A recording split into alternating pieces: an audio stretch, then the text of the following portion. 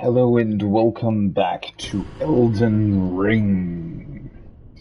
I hope you're having a great day, evening, morning, wherever you are. Let's get back into the game. Let's see, we're 86 hours in at this point. Holy shit. And, yeah, well, yesterday, there was a very, very short stream, and we managed to defeat Godric fairly fast overall. It was a bit of a bit on the easier side, considering that I mainly led Summon's tank and just berated him with spells. But I mean, yeah, as I said, the game sadly seemingly isn't really capable of dealing with ranged combat that well. It's a bit of a strange one, I feel like. But that essentially means that we now have almost completed this entire area. There's still, which is why I wrote preparations for the East into the stream title. That mainly means that I am going to venture east. I'm still not entirely sure how I'm going to do it, because I kind of want to unlock the map. I don't know whether or not it's only going to be these two map pieces. Maybe there is like a third one back here.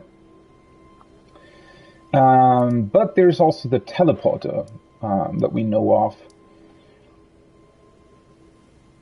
which might be kind of a funny way of dealing with this whole thing, but I might want to unlock the map first anyways.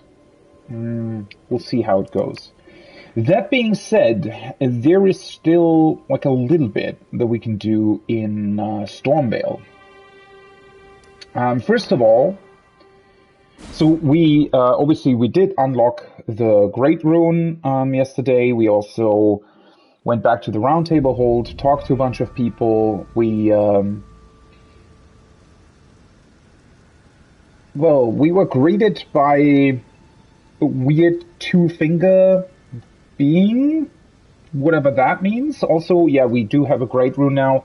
I activated one of the rune arcs, and the Great Rune gave us 5 attributes per, or 5 levels per attribute, which is kind of nuts, to be completely honest. I don't know why they've done it this way. I mean, not that I'm complaining. That'll be a big advantage for us going forward, but at the same time, it is somewhat strange that they did it this way. I just wanted to check quickly. I think this lion thing is actually staying dead, interestingly enough. So there are just a couple of enemies that are actually staying dead, and I'm just not entirely sure why specifically, because then other enemies are not staying dead. That is kind of strange. Yeah, now I just need to remember which kind of places we still need to deal with. So first of all, there was the courtyard, where there's well, not exactly a giant, but there's this weird troll that looks like they've grown additional limbs on him and then cut them off. It was very weird looking.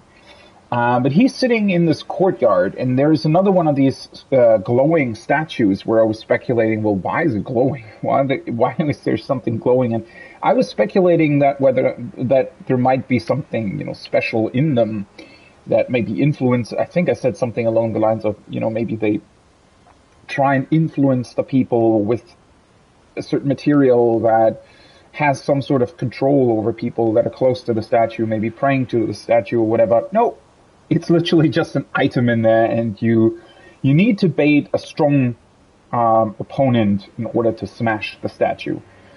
And that's what I learned from one of the messages next to another one of those. So that is something that we still need to do. We still need to go back down where the big worm is, which is probably going to be a very annoying part, but hopefully we'll have a couple of ways to deal with it now. And then I think there is also just a bunch of other little things here and there. So one thing, I'm gonna go back here quickly. I'm fairly certain that we still haven't unlocked one of the elevators here. Let's just go with the shield for now. Have we ever unlocked this elevator? I don't think so, right? Yeah. This still doesn't move for some reason.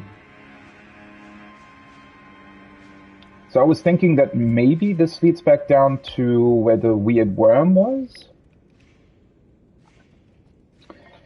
Oh, right. And then there is also this other item that I also completely forgot about. So there's definitely still a bunch of things that we need to do or try and find out.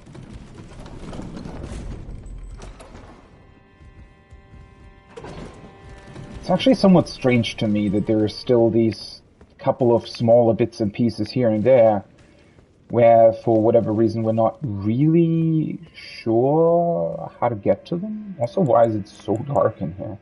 Wait, did I... Oh, for fuck's sake, I forgot again. Okay, so this is just where these extra items were. We did learn what they're... Shit, I forgot. I think we learned at some point what these statues are supposed to represent. Aren't they like... Oh, right. They're pouring tree sap out of their jugs. You know, tree sap from the earth tree, I guess.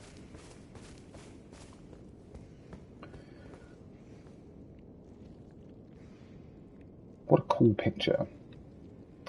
God, how I wish we would have been able to, you know, look at this place when it was, what's his deal? He was, like, drawing his weapon and then he was sheathing it again, and I don't know. Oh. Yeah, there's still this door here. Does not open from the side, and we need to find a way to open it. I was thinking that maybe there would be like a key or something in order to open it, but I think, why did you wake up?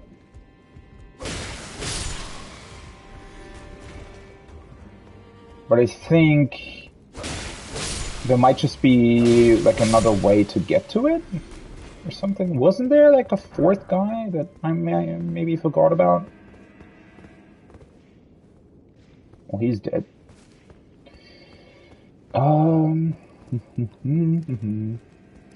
Also, with my newfound strength, I'm kind of interested in trying to fight one of these knights again. I wonder how...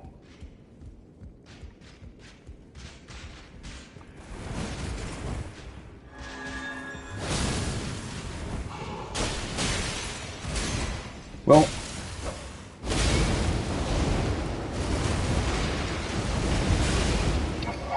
they still have an insane amount of, like, continuing attacks, but at the same time, clearly now they're a lot easier to deal with, which is kind of making me, like, now they're at a strength where I would say I'm very, very comfortable with it, right? But think about it.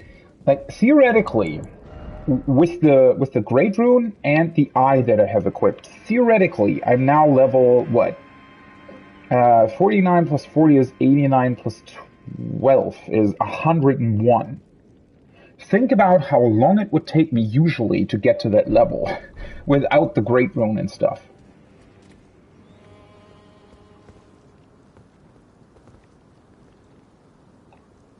So that's, like, to the right of him there. That's where the closed door is. Can we, like, shoot him down or something? No. No, that's not what I wanted.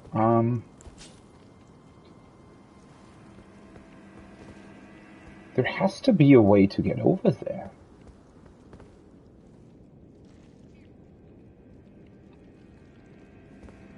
Seemingly there isn't.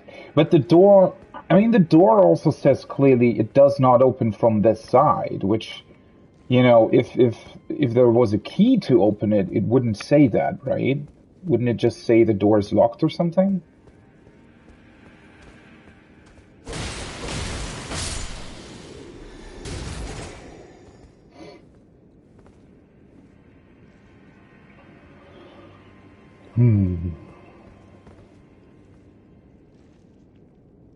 What am I missing here exactly? That can't be this difficult, can it? I mean, what's the deal here exactly? I think it was over there at some point, but you can't. I mean, it wouldn't really make a difference anyways. There has to be a way to, like, jump over there or something. How weird. Well, this is clearly way too far. There also isn't, like, a platform on the right or something where I could go. That is so strange, right? That's one of the few items where I wasn't really sure how to get to it. Although, looking at this, maybe I need to get onto the roof or something?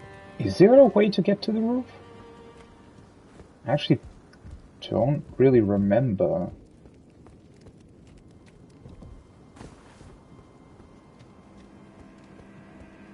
Right, there was a way to get around here.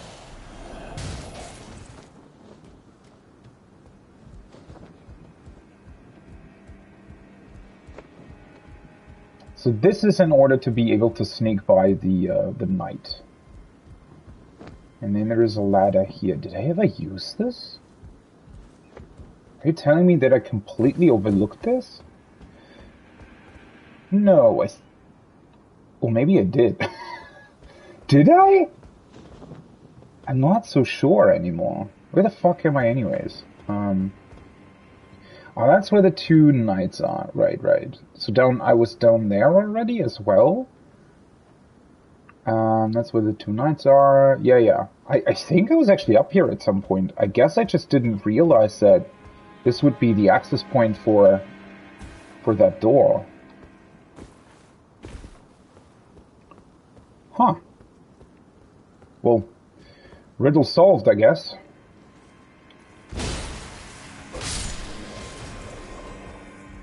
How interesting. Also interesting that... I mean, well, the door makes sense, right? There has to be a normal door in order to access this part.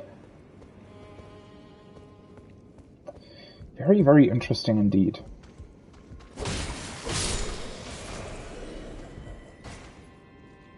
Why do they always have to drop items when they're falling down? Seriously? That's what I did this for? Oh. Neat. Okay. Well, at least now we have everything, I guess. The armor. Okay, next is the item in the statue, I think, which... Guess I'm gonna clear the courtyard out first again. Do I wanna... I mean, well, thinking about how big the courtyard is, I probably wanna keep them. Because I can use these guys now.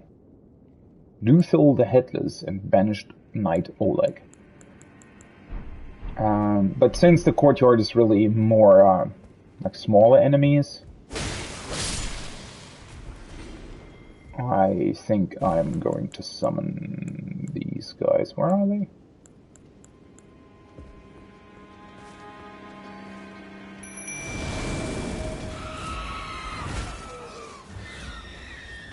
Let's create a whole bunch of chaos again.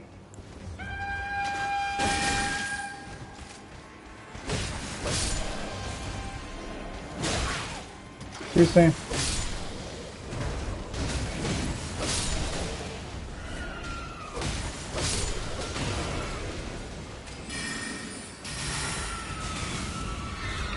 He's still not dead from one of those things though, which is slightly a bit annoying to be completely honest. Bye-bye.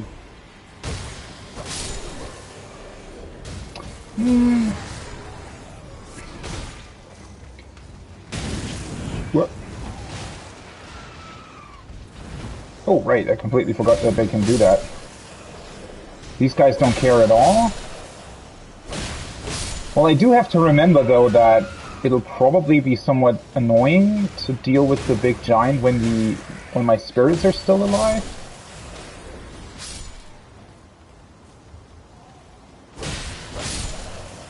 Well, one of them died anyways. I do like it. This is clearly something that is pretty awesome about the Souls games in general, or the FromSoft games in this case. It's not really a Souls game, right?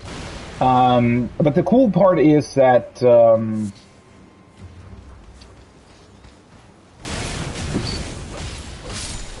cool part is as soon as you sort of level up, right? So in this case, obviously, my level up was quite, something. It was like insanely like multiple levels at once, right? And I just like the difference that comes from that, right? The fact that suddenly we're capable of just annihilating a part like this, and even when I'm being hit, it's still, just insanely easy to deal with. That's pretty cool. I do like that very much. Do I just want to... Hi. Let's pull him first. Oh, oops. I thought it was on my shield.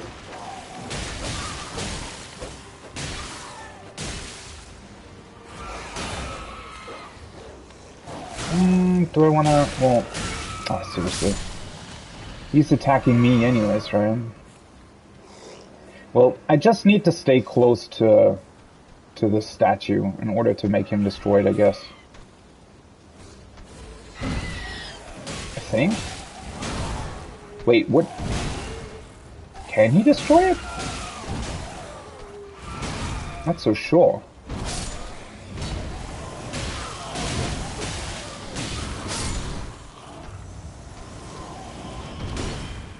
Or maybe not. Wait, what?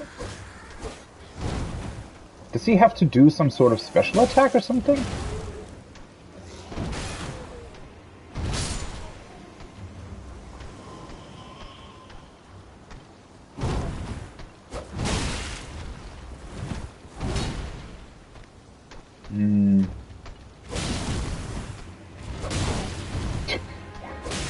What kind of weird attacks is he doing anyways?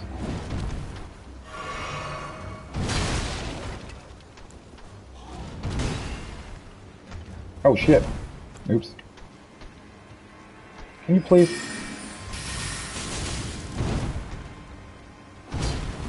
I don't know if he... Does he has... Oh, that was a weird hit. Why?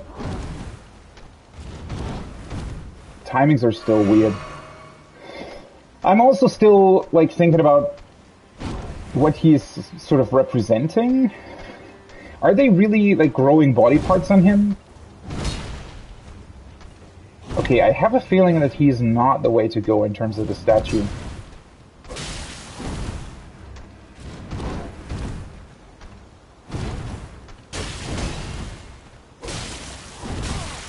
Why did that hit? I used the exact same timing as before. Oh, right, I still have this one. Can we just... Wow! Well, those knives are a lot more effective than I thought they would be. I have a feeling... No precious item I had. Yeah, well, I kind of expected that it wouldn't be too good, but now I'm just wondering, well, how are you supposed to destroy it then, if he's not the way to go? We also don't have... The birds over here don't drop the explosive stuff. I think they are just...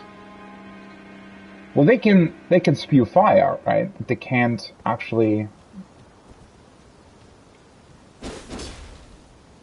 How weird.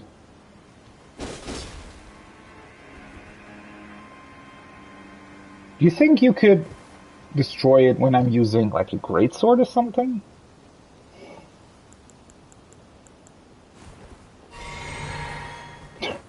That is so crazy to me that I still have the +4 flask that I have currently is still filling my FP bar completely, even though I gained 5 levels at once through the Great Rune. Still crazy. Okay, well then, if he's not the guy to use to destroy this, then how are you supposed to do that? I can't really move the explosive chests, or not chests, but the explosive barrels. I can't move them either, right?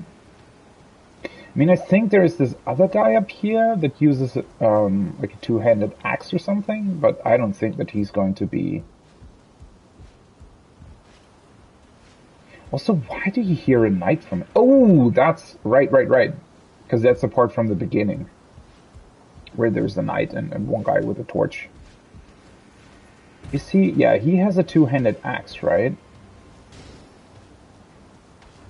I don't think that that's gonna help, to be honest. Yeah, there's no explosive barrels here.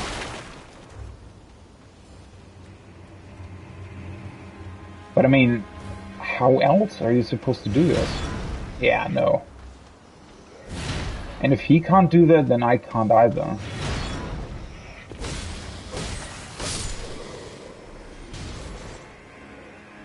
Well, that's unfortunate.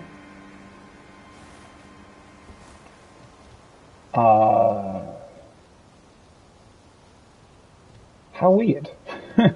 How weird indeed.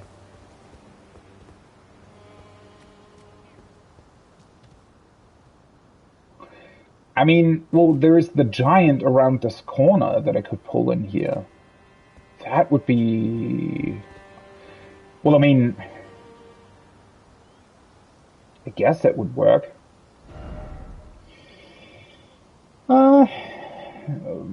Should I just try that? But that would mean that I pull like a whole bunch of other things as well.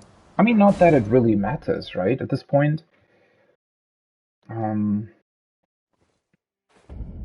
Is it the last item that I'm... So, I definitely want to go back down to the worm. That's where I'm still missing something. And I hope that that's also how you activate the elevator over here. But other than that, I think I found everything. In the castle. At least I think I'm fairly certain. He's still getting his revenge on Godric.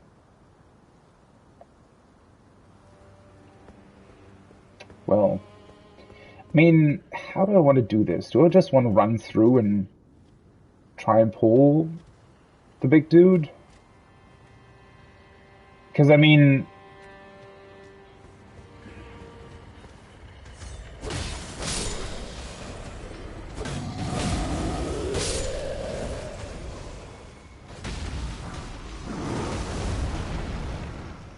Also, is it the +5 in Arcane that's doing this? Because I feel like I'm getting a whole lot more items.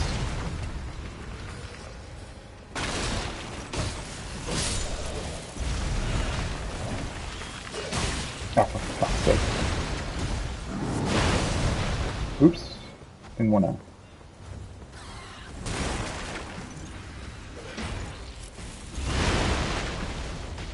Well, he's definitely coming back here. Just going to be insanely annoying to deal with this then. See, because of this.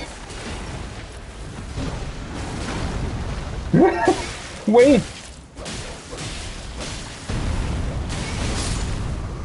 Well, don't kill me. Oh yeah, he actually... Are they fighting against each other? Oh shit. Well, that's kind of funny. Oh, for fuck's sake. Seriously? I just want to pick up the fucking item. Oh, I think that's actually the same thing that I got. Okay, that is awesome. That is absolutely awesome that he can just kill the other dude. That's funny. I did not expect that, to be honest. That they are sort of, you know... I thought that they would somewhat belong together. Oh well, we actually got the item. I guess that's what they wanted you to do. I don't know any other way of dealing with this. Probably, huh? But yeah, that's funny that the big giant or troll. I'm always calling them giants. They're supposed to be trolls, I think. But the fact that they can just, well, hit everybody else for you, in a way, it's pretty funny. Okay, that's that dealt with. So now I think the only thing back here would be the weird worm.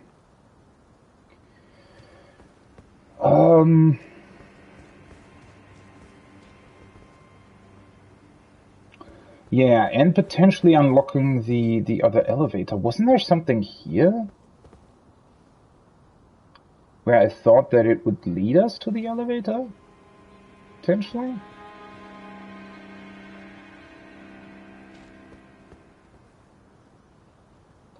I thought that, I mean, there's clearly like a way to go out there, right?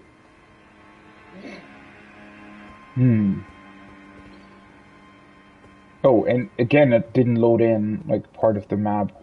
Well, that's unfortunate. That's also strange to me. See the white ground over there? It's just not loaded in properly. But yeah, I mean, I guess let's just deal with the worm first, because that'll tell us whether or not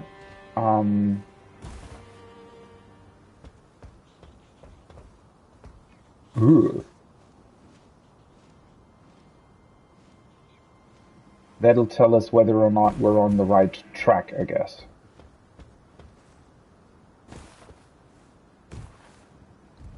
So the rats we do have to deal with, I'd imagine. Which is a bit annoying. It's not that many, but...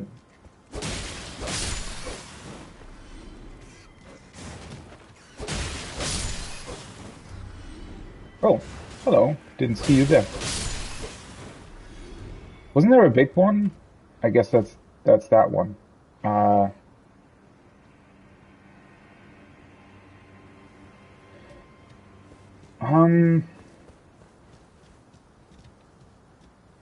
Well, the problem is that the worm's going to be really annoying, and I don't think that I can summon for it, right?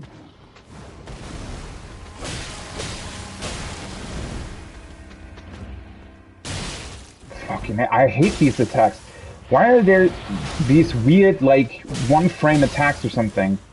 Or not really, I don't think they're necessarily one frame, but they're just annoyingly quick.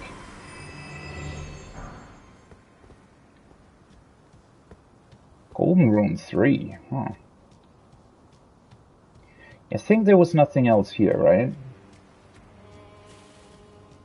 I already got there was a scarab here that I got the item from already. And beyond that, there's just the worm itself. I wish that it will show itself before you jump down, but obviously that would kind of destroy the purpose of this. I wonder if you can actually just run by him.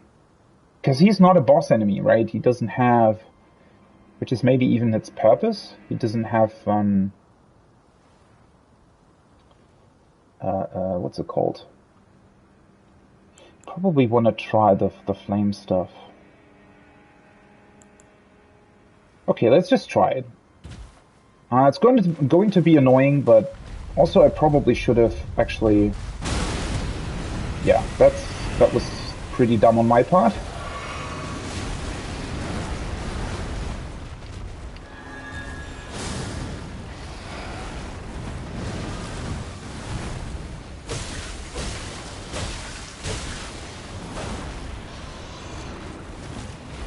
Still got an insane HP pool.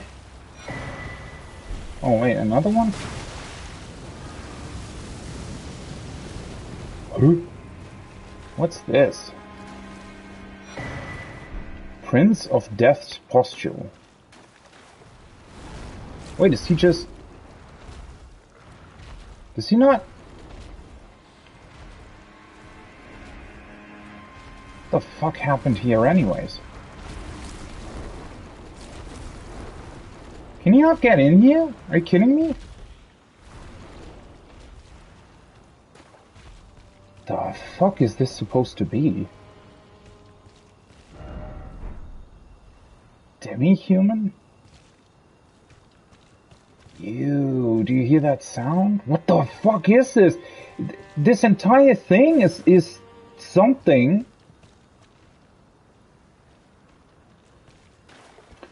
Ooh, wait a second, wait a second.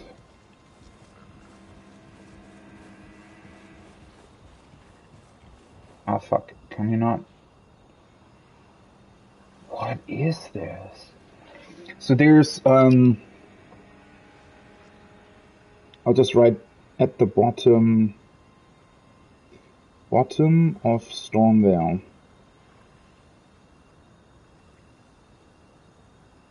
Castle.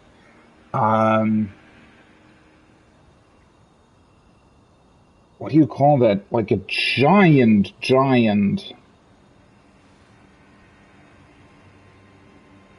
supersized I don't know, octopus-like thing. It's dead, and it has like its tentacles. Tentacles are sort of thorn roots almost. So now I'm wondering whether or not whatever this is, like, was it causing the thorns?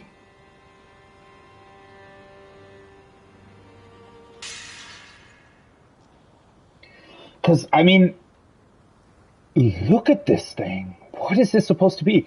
It's literally, well, the front of it looks almost like an octopus something, but then its tentacles, yeah, they have thorns.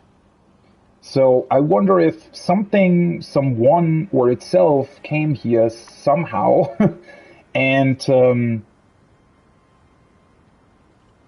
I mean, look at the size of that thing.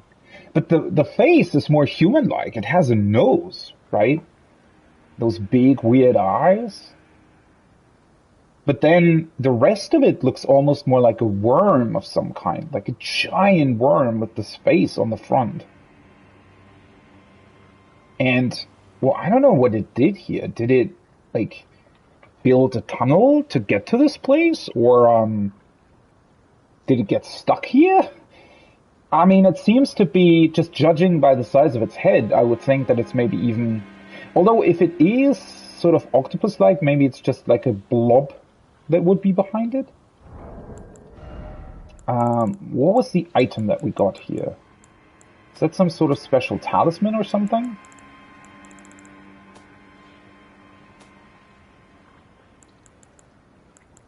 The HP pool of this worm is, by the way, still insane.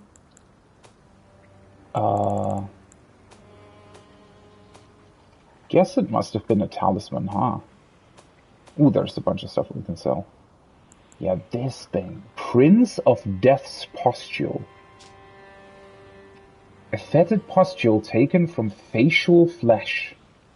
Ugh. It is said that this pustule came from the visage of the Prince of Death, he who used to be called Godwyn.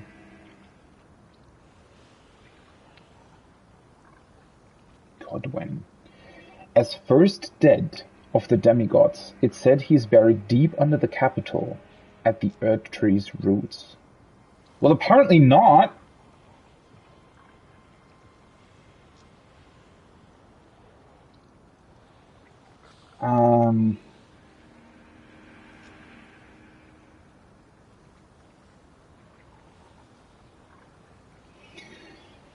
So, Prince of Death's Pustule.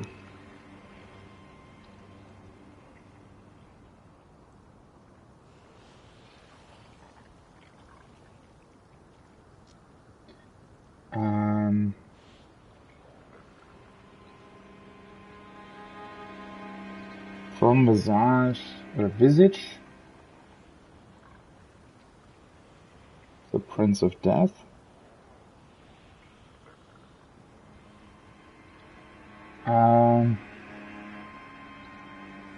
Was called Godwin. Let me check. First Dead of the Demigods.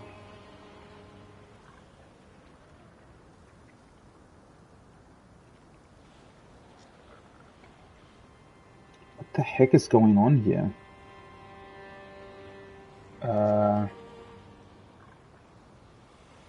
Said to be very deep under the capital. So was he moved? Was he moved? Or did he move?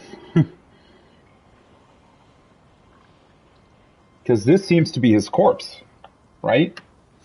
So Godwin, I hate that they're using, so we have Godfrey, which is the first Elden Lord. We have Godric, which is the king of this castle that we fought that, you know, turned mad and tried grafting and all that kind of stuff. And now we also have Godwin, who was he exactly? So Godwin is the one that apparently perished in the Night of the Golden Knife. So he at some point was a quote-unquote like normal person or something, but he was also a demigod. I wonder why... So he's dead? He's just dead? Or what happened?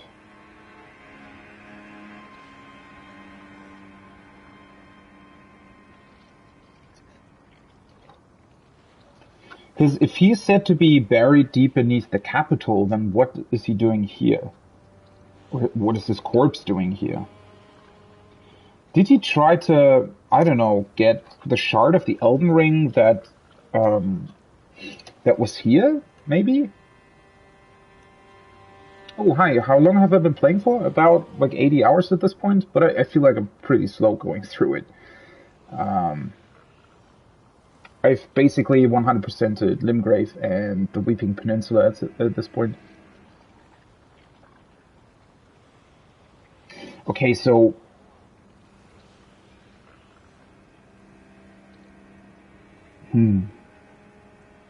Well, I mean, clearly, if at some point something moved him here, or he moved himself here, well, first of all, obviously, the biggest question would be, why does he look like this? Although maybe it's not maybe it's not Godwin himself. Like Godwin, why the fuck did they name them Godfrey, Godwin, and Godric? Even though they're, maybe it's Frey, Win, and Rick. They're just gods. Although that would be kind of dumb, but...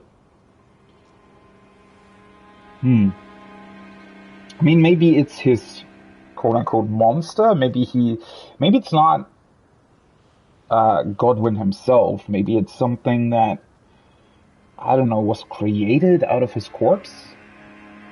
Don't really know yet, right? But at the same time, I mean, this very much looks like the thing that's responsible for all the thorns in the castle. Although that too is kind of strange considering that, well, I mean, how would that work exactly? Because these, I mean, while these look like thorns, it doesn't actually look like they're sort of growing anywhere, right? They're just dead and lying down here. Whereas all the other thorns look like they, I don't know, they just sprout out of something. So seemingly they're not really connected, even though this thing is lying down here.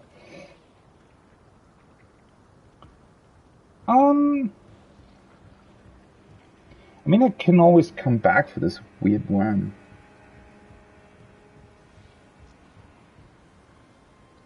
Could be a fossil of a demi-human? Maybe that's why it keeps the worm away? Well, I'm just... that wouldn't really explain this weird pustule that you find next to it, right? Or maybe that's literally the person next to it, but... Well, where would the item come from exactly? Also, we haven't really heard about, like, demi-human fossils like this, I guess.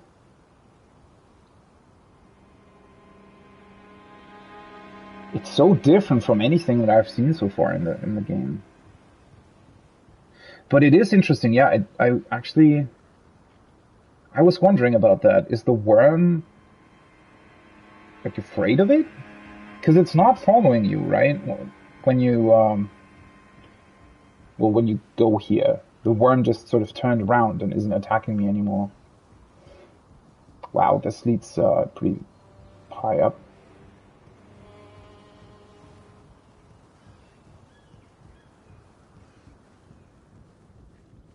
And I guess this ladder could have been built by somebody maybe trying to find out more about that thing. Although, how would this huge hole exist anyway? Did it at some point actually try to bury or eat itself up through the stone into the castle?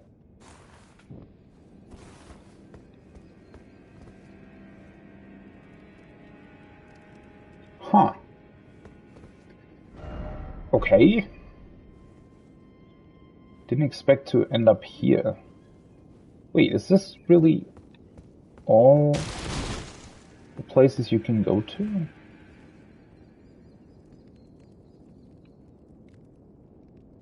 I thought that maybe through this way we would be able to activate that other elevator, so clearly I'm still missing more areas that I haven't been to yet. Well, I don't really want to lose my runes, but at the same time, I do want to see whether or not the worm is potentially dropping something else. But I mean, there's clearly something growing up here, but not... That is so strange.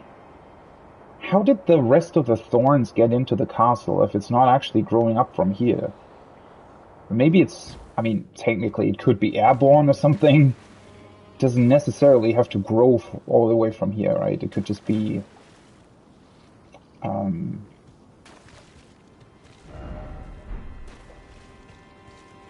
God, the sound that it makes when you're running over it.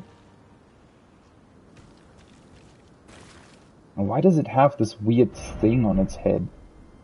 Why do they say demi-human anyways? Aren't the demi-humans, like, the small ape-like beastmen and stuff that we found? I mean, maybe there's more to them that I just haven't seen or met yet.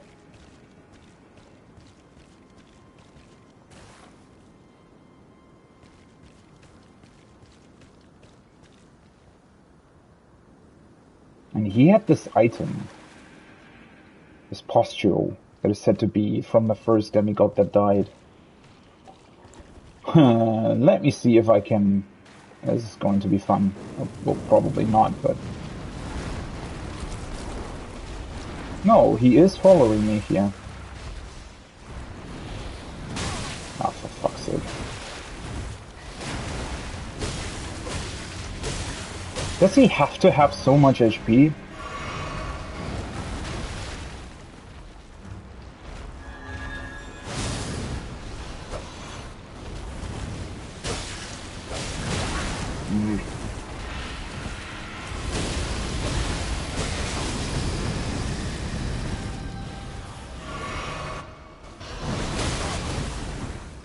Problem is you don't even really see what he's even doing. Well,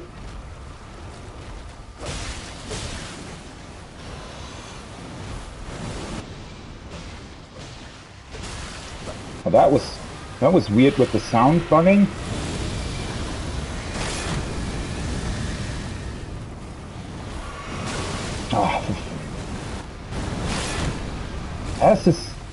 I don't know why they made an enemy down here that is literally sort of bugging into the walls.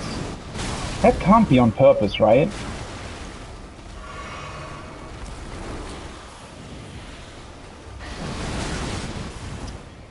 And he has the same bullshit timings as every other enemy.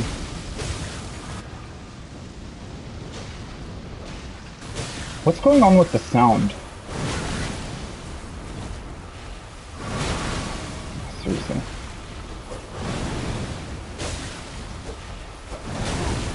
Can you, like, stop that bullshit?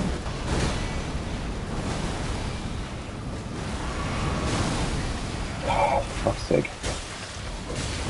Just die already! Well, that was annoying. Oh! Well, at least it was worth it for a change. I did not expect him to drop a golden seed. Although then again, the last one of these that we killed also dropped a golden seed.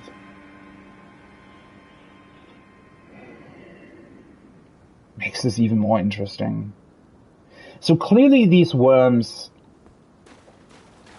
they have to be some sort of corrupted root or something, right? Something that originated from the Earth Tree at one point, but somehow got corrupted?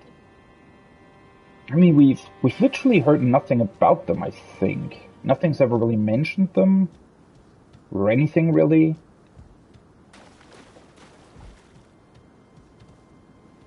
Why is it clipping through the wall so much, though? The other one didn't do it. That we fought in those catacombs. That bugged out. I don't know. I don't know what it is. Maybe they didn't properly test their animations or something, but it's just kind of weird. This one is bugging all over the place, like it's bugging into the walls all over the place, and the other one had its AI bugged. So, wonder what's up with that. Well, I mean, at least I got a golden seed. Still absolutely no idea what this guy is about, though. And also, no way to access what I actually wanted to get to, which is even more interesting. So that means I have to find another way to the outside of the castle, or to the...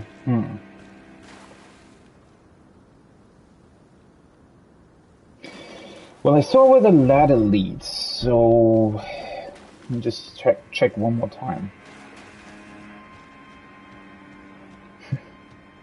What a weird enemy. Also, I feel like that this worm's HP pool must have been close to the other one that I fought in the catacombs. Which is strange, because this isn't even considered a normal boss enemy. It's just, well, a normal enemy, in a way. Also drops less runes, for some strange reason.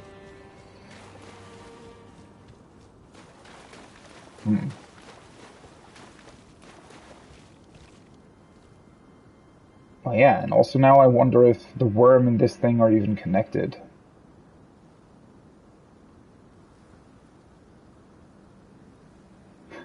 What is it? How strange. What the fuck is this about exactly? I mean, I'm not gonna find it out down here, I guess. Probably have to go somewhere else for that. Wait a second, though. We are right below that other elevator. Am I missing something else here? I don't think it's accessible from here, though. I mean, that's not as far as the other elevator moved downwards, right?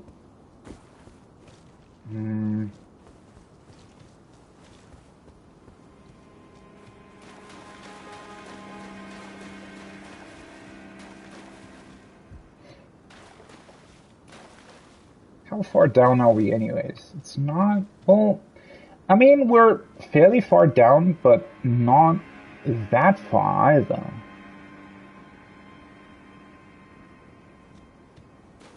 Makes this whole thing even weirder, because that means that the other elevator should lead to somewhere close by, I feel like.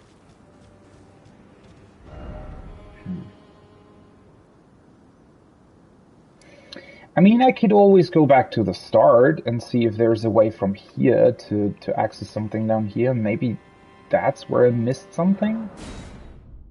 Let's go back here first. I just need to keep in mind, so I got rid of the worm, I got the items that were down there. I don't think I'm missing that much else. Has to be just that one elevator now.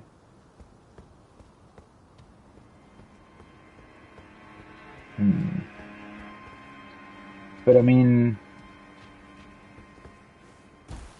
going this way doesn't really help either.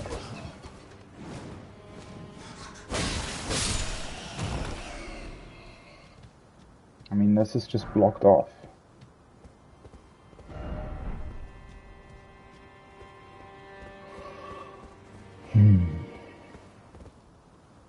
And that just leads down to where I was.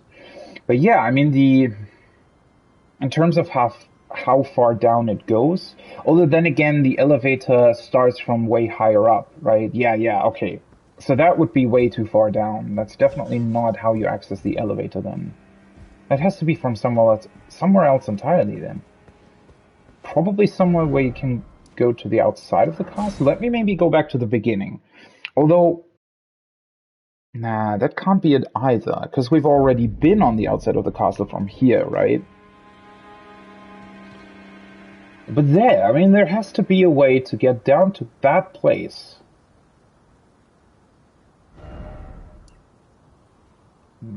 Wait a second, let me actually go back here.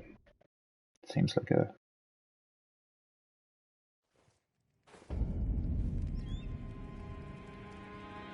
You mean the worm fought it?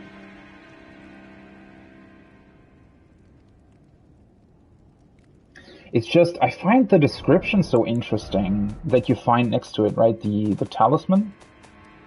This thing. Because this, I mean, looks to me like a postural thing that would have been on that demigod thing down there, right?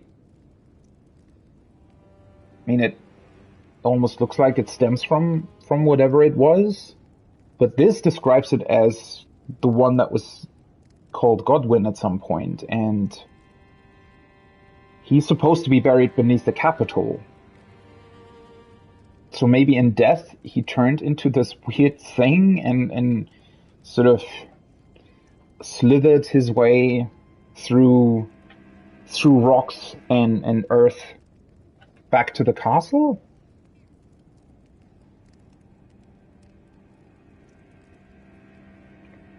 And yeah, the problem is also I don't really know too much about those weird worms and why they are potentially, well, I would call it corrupted, right? They're sort of poisonous worms, but they're carrying golden seeds, which leads me to believe that they must have been at some point part of, well, not necessarily part of the Earth Tree, but certainly something like that, right? Maybe old roots that for some reason got poisoned and are now alive because of that. Okay, how the fuck do I activate this elevator? That is strange. I mean, well, it's supposed to be a shortcut, right? Which would mean that there has to be... What would make sense in terms of shortcut? I mean, the other elevator leads us back down to... But there was there ever like another way outside?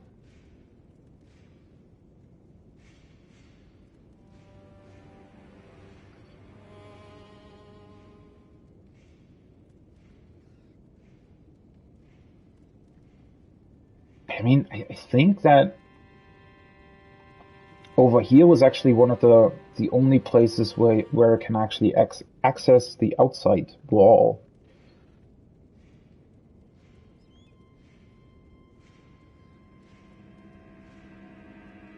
Yeah, I'd imagine we're hopefully hearing more about it. I mean, if it is in fact a demigod, then we have heard quite a lot about the demigods at this point, but clearly not enough to know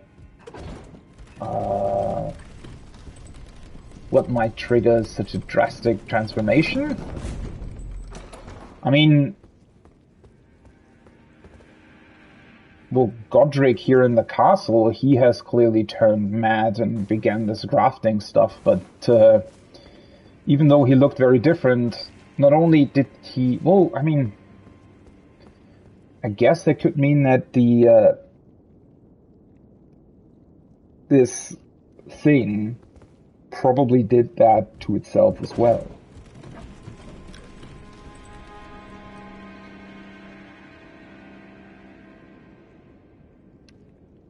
Sorry, it's a sneeze.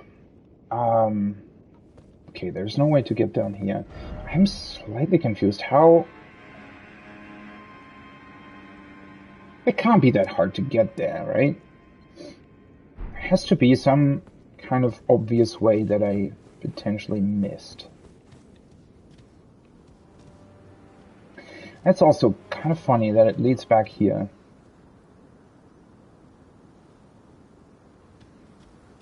Would be kind of neat if there was like another access point from here, a ladder or something to get back down. Would have been a cool way to make it possible to fight the worm without having to go through the whole ordeal of jumping down to it. Not that that's particularly difficult, but it's certainly somewhat annoying.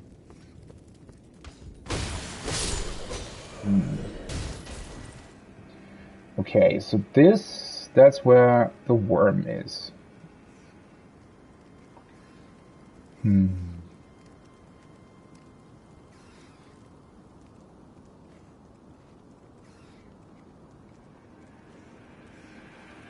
But I mean, clearly there's no... There has to be a way to get to the outside wall of the castle.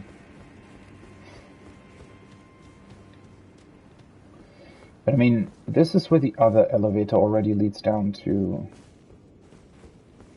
It couldn't be from the top either. And this is just the courtyard that's leading.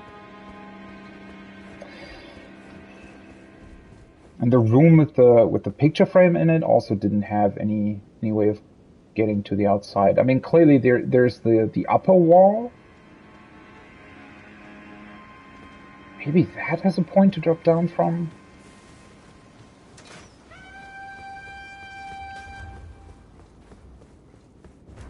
And this just leads to the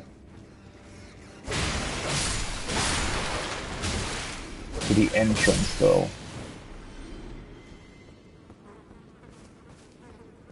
No door behind the wall either.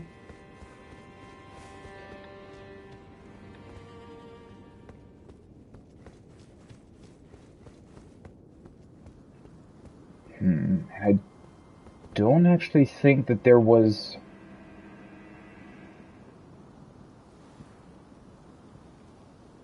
any way of getting up here.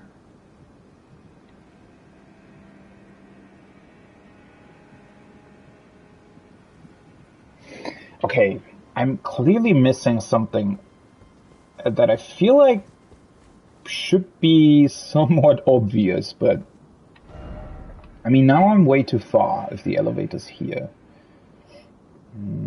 I can go around the outside, but from here, didn't it drop down somewhere else? I'm actually gonna start here.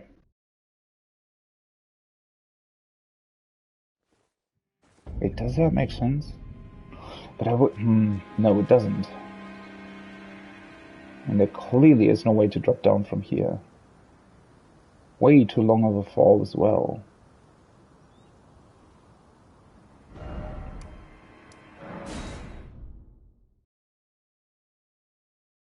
Can't be this complicated.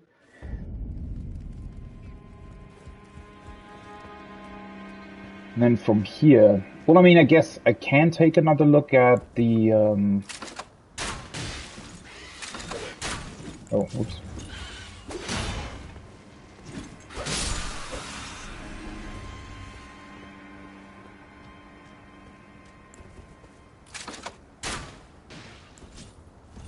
Didn't know that actually destroyed the, oops.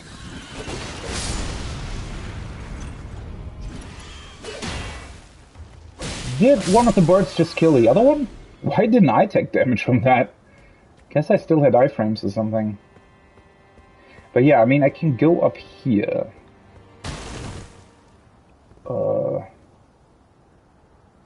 Huh. There is a ledge. Aha. And there is an item. This actually has to be it. So I completely missed this at the beginning then.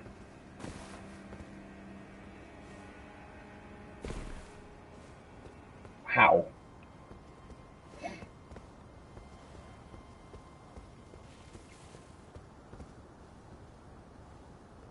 Okay.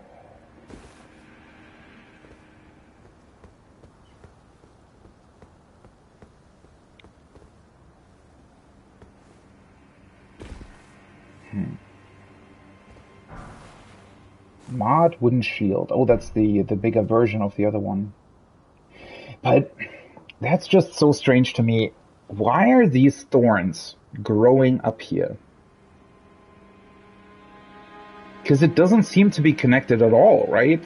As far as we can, or as far as I thought, most of the destruction probably came from the dragon. Although even with that, I'm not entirely sure if Godric fought the dragon, or I don't know, did he lure it here in order to be able to kill it and then take its head? It's quite unclear what might have happened. And then, if the dragon is responsible for all these holes in the castle, which it very much looks like because they look melted, why are the thorns then growing in those holes if the thorns originate from whatever weird demigod thing we found at the bottom? I mean, maybe there's actually some connection there. But then also this, whatever this demigod thing is, next to the worm, it's clearly much larger than the dragon is even. I mean, I don't think that the dragon originated from that. Maybe it's just a coincidence that maybe, I think I said something like that when I first came here, that maybe the thorns just, because the castle was so destroyed, maybe the destroyed places just had very good sort of, what's the word, conditions in order to grow the thorns. So maybe it's, I guess, more of a coincidence. Not really related in any way. Not directly, anyways. Oh, that's a message. I thought, why wasn't it making the sound? I thought that was a white scarab, but it's just a message behind a bush that is moving. Huh. No enemies here either.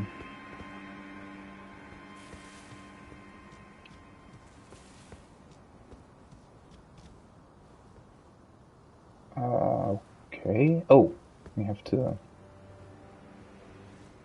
drop down. Well, that's a bit unfair. Wait.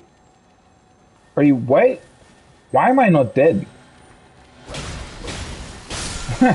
And there, in fact, was a scarab here. Ooh, who are you? He looks like the guy that I fought in the Everjail. What's he doing here? How am I not dead exactly? Why can you... What? That doesn't make any sense. That fall should have killed me. If the game was consistent with that anyways.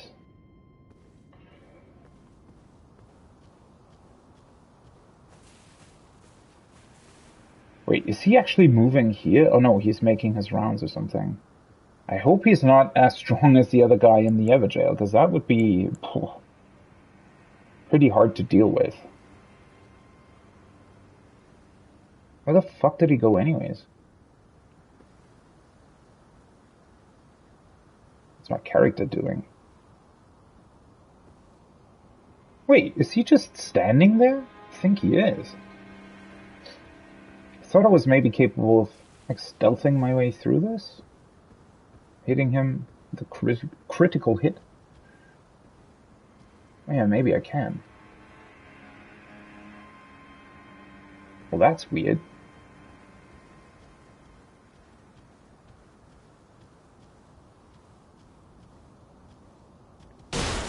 Of course. Oh, it would be cool if the game would, you know, just actually do the stealth hit, but I guess that was too much expectation. Well, now my runes are down there. Fuck. Why didn't I level? Shit. Aha. Okay. Well, at least now I know how this whole Great Rune thing works. So it's literally until you die. Well, that is a lot more disappointing than I thought it would be.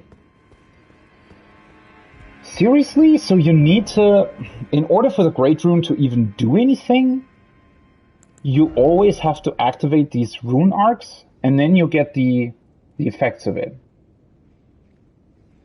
Well, okay. First of all, that does make a whole lot more sense, because I was wondering if they would just literally give you 5 attribute points per thing. That was kind of crazy to me. But, I mean, this way, doesn't that mean that a Great Rune is practically completely worthless in the grand scheme of things? Oh, for fuck's sake, just die. Because the Great Rune literally doesn't do anything. And I assume there's going to be more of these Great Rune arcs, or Rune arcs, I think they're just called, right? But, seriously.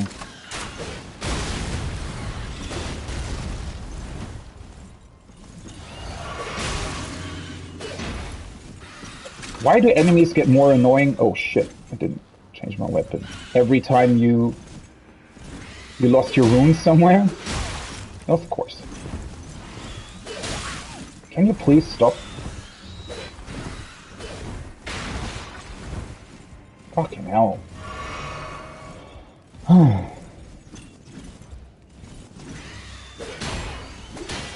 Can you stop alternating your attacks? God damn it. Just want to get my runes back. Well, yeah, I mean, I kind of expected that I would probably, you know, lose the effects of the Great Rune when I died. Somehow I had a feeling that those effects wouldn't be permanent, but if they are not permanent, then that means the Great Rune is completely worthless, which is not exactly that great either. What a weird choice. I mean, technically, yeah, if you're... But that's the point, right? When do you... Like, it doesn't really make any sense. So, what? Are you supposed to activate the Great Rune when you're struggling with an enemy to make yourself stronger? But then, doesn't that mean that essentially... Well, if you're struggling with an enemy, then that would mean that...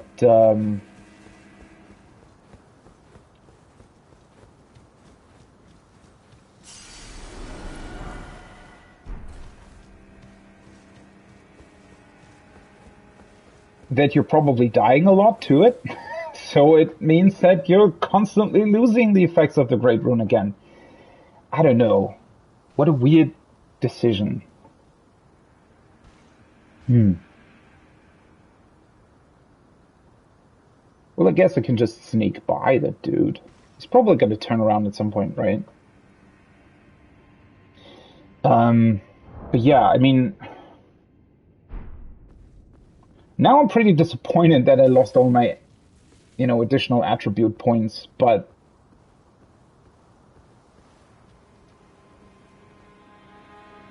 Yeah, I don't know. I don't think that there is a way to permanently activate those effects, right? I mean, I did say that it was kind of crazy if they just gave you 5 points per attribute. That just doesn't really make a whole lot of sense in the grand scheme of things, but yeah, this way just literally makes a Great Rune worthless, which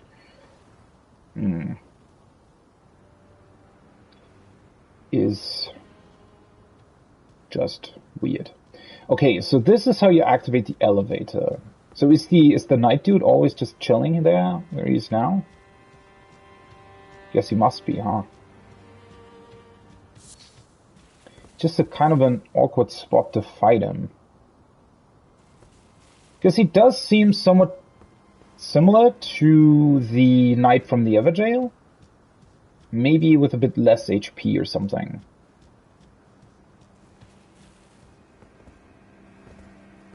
I guess he could potentially drop something interesting. Is there nothing else here? Why does this exist anyways?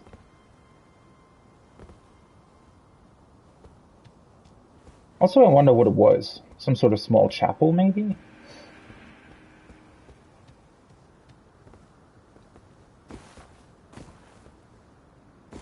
Oops.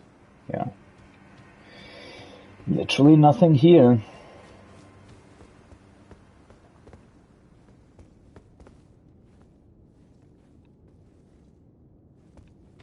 And why are there impacts here?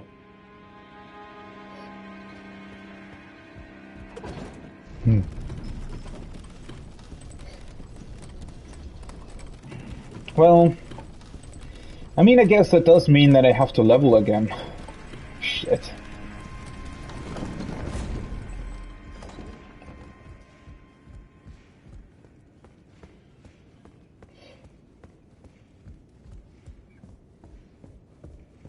How much do I need? That's another 3,010. That shouldn't be too difficult. 3,010. 800.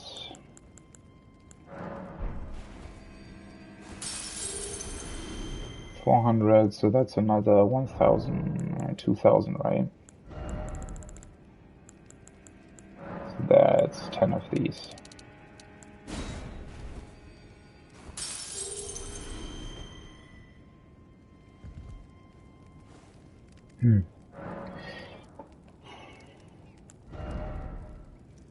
So I guess I'm gonna stick with the original plan and level mine to 20. And then I can go for a bit more vigor. And then I'm gonna put a couple more points into arcane and then faith.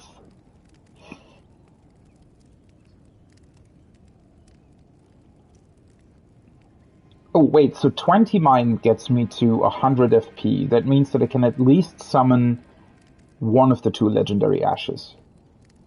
Well, that's not the worst thing. I can keep that in mind for later and then maybe level mine to 22.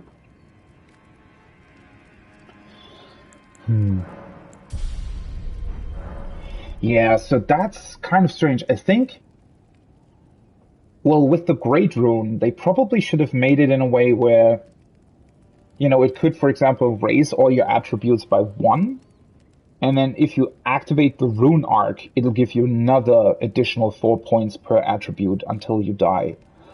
But even then, it doesn't really make that much sense, right? Because, yeah, again, they're, like, logically, it doesn't really make any sense to put that in the game, because, well, if I activate the Great Rune, then I become much stronger, theoretically, compared to when I don't activate it. But the only reason, since these items, these rune arcs, seem to be very, very rare, right? And I don't think you would be able to farm them. It doesn't seem like a farmable item, even at endgame. I mean, maybe it is, I don't know. But it doesn't seem to be farmable. So if it isn't, and they're limited, well, then that means you would only really be wanting to use them if you are facing like a really tough challenge. But facing a challenge in this game typically means that you die multiple times. I mean, if you're struggling with a really hard boss, for example, you know, you're gonna die 10 times or more, typically, right? So in that scenario, having 3 rune arcs literally does nothing for you, right? I mean, it might help, right? Maybe if you get lucky, activating one will get you the kill attempt and ultimately kill a boss, but I feel like that's somewhat backwards. At least if the Great Rune had, you know, some sort of small effect, then it wouldn't feel completely worthless, which it now kind of does. Because you can always die, right? Especially when I roam the open world, sometimes you just try stuff out, right? Sometimes you just, I don't know, you want to try a new technique on an enemy, or you try to drop down somewhere and maybe it doesn't work out properly, or whatever, right? There can be all kinds of things that kill you, and it just feels really bad losing this insane effect of having all your attributes raised by 5 just because you died to something silly, right? Again, for very strong enemies, it's not worth it anyways, because they're going to kill you multiple times to the point where you just don't have enough of these rune arcs to really deal with it. What a strange effect to include. Also, it completely devaluates. Yeah, that's the word. Sort of those runes, right? I mean, you'd think that a great rune would be something incredible and really, really special, and you have to go to this divine tower to even activate its power, and then it's literally doing nothing. Like, not a single thing.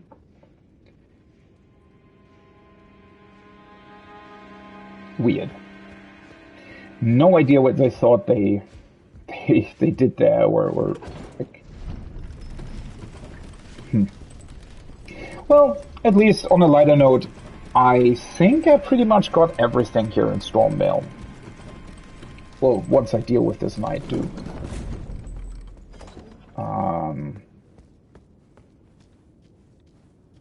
So, I mean, I fought him before in the Everjail. Hi. And I guess usually he's just standing here? What kind of bullshit position is this? How the fuck are you supposed to fight him down here?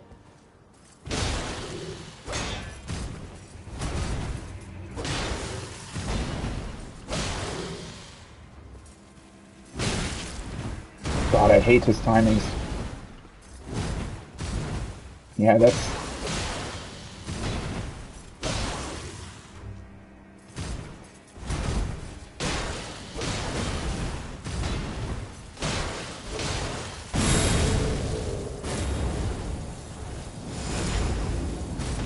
I wish he could just fall off.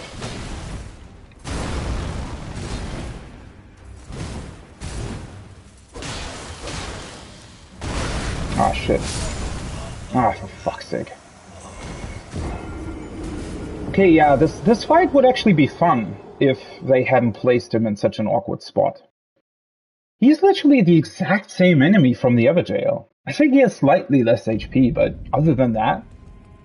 And he's exactly as boring to fight as the one from the Everjail, because he doesn't let you do anything properly. He's just... You know, you can always get in some sneaky hits. But, yeah, very, very strange. I thought at first he would spawn like a bit more towards this small destroyed chapel or whatever, because then you'd have like an actual place to fight him. Kind of wonder if you'd actually be able to kick him off. Also, it makes no sense that these elevators continue downward. I don't know why they just make it a normal floor. What's the issue with that? Why not just make it a normal floor? Why? Logically, it doesn't make any sense that somebody would build the elevator further down. I mean, there's no place it would go. Huh. I have a feeling he's not gonna drop anything interesting whatsoever, but... Sure, of course. That's what I like.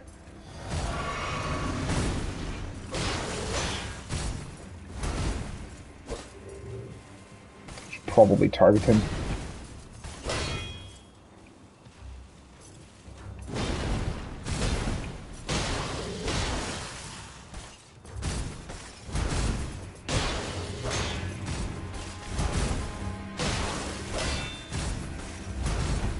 God, he's such an awkward enemy.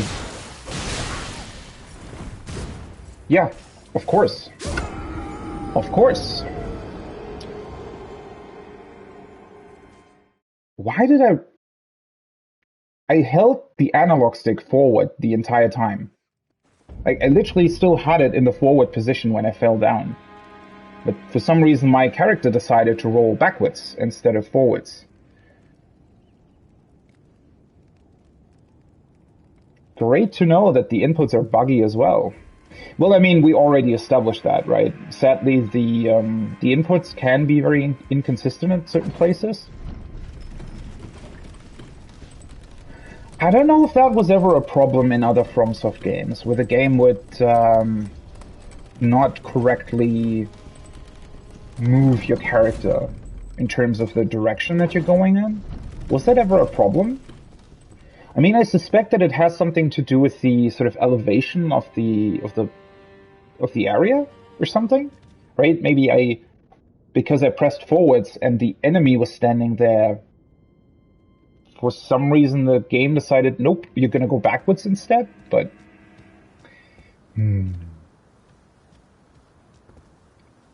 Also, why am I even making this complicated? Can he run up to me as long as I'm standing here? I don't think he can, right?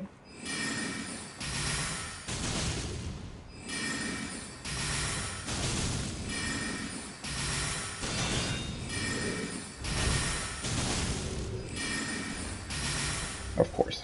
Oh yeah, he can. Well, that's... Oops.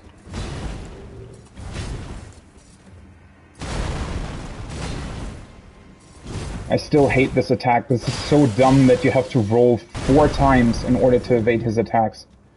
Just because he has like a million combos going off. That's even more... That's even dumber.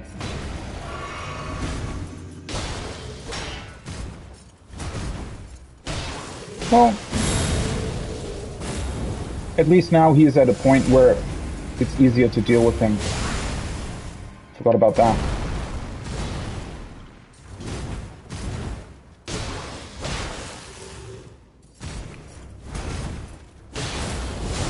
God, I hate his fucking tail attack. That is...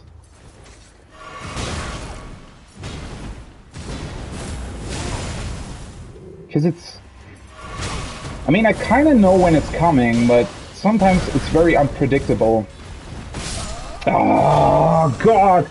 The timing on that is the biggest bullshit of all. The fact that he can hold it for, like, 2 rolls? No, wait, I rolled 2 times, right? So he holds it for, like, more than 2 rolls. So,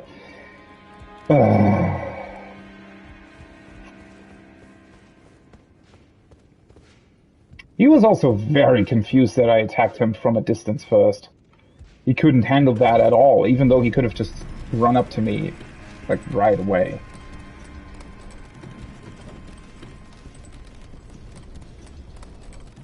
Ooh, thanks for the follow, by the way. I need to make that bigger. It's always kind of hard to see on my laptop screen, because it's not, like, popping up or anything, since I'm streaming from PlayStation. Do we want to do this differently? I mean, he isn't exactly hard to deal with. It's just that if you sort of lose the rhythm of the fight, he can just very easily kill you, because he's somewhat strong in his attacks. Is there like a... I think he was more on... Can I even hit him from here? Yeah, that deals a lot more damage to him.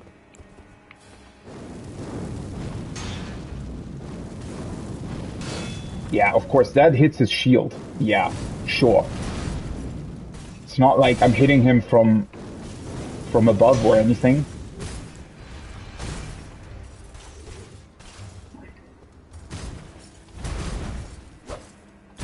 I hate that he can outrange that. I mean, that's also because my sword is so small, but still dumb.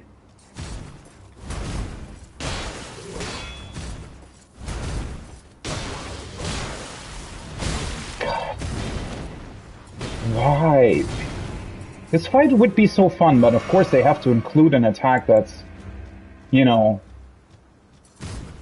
has such an insane animation delay.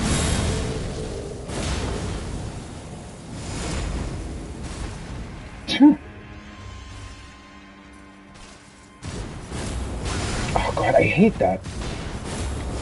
He always does it, right? Yeah. Well, now he didn't. Why? I rolled at the exact time that I did before. It would be so funny if he could fall off with that. I don't think he can, but...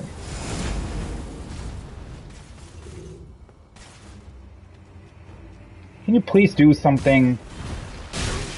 Oh god, I hate... That is such a bullshit attack. Why didn't he follow it up? Ah, now he did, of course.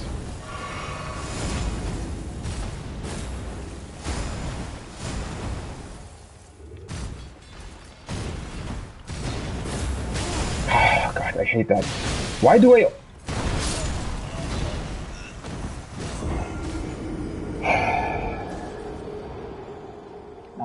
His follow-up with the tail is so damn unnecessary. Because he does it every time, so you have to roll every time. Like, fighting this enemy is, honestly, it's 80%, 80 to 90% you're just rolling. And then sometimes in between you can hit him. How can you make a fight as boring as possible 101? That's essentially this enemy. Because he doesn't let you do anything. Every time you attack, he's purposefully doing something that'll hit you. And there's, I don't know, no real way to prevent it. I mean, I could try and parry him, obviously, but I don't have parry equipped right now. I don't think there's anything else you could do against that. I mean, I can sometimes, well, technically, didn't I use fire a couple more times against him when I killed him the first time? I think I did, right? Just so that I can get in more damage, like in between. Because he's kind of weak to that.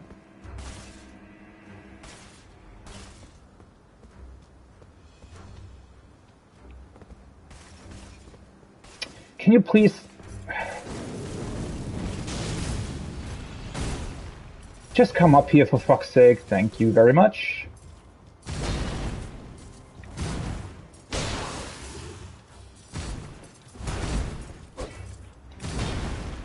It is somewhat crazy to me that I'm, like, only dealing 56 damage.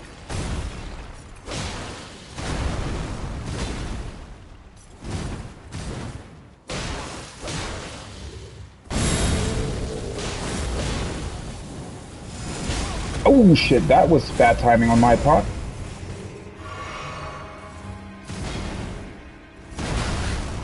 Why? Oh, bad timing again. Seriously? I think I should have already healed at that point. Doesn't my flask normally heal at that point? God. At least the one in the Everjail had a proper arena to fight him in. This one's just, I don't know, annoying.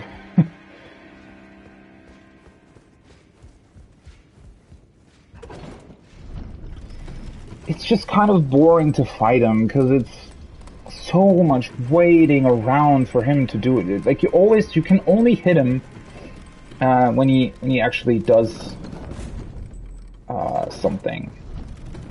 Really. I mean, I don't know. There have to be other ways to fight him as well. Problem's just my damage is really weak.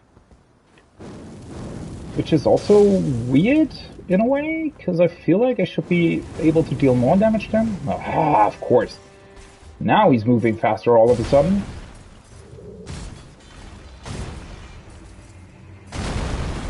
How did I...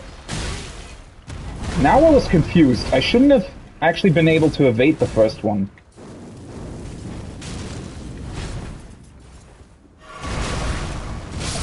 Oh, God. You know, I just want to use like stuff like fire and things like that against him, but it's so impossible because the fire animation and also my L2 is just it takes way too long to go off, so there's like no real way to use it against him. And he's always punishing that as well. That is yeah, the enemy design in this game is in general it has some major problems. The fact that they only react to what you do instead of being proactive on their own is a big issue because all it does really is make the fights uninteresting rather than challenging. I mean, I know that obviously, you know, you could argue, well, yeah, you kind of have to... The fuck's... You know, obviously, patience has always been like a, you know, big part of the FromSoft games.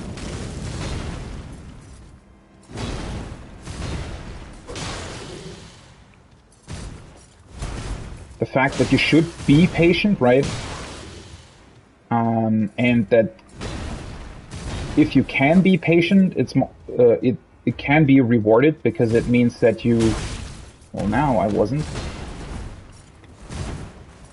Because it means that you've learned to deal with an enemy properly, right?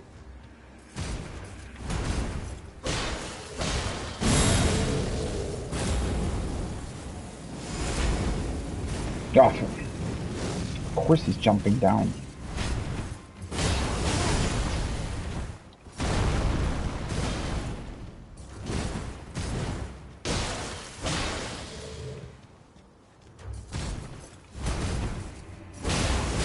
I forgot it again! For fuck's sake.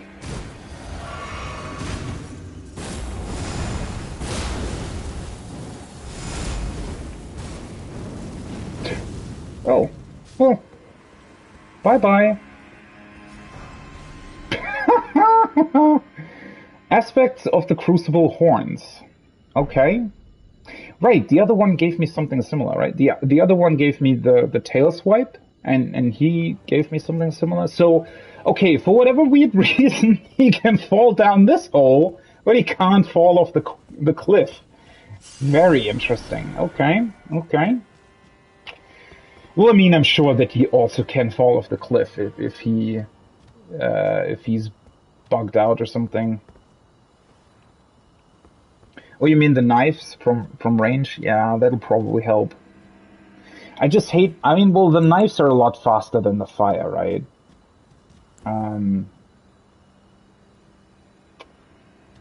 But I kind of want to use the fire. I don't know.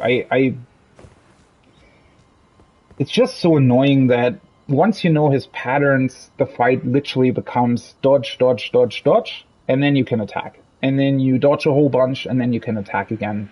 I mean, I'd assume that there's probably other ways where you can, like, stun him or whatever. If you maybe have greatswords, that'll work out better. He has such a cool design, though. But,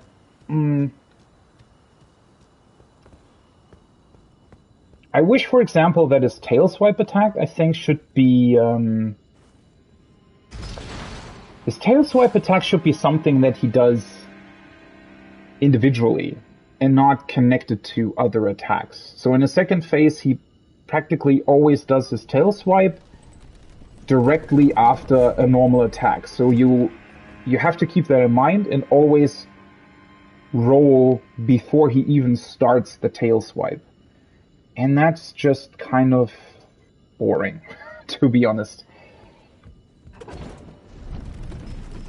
So different than enemies in Bloodborne and Sekiro.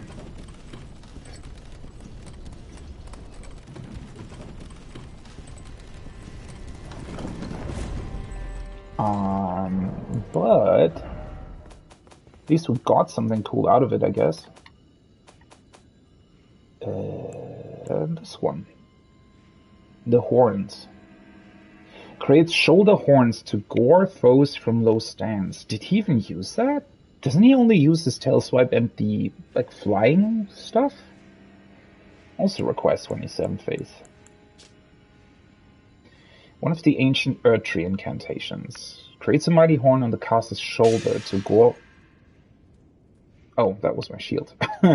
Creates a mighty horn on the caster's shoulder to gore foes from a low stance. Charging allows the caster to barrel into foes before delivering the final attack. Sounds pretty awesome. This is a manifestation of the Earth Tree's primal vital energies, an aspect of the primordial crucible where all life was once blended together. Although now that I think about it, why are they even dropping this? So I think when I went down the well, there was one of these knights, like somewhere in the distance, and I didn't really know how to get to him. So are they of a more ancient nature then? I mean, he also looks very different from the knight enemies here in the castle, right? So clearly he doesn't really belong to the castle. Well, I mean, the spot where he was at is somewhat random, right? It's just some random outside place that the castle has for some reason. But well, if they are some sort of ancient Earth Tree knight,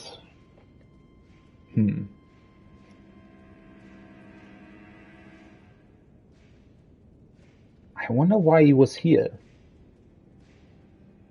Although maybe for some reason they just kept existing. I mean, just because they might have something to do with the like the primordial crucible or earlier historic eras, could still mean that they somehow are still tasked with, I don't know, these Earth Tree energies. I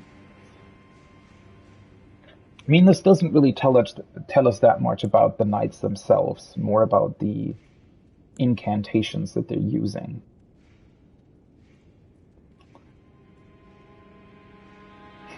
What a strange and random enemy to have in a place down there. And yeah, I wonder why they decided to place him in such an awkward place. Because no matter where you start the fight, it'll always be awkward. Either he'll literally fall down the hole with the elevator. Maybe that's even how you're supposed to deal with him, now that I think about it. I mean, it would be pretty easy to lure him in there, right? And because of his like sometimes frantic movements, at some point he'll just fall down, I guess.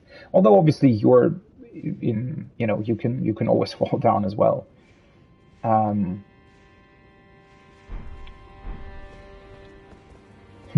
But yeah, kind of a strange place to fight him. Okay, but that does mean that I think I'm actually finished with all of Stormmill right now. So I got the item that was still left in the statue in the courtyard. I'm pretty sure that I got all the items here as well with the pots. Yeah. I think that's it. Okay. Well, now I just need to decide, do I just walk into Caelid and unlock the maps first, or am I taking the teleporter and go straight to this clergyman that we heard about?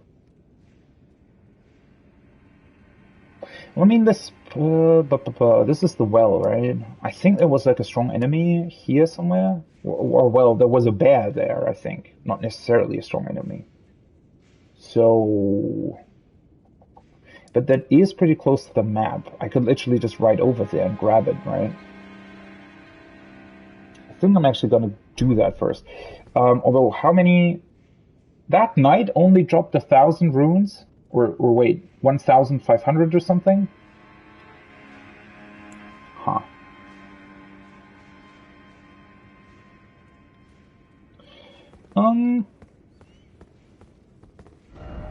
Yeah.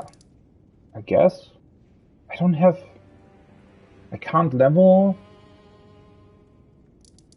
Let's just do it. Let's go over here and Well, technically, I could also go down the well once more and try to fight the moose, the magic moose. Although I think I'm going to keep that for later. First of all, I want to see how quote-unquote difficult enemies in this area actually are. It might be that the... Oh, yeah, wait. So I'm looking this way, right? That means that the map is somewhere there. I didn't think about that. I'm pretty far down in these.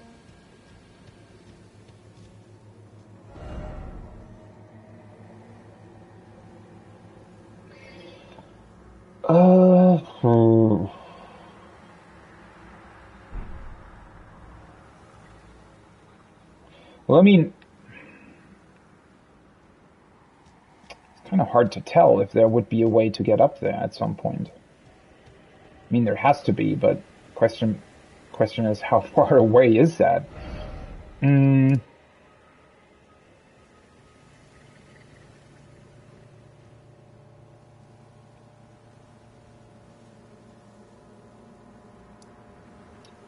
Well, that's a bit unfortunate. So I guess this map part would actually be the easier one right now, huh? Because I could literally just go along the path.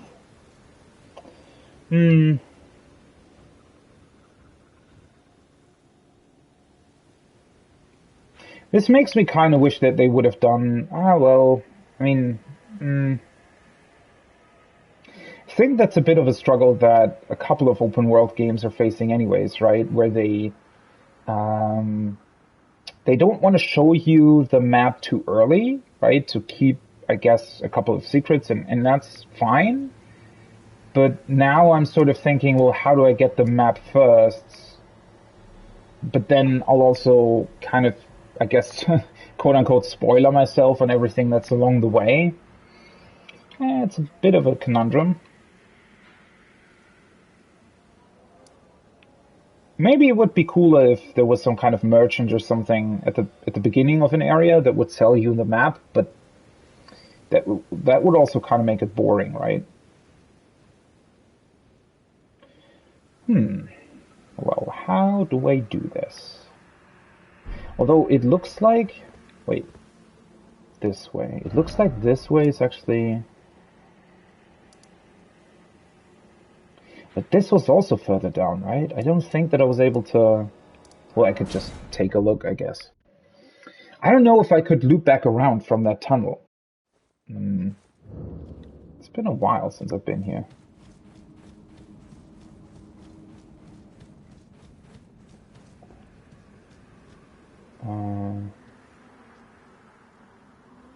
Wow.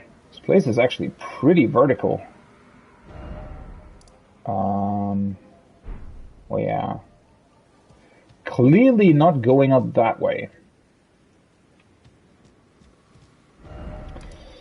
Well, I mean, I guess... Huh.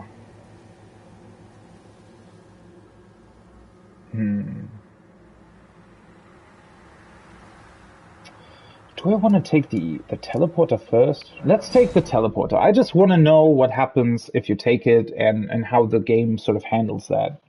And if there's something that maybe you can, I don't know, unlock something or get an advantage if you use the teleporter first. And well, technically we should be able to talk to that beast clergyman or whatever right away, huh? At least that's what D said in the round table hold.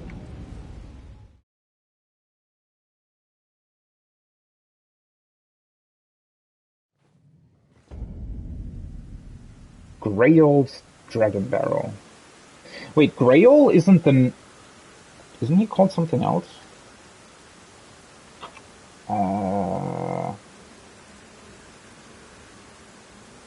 Gorang. Supposed to be his name, right?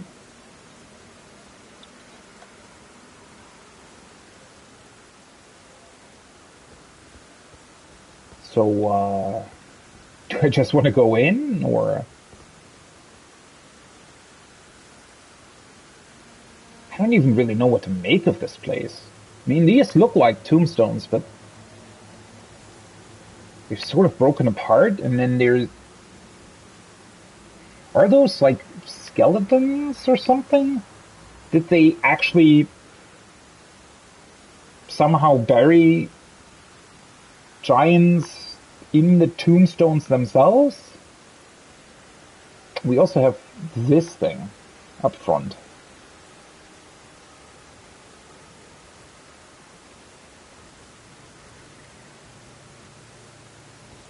Well, I guess I'm just gonna go in, huh? I mean...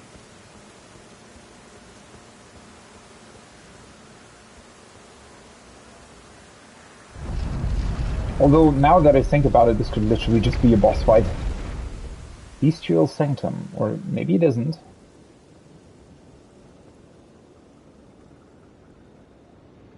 How? What a place. So this is called... wait a second.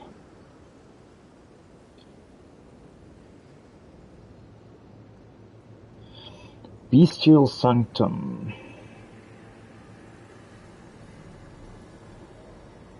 Which seems to be their kind of throne room or something like that.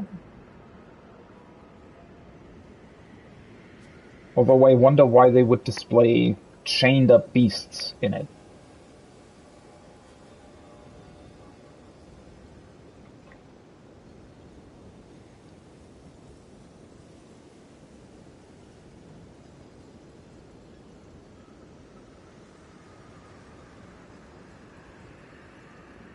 Isn't that kind of backwards? Is that... I think we can talk to it, huh?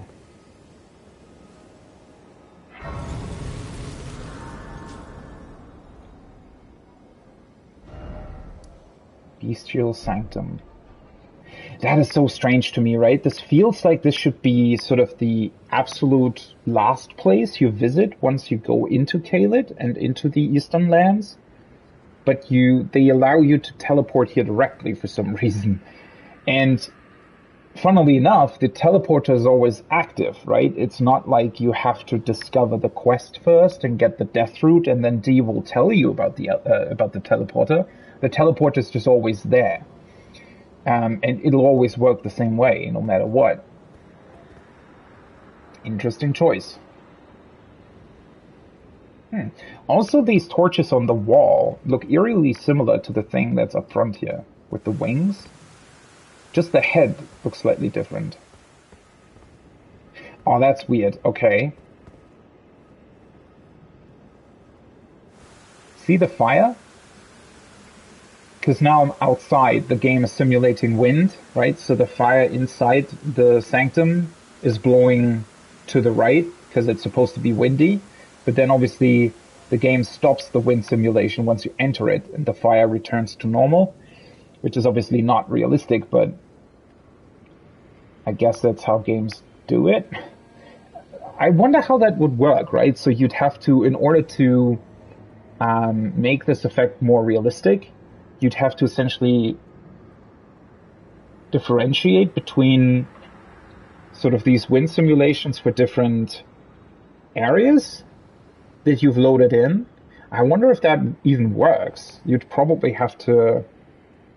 I mean, if the game has to load in essentially two, I guess, weather simulations at once, that'll probably be a big performance hit, right? It's just a bit unfortunate that these... You know, those are the kinds of innovations that I think would have been cool to see at this point in game development. Well, I mean, at least we are capable of only simulating rain outside, right? It's not raining inside anymore, which, 15 years ago was something that frequently happened. So I wonder, do they just not really pay attention to things like that when the wind simulation is also affecting things it shouldn't? Or is that a performance problem? Actually don't know that much about it. Well, hello there. You look, somewhat frightening.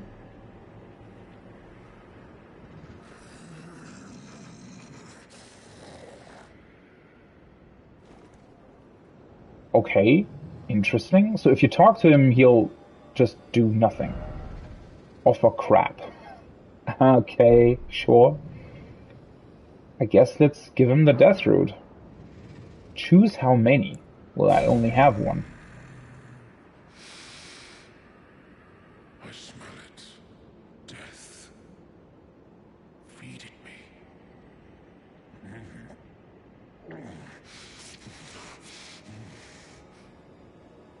Tarnished. Bring more death. I shall grant thee eye and claw. That sounds good. Feed me more. Clawmark seal and a beast eye. So he'll just give us items then, I guess. I shall grant thee. Feed me. Okay. Yeah, try fingers butthole. At some point, the joke sort of loses its meaning. Okay, that's all I can do here, I guess. Interesting. Also very strange. I assume that the reason you can spirit summon here is probably for the thing outside, right? But for some reason you are able to summon in here? I mean, maybe you can kill this guy as well? So that was a, what, talisman, and the beast eye is here for some reason. Claw-marked stone eye received from Gorang, beast clergyman. So yeah, that's Gorang. But that's not what this place was called, right? It is said to tremble when near death root. The murky violet iris writhes as if alive. Writhes? Yeah, I think so. I am not sated. Feed me more death. Wait, is that his eye? Is that some sort of magical eye that he gave us?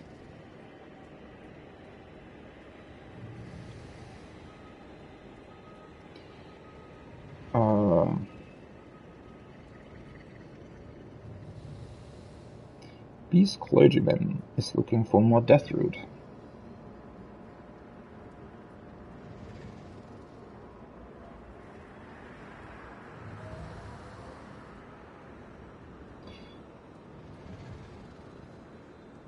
It is said to tremble when near death root. Do I have to equip it for that effect?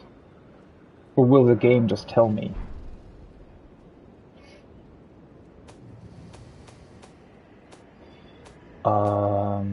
Let's see. Oh, right, I didn't even...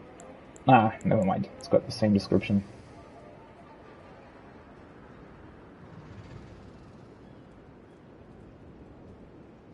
Much like the castle, it is marked by mottling and thorns. Some say it's the curse of grafting which causes such affliction, while others talk of its root being something altogether more sinister hidden deep within the castle. Yeah, I mean, we found that.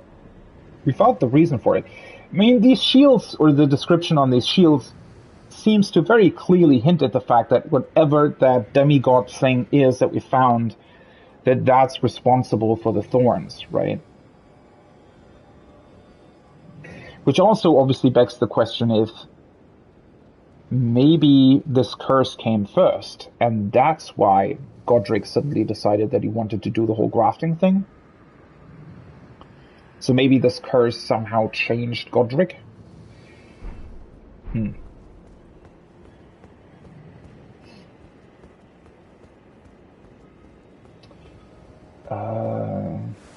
Well, so cool, I guess. Oh, I completely forgot to actually read the talisman, didn't I? It's also so strange that you can actually equip this, right? Raises vitality?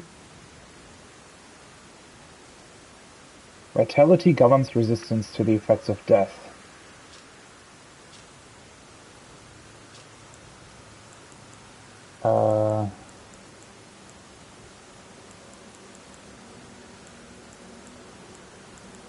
Wait, is it not a talisman? I thought it was. Guess it's not. Oh, it's a charm. Okay. Boosts bestial incantations. Do I have bestial ones? I don't think I do. And what's the normal scaling?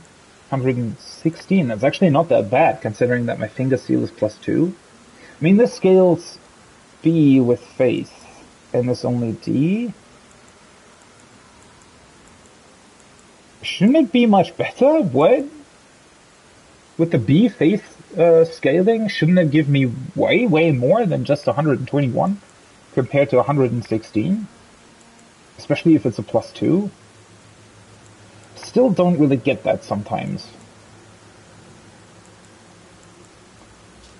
Boosts bestial incantation. Sacred seal granted by Grung, the beast clergyman. A rare trinket which allows incantations to be scaled with strength. Oh. The claw mark represents Grung's wrath. Enhances bestial incantations learned from Grung. Oh, so that's what we get from him if we feed him more death root then. He'll give us bestial incantations. Oh, that's cool. That's pretty awesome. But wait, how does this work exactly? I mean, the strength scaling is on this thing as well.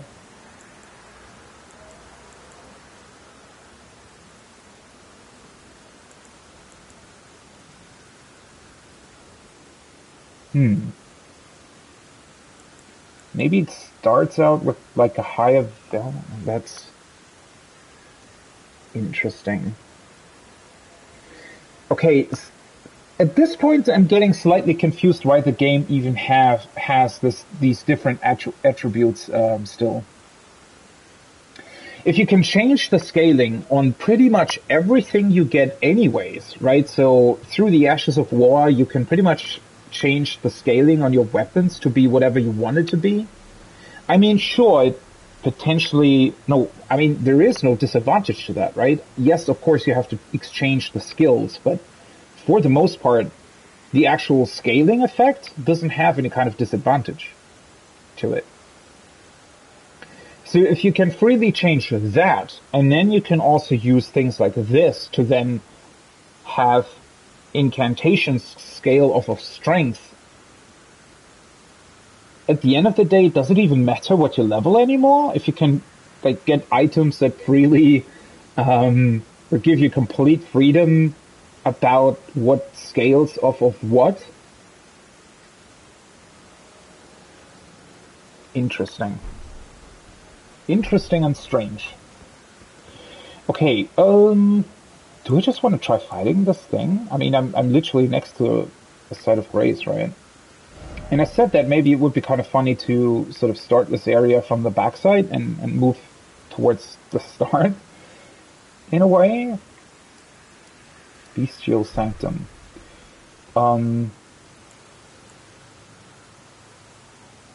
Let's see, I can probably... is this thing gonna be weak to sorcery? Potentially, huh?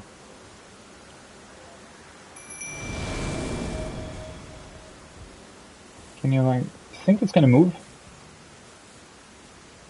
Oh god, I hate the, Wait, what? Black Blade Kindred.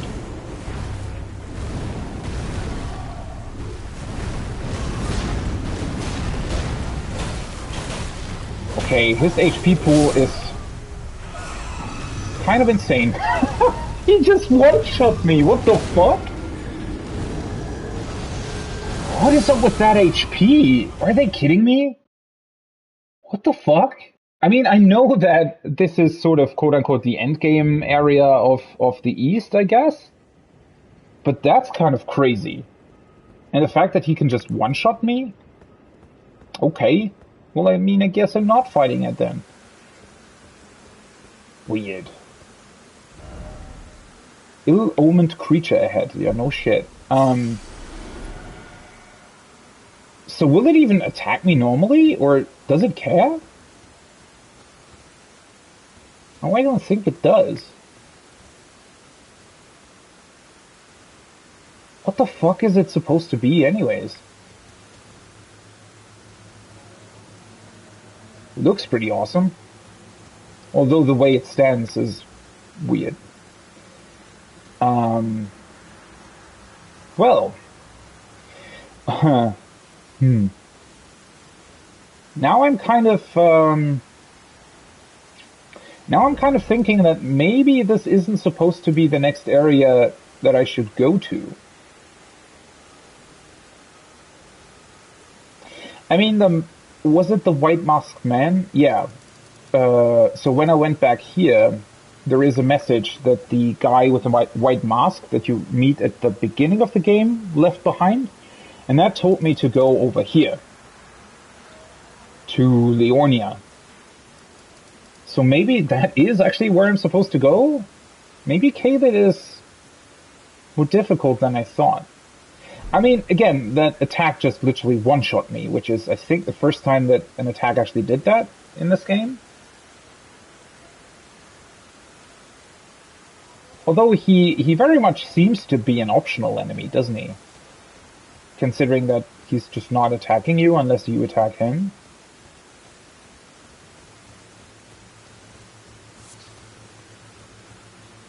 And then what's up with these gravestones? So they have beasts in them, right?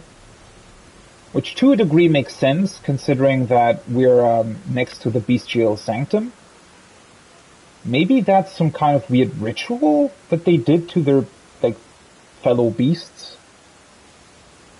Maybe that's how they deal with them, right? They get chained up and then put into stone when they die. Or maybe even before they die?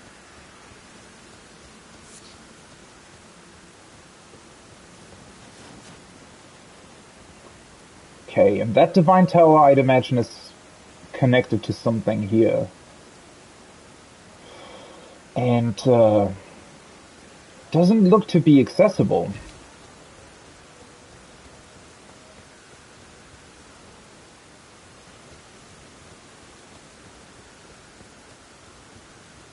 Sanctum is actually a bit larger than I thought it would be. Because on the map, it looks like the land is bigger than it actually is. Unless, I mean, maybe there is a way to get down there. Also, what is happening? What?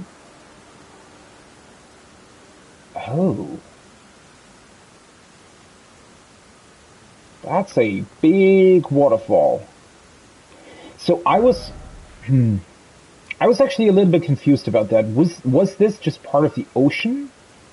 But it seems to be some sort of very special lake then, right? If it's... Where's the water coming from, though? If it's falling down that way. Interesting. Well, I'd imagine we'll find out more about that as the game goes on as well.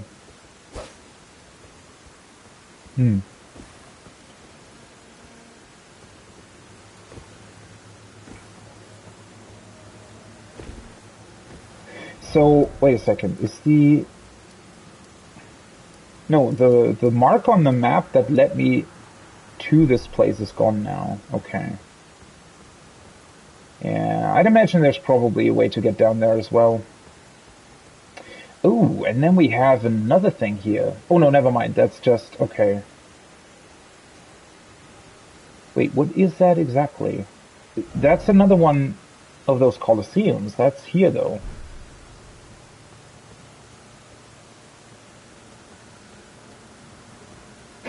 Yeah, that enemy, I'm honestly a bit well, not confused, but I'm really debating with myself whether or not I should continue here if that enemy just one-shot me. Maybe I'm really not supposed to be here yet.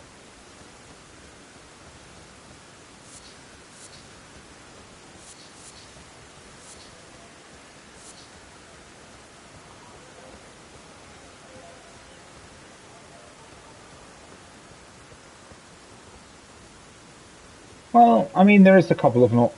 Oh. Yeah, I have a feeling that I'm not supposed to be here yet. If these guys have that much HP...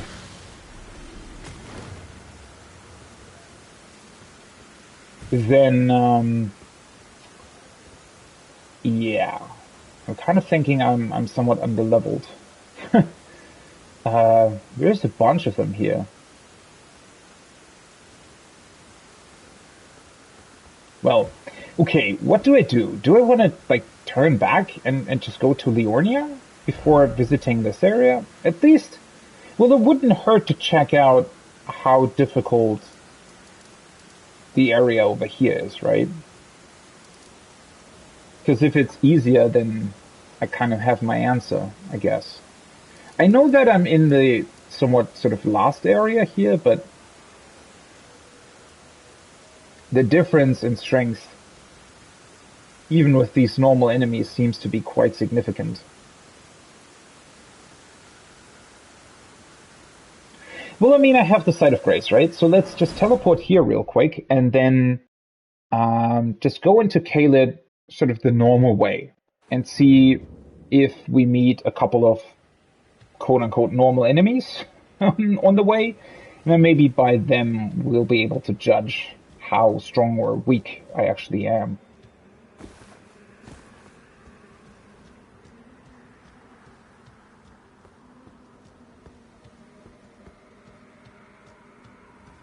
But yeah, I mean, the primary purpose of the teleporter and this whole thing with Dee telling you about it seems to be mainly to be able to get this bestial charm early on, I guess. And that's another one of those Colosseum things, right? Which now I'm kind of wondering, is it the same as the one that we found in Limgrave? Wait, do I... Let's see, let's deal with these guys on the road here first.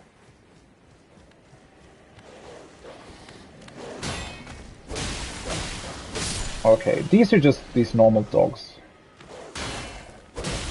This one isn't, though. I think that's the rot, or whatever it's called. I wonder what that does. Drawstring lightning grease. What's up with this anyway?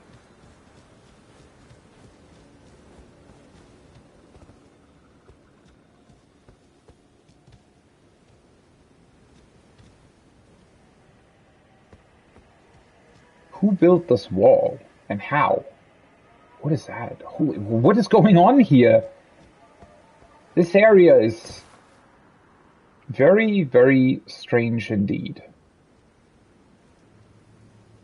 I wonder if that's an NPC or an enemy. I mean, there is another Site of Grace. Let me just quickly... Right, so the drawstring ones are just quicker, right? Short string, yeah. Quickly coats armament with a brief effect. Yeah, okay.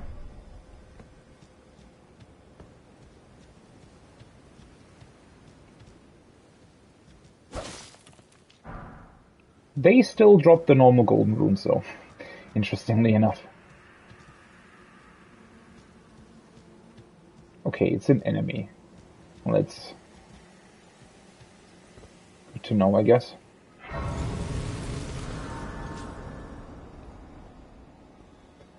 Yeah, I don't know. Something about this place kind of tells me, aha, now we do have another one of these things that lead us somewhere, though. But yeah, this whole place seems to sort of scream at you, hey, you're not ready. Nascent butterfly. There's a place where stone sword down there. Do I just want to pull him?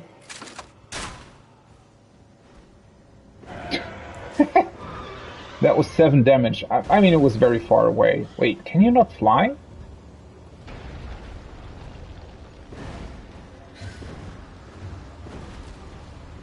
I guess not. Who the fuck are you? Oh, one of these weird zombie types. Ooh, yeah, okay. Oh. Okay, there's a whole bunch of things that wants to kill you in this area. Yeah. I don't know, I very much get the feeling that I'm not adequately prepared. Everything here has an insane amount of HP.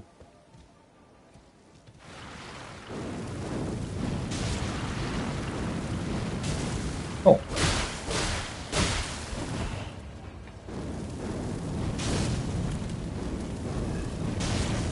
Can you, like, go out of the way? I want to hit the thing on the floor. Hey, wait, he's bigger than the other guys.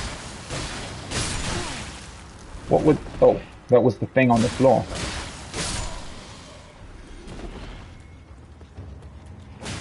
Oh, fuck, I forgot how quickly they can... Yeah. Oops. I forgot how quick they can be. Interesting indeed. Yeah, I get a feeling that I should just turn around and keep this area for later. It very much seems like I'm not supposed to be here yet.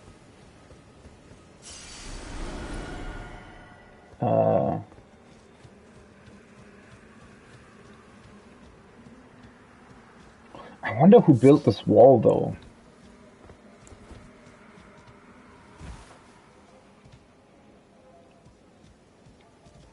So whatever this, like, special eternally burning fire is, apparently you can build stuff out of it, potentially?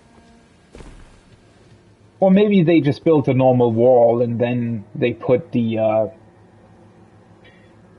sort of magical fire in front of it, or not in front of it, but they imbued it with the fire.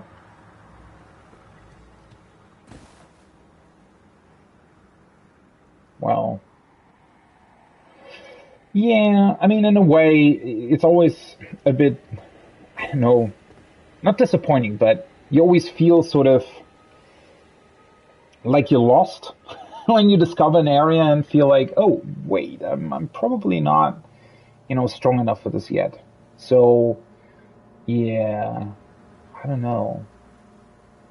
It's interesting, though, this area... Wait, so, first of all, there's another divine tower here. So there's 2. There's one on that ocean thing, or like close to that big waterfall, and then there's this one, which I suppose this is probably the normal one that we see back here, that you have to activate once I get the Great Rune. And then the rune itself is probably in the castle? Although, is it? Maybe, potentially. The area looks pretty cool, though. But considering how deadly everything here is, I think I'm actually going to listen to the advice of the white masked man and go to Leonia first.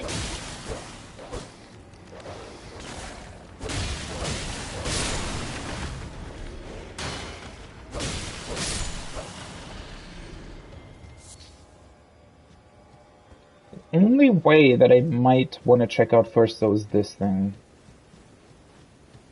Although... Wait, who are these guys? Oh, it's more of these root guys. Aren't you... Oops. Aren't you normally guarding earth trees?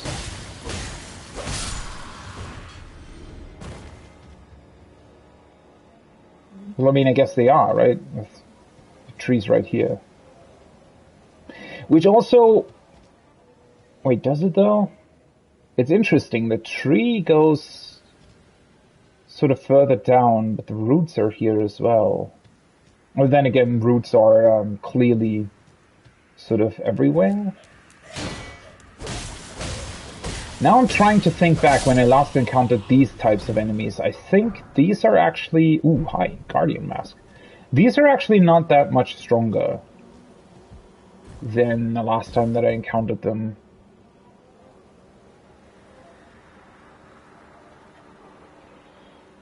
Wow, I just noticed there's a giant pot in front of that thing. You think that thing is alive? Potentially. I mean, it has its arms crossed.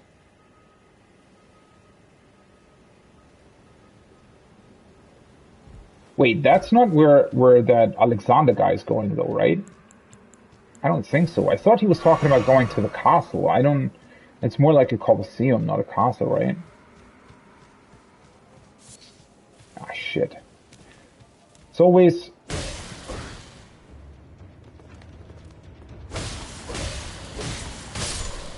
Like, you want to keep going, right? Bye-bye. You want to keep going, but at the same time, you know that it's going to be way too difficult. Also, what is very interesting is that you can actually see the ground of the lake. So it's a fairly shallow lake, actually. Okay. I wonder what that means. What is this weird bluish flower there? Well, maybe at least this way doesn't seem too difficult. Maybe we can continue right here for now. Please check out the minor earth tree.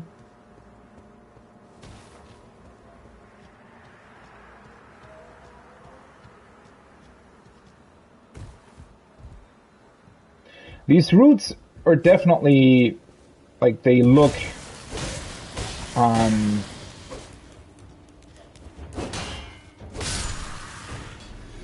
these roots look sort of rotten as well, right? They definitely don't look like they're supposed to look.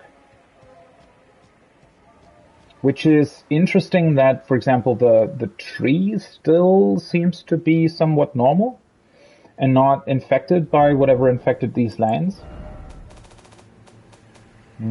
So I think that's the first time that I got this mask.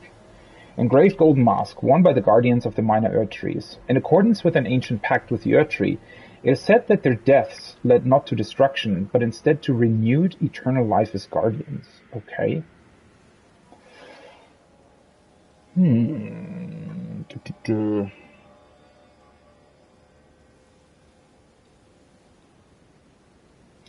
Guardians of the minor earth trees. I wonder... So... We know that these earth tree burials exist, right? And that that people apparently, I don't know, got fed to the roots of the trees or something, right? That's what we see in those catacombs always, in the special rooms where they get sort of lumped up into the roots. I wonder if that's what happened with these guys. Maybe they got like earth tree burials, and the roots sort of grew into them and made them alive again, right? So maybe that's where the earth tree gets its guardians from. The roots are literally, so the corpses are given over to the earth tree in a kind of special burial, and then the earth tree chooses a couple of those corpses and gives them back some sort of life energy. And that's why they have these roots growing out of their heads, or not their heads, but their backs, I think.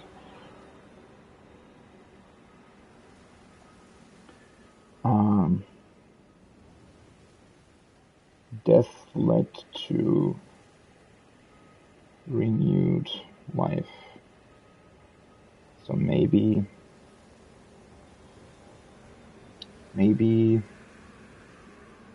roots because of earth tree burials.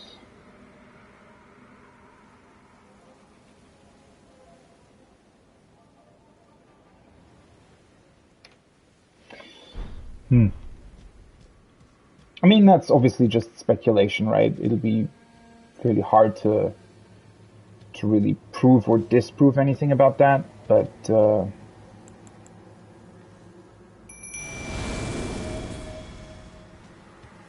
also there's just a bunch of guys here.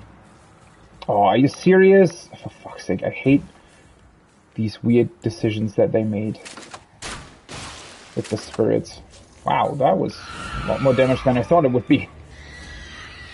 What the fuck's that guy doing?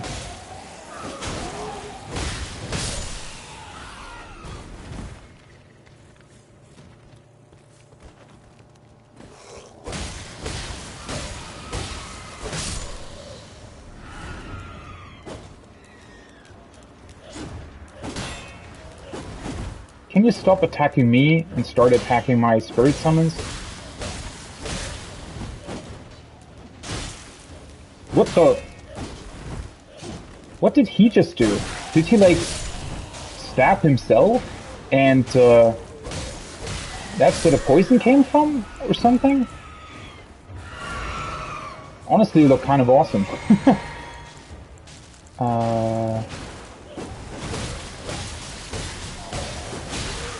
Can you... God, I hate the way they sometimes change targets. That is so strange. Because it doesn't really make any sense, right? One of them was fighting my spirit summons, or they both were. Then I attacked one of them, but they both changed their target back to me. Which... Well, I mean, I'm not saying that it doesn't make sense, but it's... at least I wouldn't program the AI that way, because it's somewhat unpredictable for the player, I guess. I mean, not that it really matters, but... Ah, fuck. So for that item you have to get up there?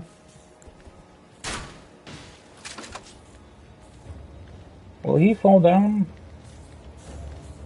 Wait, is there a way to get up there from here? I don't think there is.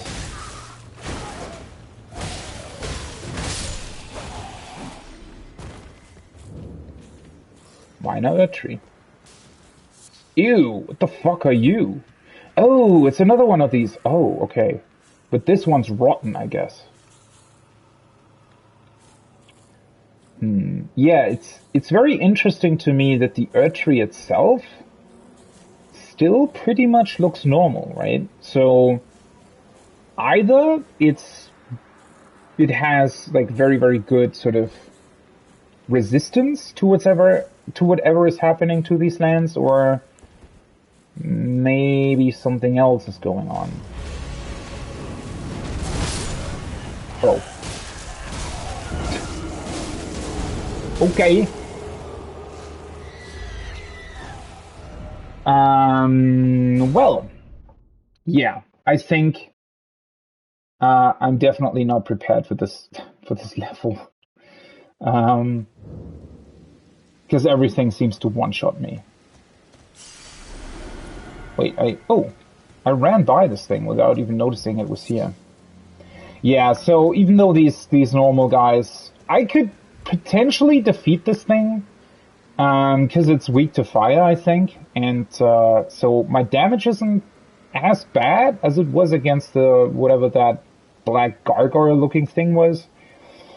But yeah, I honestly think that at this point it just doesn't really make any sense for me to be here, because it's just, if I get one-shot by boss enemies here, then what's the point, really? Yeah. Okay, well, that means that I'm gonna switch gears. I'm gonna take this teleport point, and we'll continue here, I guess. And go back to Caelid. So I'd imagine, just judging by the strength of those things, I honestly have a feeling that Caelid is supposed to be sort of the, I don't know, maybe second to last area that you visit? Something like that?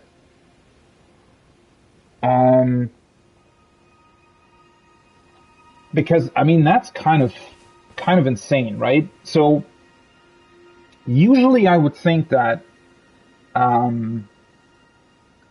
Well, a boss that takes off about 60% of your HP is still, I would say, slightly over-leveling you, right? So typically I would say that unless you're doing some sort of challenge run or you're doing a very, very special build where you're, where you want to be like a glass cannon or something, typically I would say for sort of your average build, you probably want to have enough HP to survive 3 consecutive attacks from a boss, right? And I know that Godric, I think, did a little bit more than that. So Godric's attacks typically took off about 55% or something of my HP, so slightly more, right? I could get 2-shot by him, depending on whether or not he hit me during my attacks or didn't hit me during my attacks. But I think that's typically sort of where you want to be. So the fact that these guys can literally one-shot me with... Well, it was somewhat of a stronger attack, but it was still a one-shot. I don't know. I feel like I should be at least at like maybe 30, 35 vigor to fight them. Which, that's kind of insane.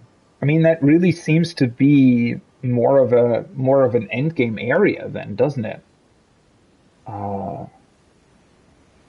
Which, the only thing why you think that that's kind of strange is because multiple things are actually leading you here, right? So not only do we have the well, which has a second elevator that comes back up here, we also have the transporter chest that gets you to here, which also, the moment that I was transported, I realized that I also wasn't going to be able to clear this cave. Because this cave, or the enemies in this cave, they weren't one-shotting me, but it was close, right? They were definitely 2-shotting me, and also with ranged attacks. So, and there were like three really, really powerful enemies very closely together, to the point, well, I managed to defeat one, I think, right, back when I was in here, but it was still way, way too difficult at that point. And then there is a third thing that leads you to the Bestial Sanctum in order to turn in the Death Root, which, yeah, that is very strange, right? That there's 3 different things that lead you to this place, but it just seems to be way, way higher level than anything that I've encountered so far. And that's just strange. What a strange choice that they made here. I mean, it's cool. I do like the idea behind it, right? I do like the idea of having a bit of a, what would you call it? A synchronous level design? Doesn't really fit what I'm trying to go for here. But, the fact that the game sort of continues this way first, and then it goes back here. I mean, ultimately, obviously, it doesn't matter at all because you can freely teleport everywhere. And, well, the cool thing is, and I suspect that's why they have these multiple teleport points here. I mean, at least this one very clearly, if you use it, you have a very clear advantage, is that you can get different items that usually you wouldn't be able to access at this point because this whole area is way higher level. They give you ways of accessing these points, right? They give you ways of actually getting to this area early on and sort of try to, I don't know, sneak your way through to get to certain items that maybe otherwise you wouldn't be able to get to. I do like the idea behind it, although it's still somewhat strange to me, to be completely honest, that they decided to do that. But yeah, it is... It's kind of cool.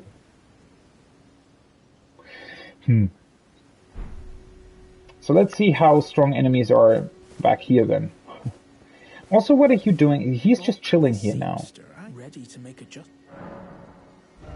Which the weird part is, like, there isn't really much you can alter. Still don't really get what the point of that is. Please do be safe on. Oh well.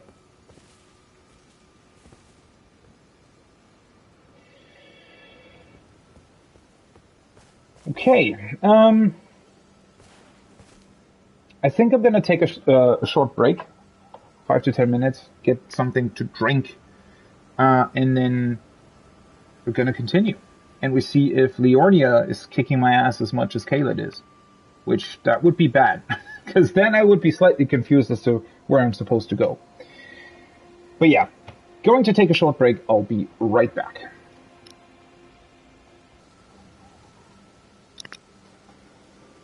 Alright, I'm back. Let's get back into it. Let's check out whether or not Leornia is going to kick our ass as much as Caled. I really hope it doesn't. Because that would be really confusing. Yeah, I don't think that it does. I mean, the game literally tells you, go here. It doesn't tell you go to Caled, it tells you go here. So I very much expect this to be the next area. Although, yeah, I'm still really, really disappointed by how bad the Great Runes actually are. I wonder if there's going to be a way to farm those Great Rune arcs. If there is, that would be kind of great, because then you could actually use it, right?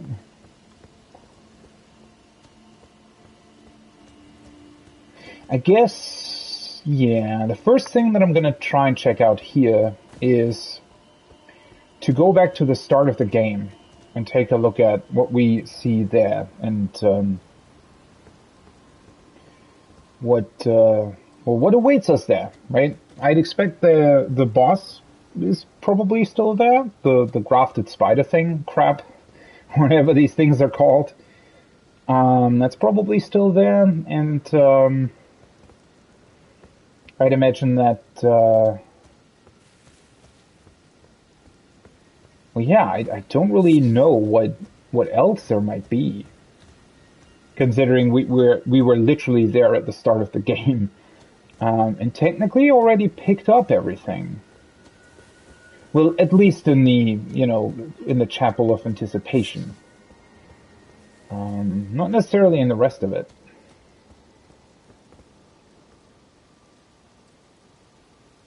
Is that another NPC?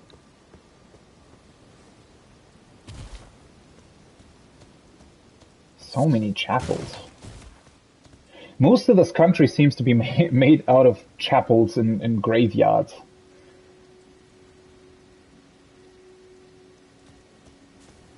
So this is the Church of Marika.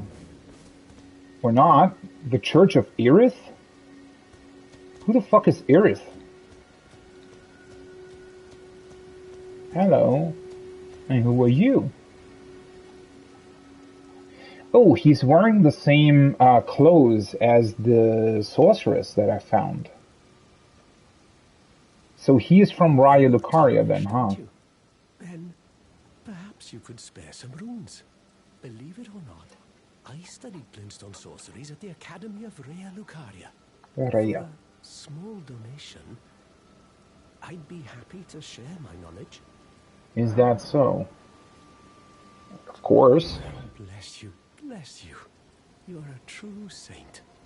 My name is Topes. Topes. Presuming you're interested, I can teach you sorceries, as promised. Only none of them are particularly great.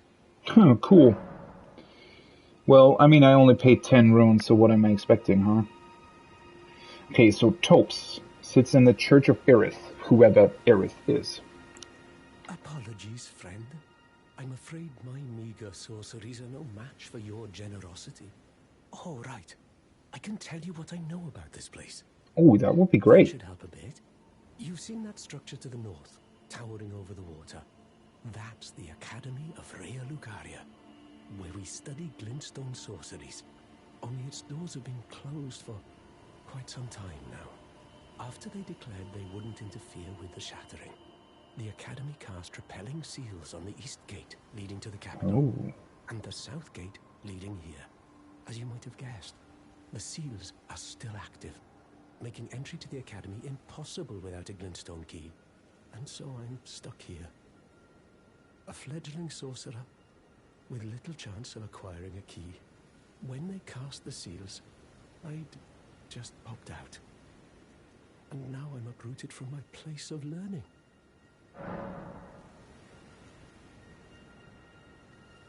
Interesting. So the Academy of Raya Lucaria didn't want to have anything to do with the Shattering, and that's why they closed their doors. Unfortunately, I have a faint feeling that it's not going to be a friendly place. For whatever reason, I feel like everything in there is still gonna attack us. I wish it would be like a place where just, people lived. Where there's still, sane people that don't attack everything that they see. That would actually be pretty cool, but I have a feeling the game's not gonna do that. So the Academy...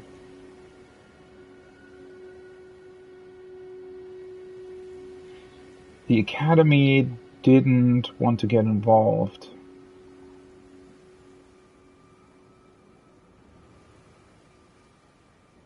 Involved in the Shattering. That is very, very interesting. To a degree, definitely makes sense, right? It's just, I wonder what that did to the Academy, because I have, as I said, sort of have a feeling that whatever's in there, probably evil. Okay, so we need a glintstone key. Find yourself a glintstone key. Without one, you can't pass through the Academy, and you'll never reach the Erdtree capital. And if you find an extra glintstone key, perhaps, once you've tied up all your loose ends, and I can be very patient, would you consider donating it to me? I know it. I'm a bluntstone. Nary a hint of talent for sorcery. But still, my place is at the Academy.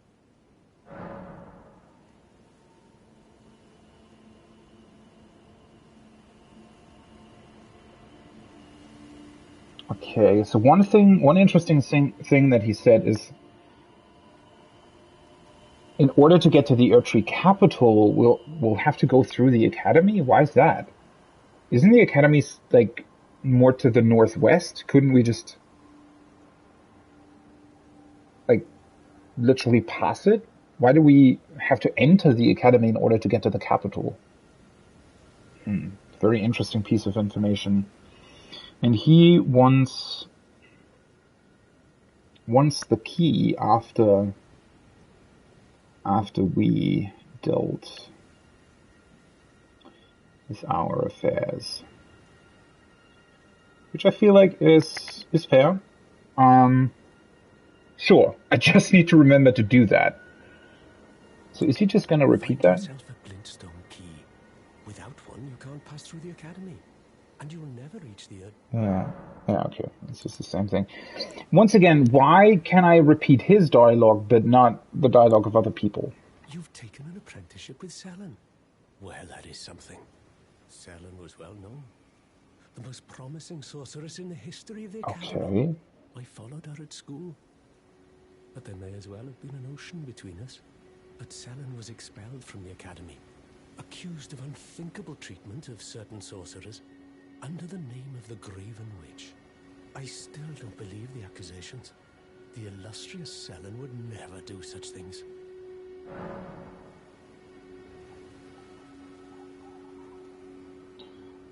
I didn't quite catch that. Influence. What was that about a witch? Well, I mean, considering that he looks normal, and she is wearing that in like weird stone head with green crystals on top, I have a feeling she's been expelled for a very good reason. See what he actually has. Okay, so Glintstone Pebble I already have, I think, right? The Glintstone Arc as well? Ooh, Starlight. Let's get that. That seems interesting. Creates a small floating starlight that illuminates surroundings. The sorcery can be cast while in motion. It's actually pretty cool. Granted to sorcerers who depart from the Academy to embark on journeys, even during the blackest nights, sojourns underground, or imprisonment in jail, the stars are never far from a sorcerer's side.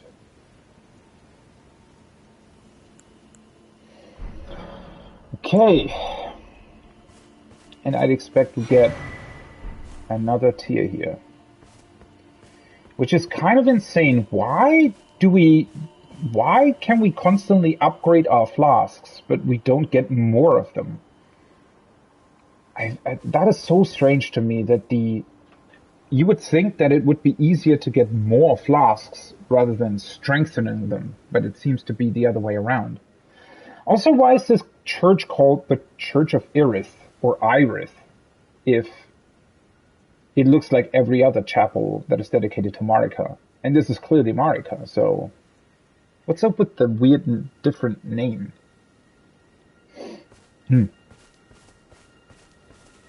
Well, to be quite honest, I have a feeling that he's actually fairly lucky to not be in the Academy currently, because if the Academy's been sealed off since the Shattering, yeah, as I said, I don't think that whatever's in there is necessarily very friendly, never mind sane, right? So,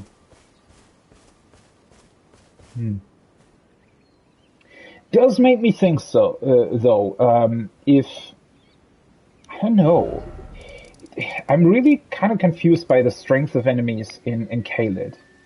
Maybe the capital, maybe Caelid is actually the endgame area, and you have to go to the capital first, and then go to Caelid? Would be a bit strange, I feel like, but, I mean, you never know, right?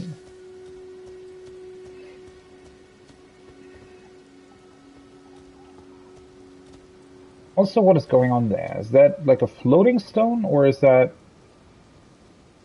a thing that's just not loaded in properly, right? Could be some sort of enemy, maybe? Bit hard to tell from here.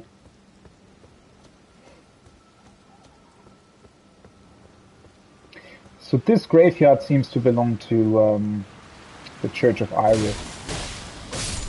Yeah, so these guys are still exactly as strong as the ones in Limgrave, I think.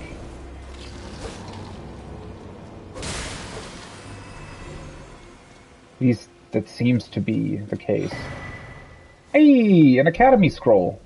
Cool. Does it matter to whom I take that? Can both of them, both Selen and Topes, teach me those things? Or do I have to take that to one of them specifically? I mean, I guess if they're not capable of teaching me that stuff, then they'll probably Great Glintstone Shard and Swift Glintstone Shard. You know, he would probably tell me if he wasn't capable of teaching me this stuff. That is so strange, right? The fact that these Arteria leaves are sometimes marked as like very rare items, and then it literally just grows here. I could just go back over there to the site of grace. It's not really far away.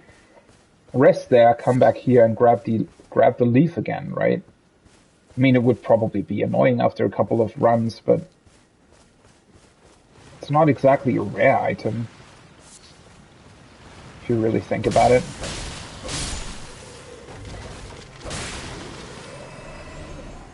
But yeah, I do have a feeling that this area is much more suited to my current character strength compared to Caelid. Okay, so I guess this path will let us continue, right? I still need to unlock the map, but that's a bit further down the road.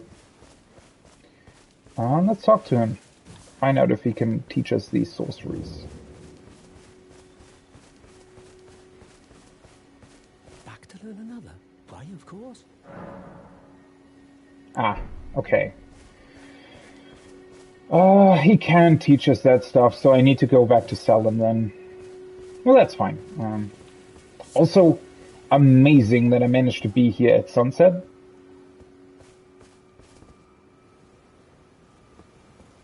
That looks so cool. I wonder what's up with that, like, black stone. Is that just some weird shadow, or what's going on there?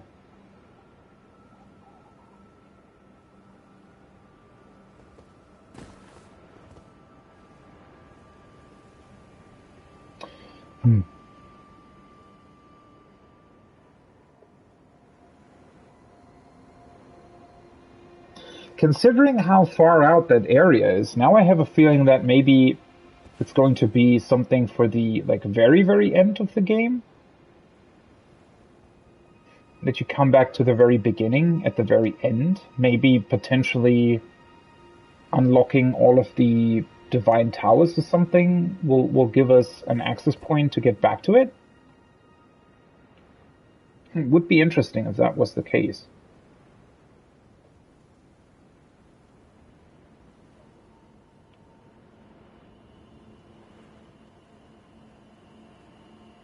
I wish the skybox had a higher resolution. I don't know what happened there.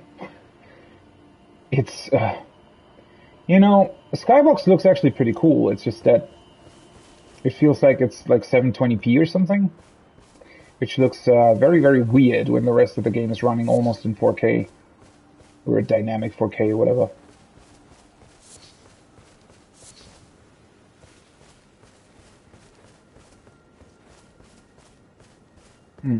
Also, it's just a lot further away than I thought it would be. Oh, now I see why it looked so weird with the color, because it's actually like disconnected from the rest of it.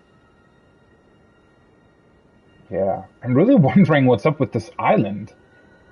I mean, there has to be some sort of teleporter then to get back to it, right? Ooh, the fuck happened here? Oh, right, I forgot about that. Yeah, that's the same thing that happens, I think, at Lake Agil, right? Isn't there... Oh wait, you're much stronger than the other ones.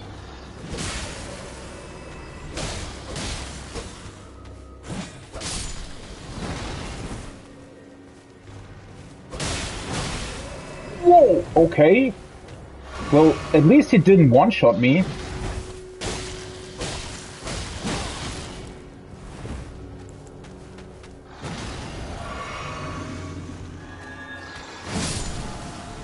I completely forgot that they take additional holy damage. Oh well. Wait, he's not getting up again? Huh? The hell is that about? Why are the others getting back up but he is... Oh, probably because I killed him with a holy damage. Yeah, that must be it. Okay. And a warming stone.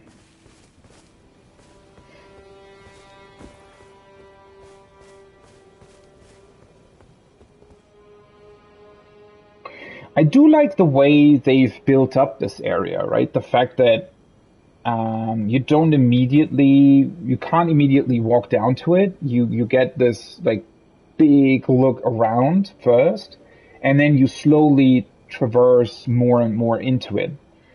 It's a very cool way how they've designed it. I really, really like that.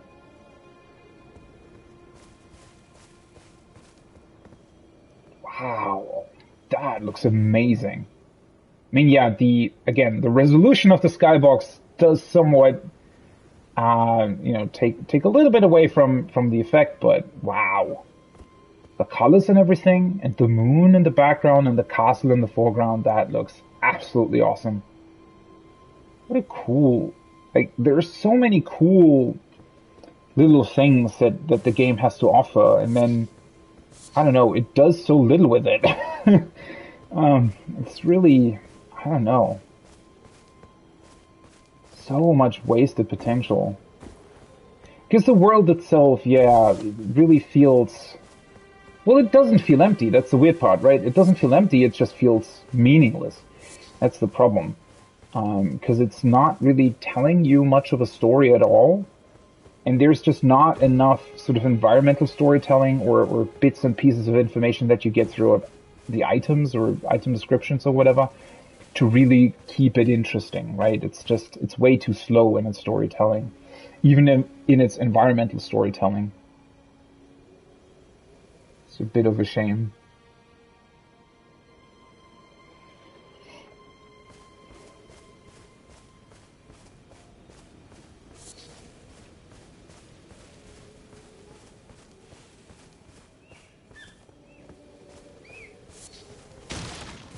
Visually, it's very stunning, though, in a lot of ways. I mean, look at this, right? This small sort of canyon road.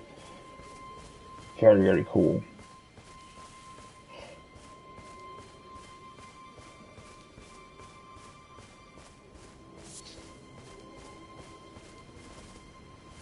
And now we seem to be approaching some sort of an encampment.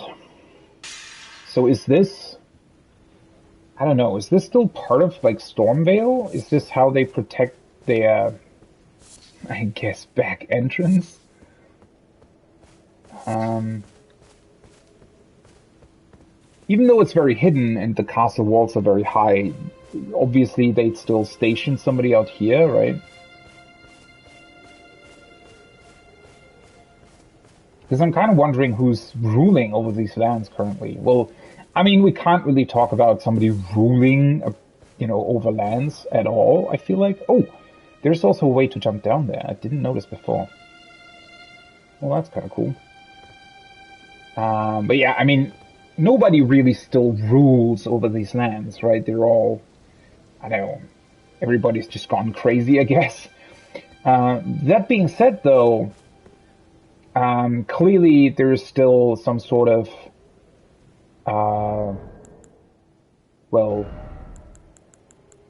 it's still, these lands still contain sort of somewhat the same types of people that they once contained when they ruled over the land, I guess. Oh, wait, I wanted to... Wait, I have 100 FP, right? Not currently. Ah, that's a shame. Well, whatever. But yeah, I guess the sort of... The soldiers that you find throughout the lands, they're still the same. It's just that they're not really sane anymore, right? Although the game never really properly explains what even happened to the world after the Shattering and why everything's so sort of weird and in this state of stasis almost.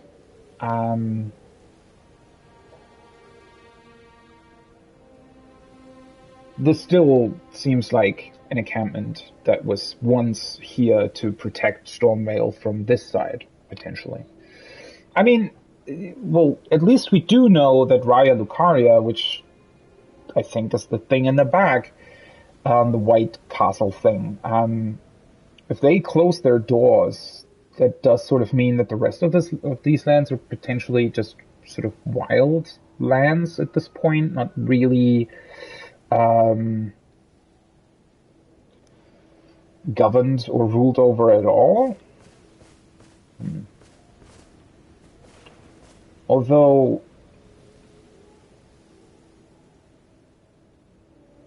that's the crest of Raya Lucaria, isn't it?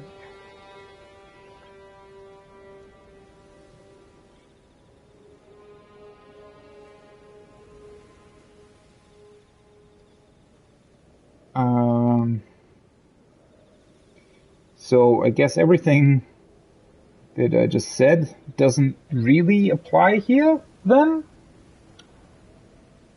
So these don't belong to Stormvale, these belong to Raya Lucaria.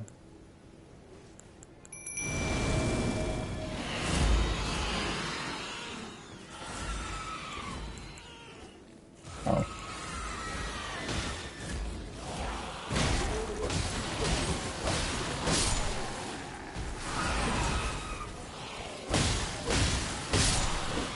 I mean, they're definitely stronger than the quote-unquote normal enemies in Limgrave.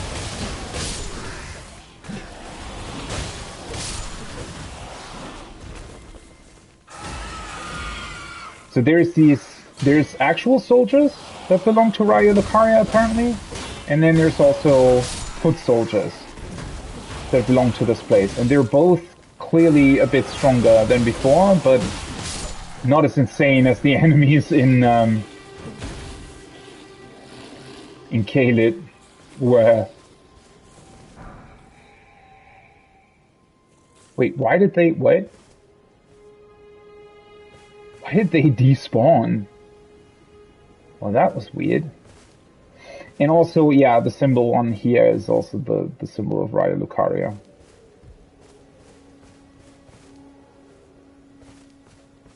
Considering how far away the Academy still is, it's actually somewhat surprising that they would have an encampment like this already so close to the castle, right? I mean, well,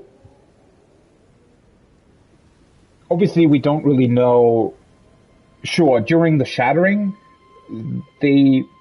well, maybe that's why this encampment exists, right? Potentially, during the Shattering, they recognized a Glintstone Craftsman's Cookbook. Nice. Yeah, maybe during the Shattering, they realized that they need to sort of update or upgrade their protection against Stormveil, right? To try and keep out whatever strange things and creatures and whatnot would come over from Castle Stormveil and try and invade these lands. So maybe that's why they placed this encampment on the road here. Very, very interesting though that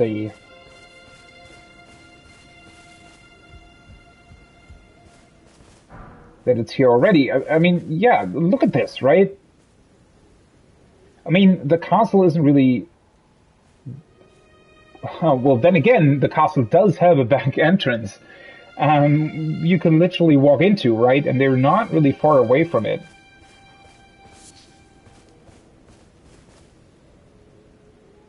God, so much potential. You know, honestly, looking at this and looking at the different sort of really, really cool ideas that sort of just spring into your mind in terms of how this world could have worked, and I really wish they hadn't made this world like their typical FromSoft Dark Souls worlds or something. If this was more like Sekiro, where there's actual sort of political factions fighting against each other, I think that would have been much more interesting, right? To have this world in a state where it's actually still, you know, where it's still an active world and not in this weird undead state. I think that would have been much, much more interesting. Also, this encampment had been attacked at some point, judging by the arrows here. So clearly,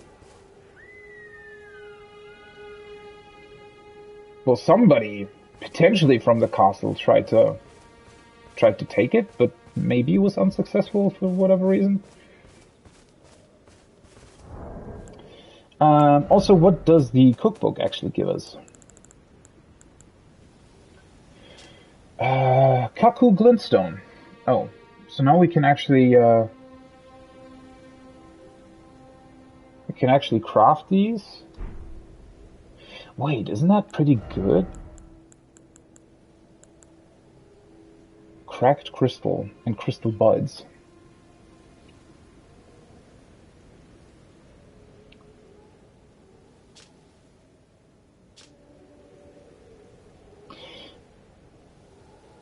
Right, these are not the homing missiles though. They're just a soul arrow essentially. So it's not as good as, you know, the other ones. It's interesting that it's craftable. Actually, didn't really expect that. Very cool swamp area as well. All looks very interesting. And they have these blue lanterns. Suspect those are going to be NPCs. And there are quite a lot of NPCs in this game, actually. I just wish that, yeah, as I said... Oh no, never mind, that's just a merchant. Oh well. But still, I just wish that they would have done more with that. It's a very nice area, though. So whatever path existed here at some point definitely doesn't really exist anymore. Just leading through the swamp.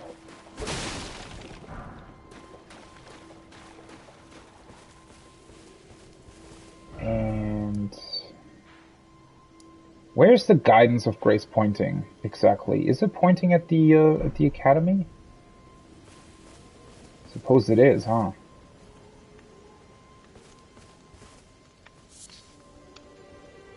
Crackling of the fire is really cool. You're new around here. I am. Surprised you found me in my little nook. I mean, No matter. Your money's as good as anyone else's. Why don't you take a look at my wares? Oh, but don't ask me how I got my hands on them, eh? you do realize that you're sitting right next to a campfire that can be seen for hundreds of meters, right? Like, I could literally see you from all the way up there. Let's see what he has. Wait, he sells the lantern? Wait a second, where did we get the lantern from? Wasn't that another merchant as well? So there's multiple of them that sell you the lantern? Interesting, okay. Nomadic Warriors Cookbook 11, let's get that one. He sells the Estoc, the astrologist staff. Still interesting to me. I mean, I'm what? Almost 90 hours into the game, I'm finding a merchant and he sells, like, starting gear stuff. Very cool. Very, very cool indeed. Or not, depending. Staff of the Astrologers. A glintstone is embedded in the tip, enabling it to be used as a catalyst for sorceries. Used as a catalyst, whatever. Sorceries must be memorized first to the set of grace, and the staff must be equipped to custom. So, just to get that straight, right? This is only the second staff that I found in the entire game so far, by the way. Alright. A kite shield. Oh, that's a very cool symbol. Metal shields reliably negate physical damage from guarding, a trait which made them highly trusted on the battlefield. What's that symbol, though? Have we seen that before? I have a feeling we haven't. Astrologer's hood. Hood fashioned from supple cloth, worn by those who look to the cosmos above. They read fate in the stars and are said to be heirs of the glintstone sorcerers, but alas, the night sky no longer cradles fate. What the hell? The night sky no longer cradles fate.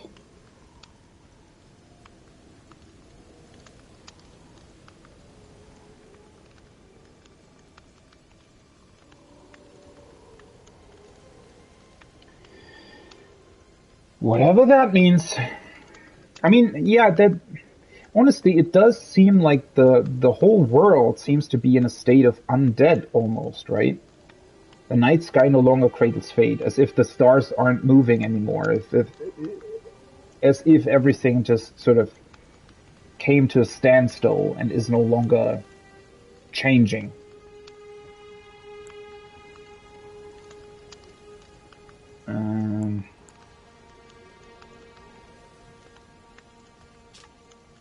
They're probably worse than the ones that I'm wearing, right? How do I...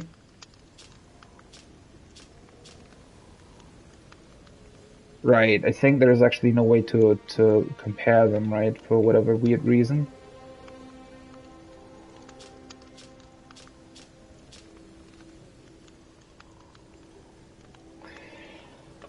Oh well.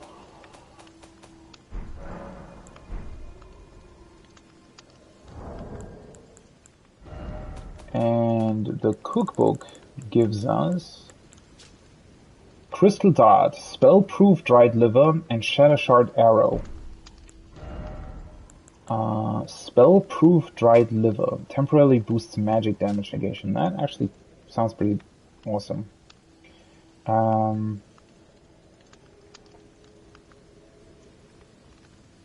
need more of these things. Bustness, immunity. Because I feel like my defenses are definitely one of my weak points currently.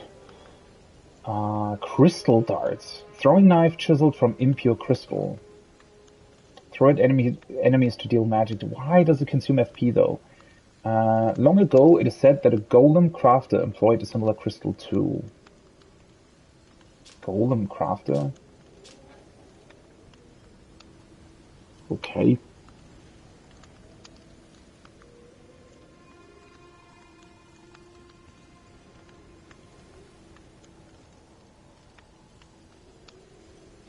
Have we met a golden crafter? I don't think so. What was the last thing? It was three things, right? Shadow shot arrows. Okay, so arrows that also deal magic damage. It's pretty awesome. In terms of these items, the game really has a lot to offer, right? It's just... It honestly takes almost a bit too long to get all the different craftable items, I feel like. Or maybe not too long, but... Yeah, I don't know. I really don't know how to put that. Okay, can we do something? I really wonder what's about... Why are the Great Runes so useless? Really not a big fan of that. Well,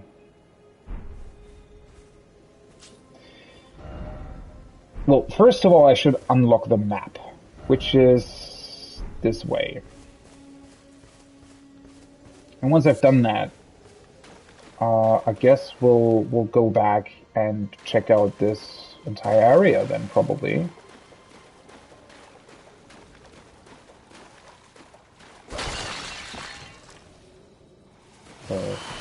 Whoa! Hello. Wait a second.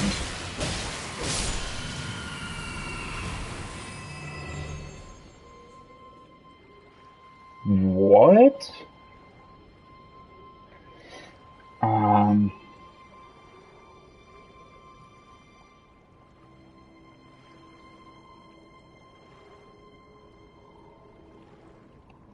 So he had a crown, right? The stone crown, which I think identified him as, or it, as a sorcerer, not necessarily from the academy.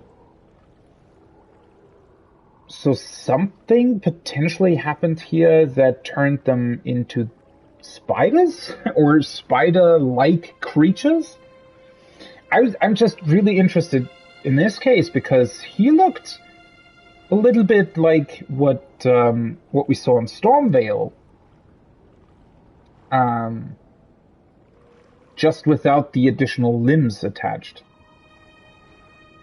So I wonder if this is where they came from. So maybe, maybe something changed a couple of quote-unquote normal sorcerers or normal people, whatever, into these weird spider creatures. For whatever reason, they decided to walk on four legs. I don't know. And well, maybe they heard of Godric doing this grafting stuff, and then so they decided, hey, let's try that out, and let's attach additional limbs to us. Because they looked very much the same, didn't they? And what's up with these crystals then? That's unfortunate. I thought that they were maybe farmable or something.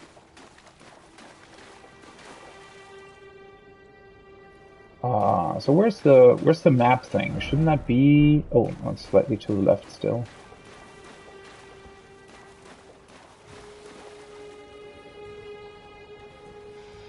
Hi.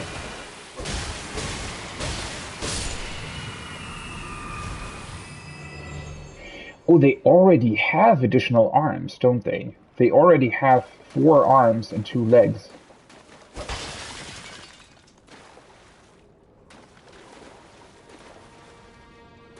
Huh. What's up with that?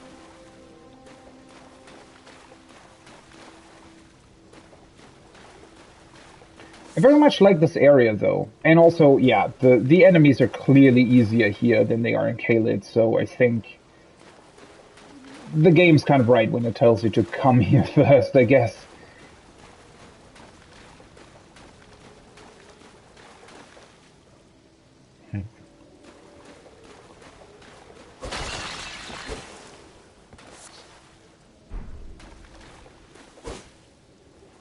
Stone Firefly. Interesting. I can't destroy this, apparently.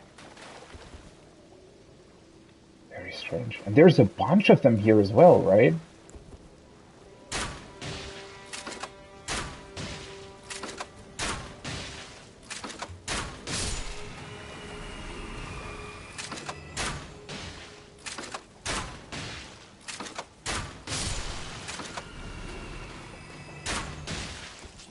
I wonder what's up with them. Because, I mean, they must have been human at some point, right?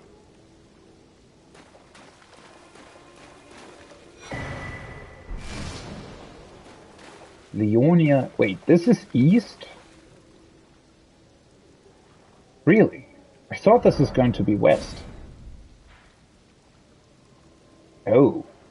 Huh? Okay. Wait. That's weird. It uncovers the whole map? Why didn't they, like, make it 3 pieces? Okay. Well, that's just kind of strange.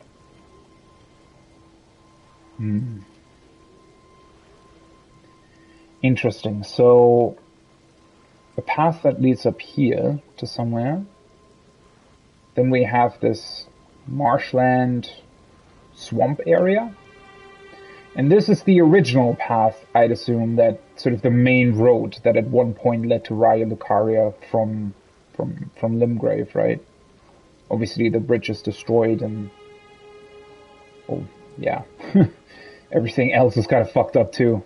And then we have another one of these towers, of the Divine Towers. That's interesting.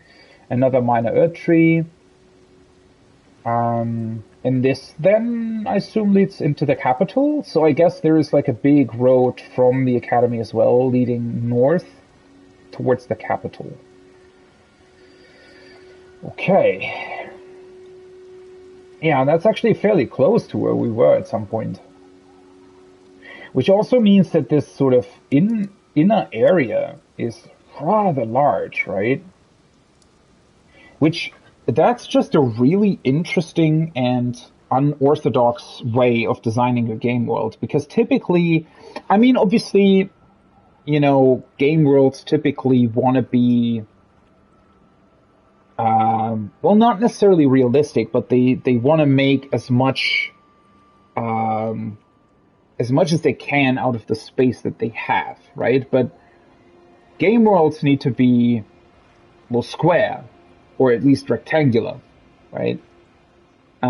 So, you know, it's always, I feel like, it's really, really interesting looking at sort of maps of game worlds and how they try to keep it interesting and make their sort of islands and land masses look, you know, realistic and, at the same time still make the most out of the space that they have.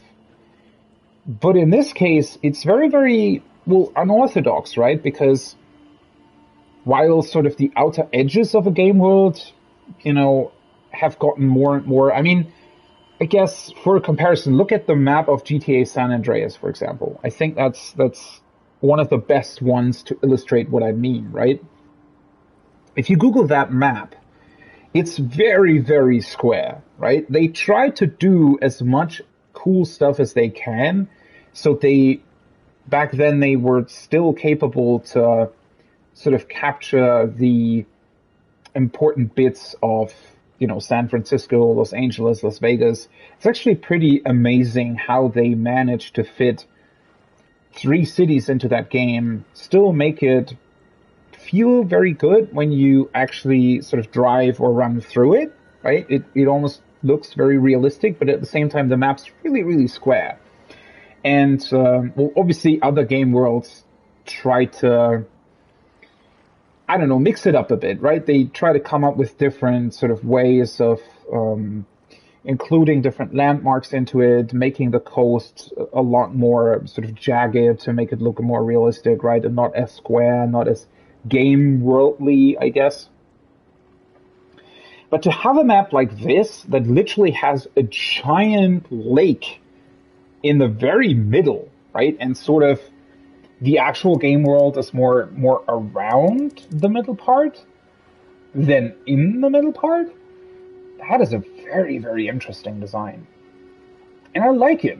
It definitely breaks up of what you'd expect, right? Because if you start here, when you first sort of start uncovering the map, especially with sort of the Earth Tree in the distance, right? It makes you think, oh, you know, this is all, wow, this map is huge. And then, yeah, it turns out to be this I mean, it's not like I'm not saying that it's disappointing or anything in terms of its size, but it's definitely it's just different to what you'd expect looking at it from the start, right? When you start the game, when you still haven't really uncovered much, uh, you're kind of expecting a very, very different game world than what I actually get in this case, which I like. It's a very neat thing. I always like when your expectations are somewhat, shifted or subverted.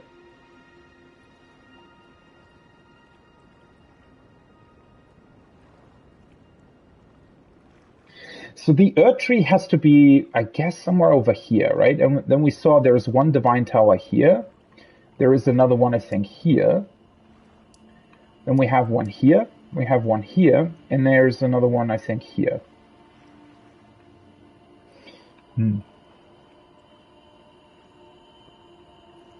What is interesting, though, does the Academy of Raya Lucaria contain a demigod then?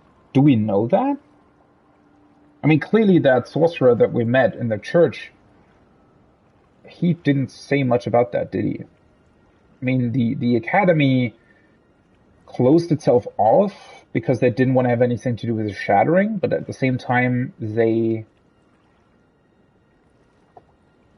whoever leads the Academy still has to be a demigod, most likely, right?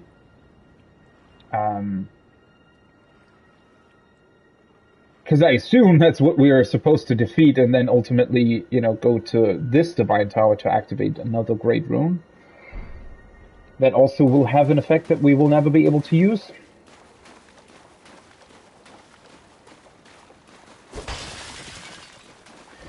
Okay, let's look at the sort of south area here first. I feel like this part, right?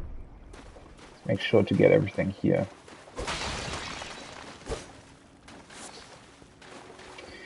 So I guess these glintstone fireflies can drop from the crystals? Is that a normal crab? Oh no, it's not a crab. Ow. I wonder if that thing is as strong as the smaller ones that we've seen. Sort of a giant shrimp or something. I do like this foggy effect that's going on here though.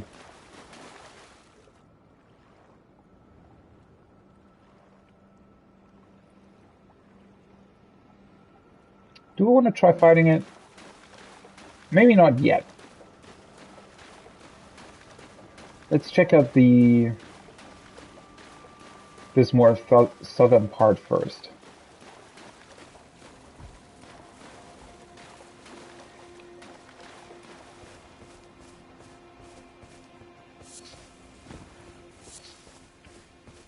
More golden sunflowers.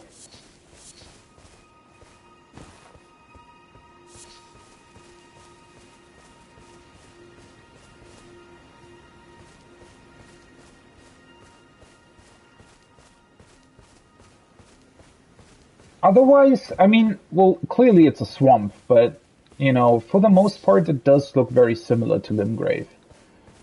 Which makes sense, right? I assume that at some point in the past, Caelid probably looked very much like Limgrave too, it's just that it got rotten for some reason.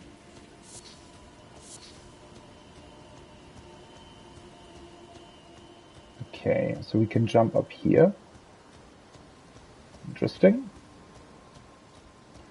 I just want to know whether or not there is a like a dungeon of some sort down here.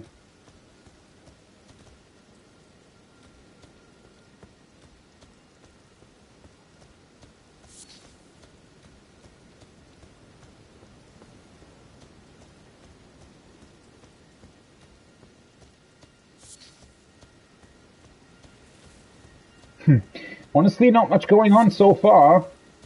It's just very standard stuff. And we have these gravestones. They're very conveniently placed.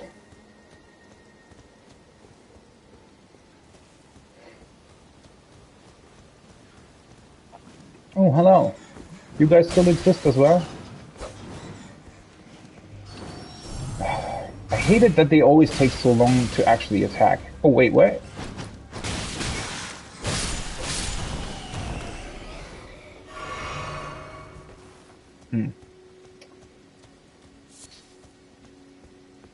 I also find it weird that they sort of slightly scale up the HP values in every sort of new area. I'm not so sure what to make of that. I mean, I said that once before, right? That sort of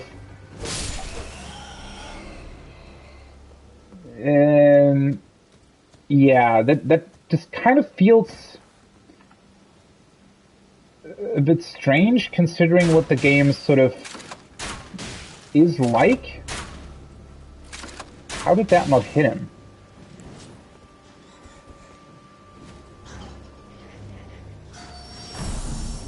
Can you just, you know, attack me? Thank you.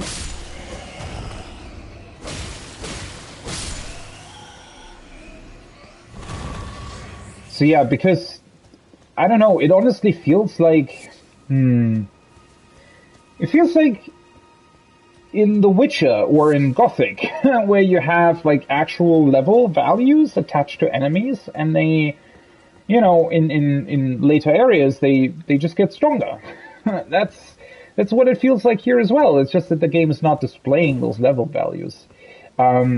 But yeah, it feels somewhat backwards to how FromSoft games are usually designed. I mean, I know that, I think, in the other games as well, there are certainly some enemy types that just appear in some sort of stronger version later on. But I wish they would have distinguished them visually as well.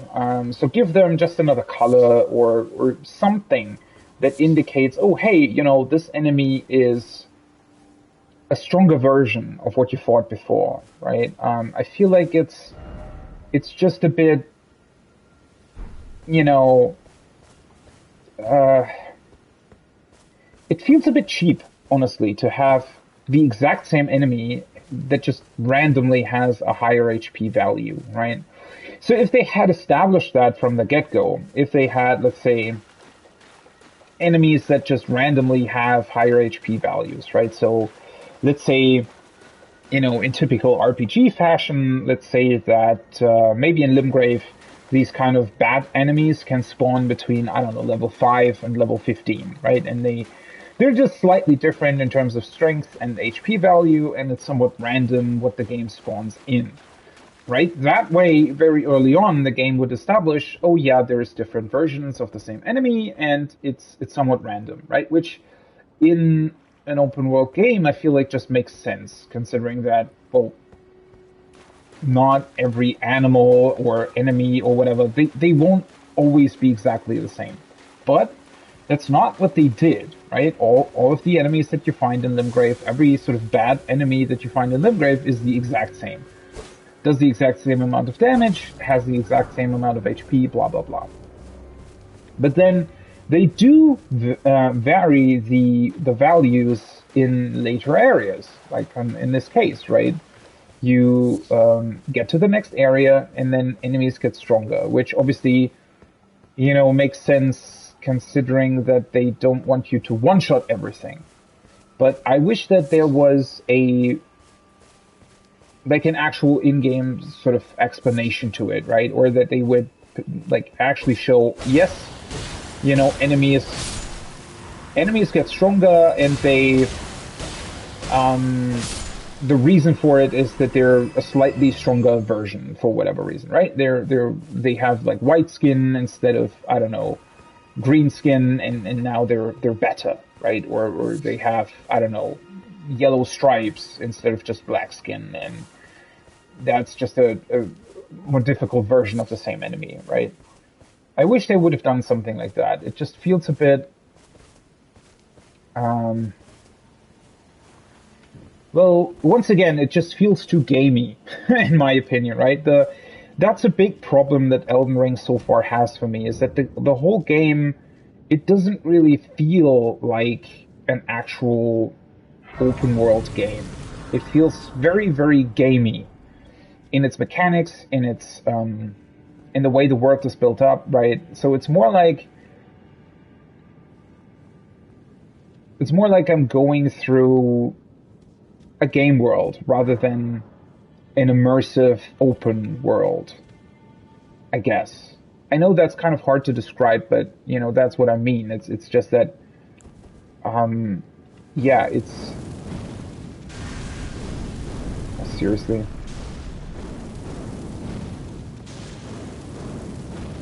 Are you kidding me? How can it take only 200 something damage from that?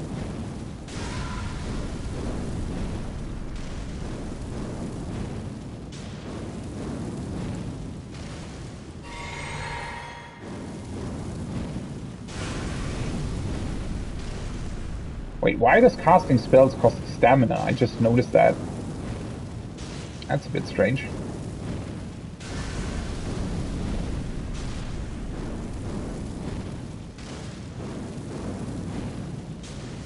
Can I get it, or do I have enough? Wow, seriously? Well, let's just do that.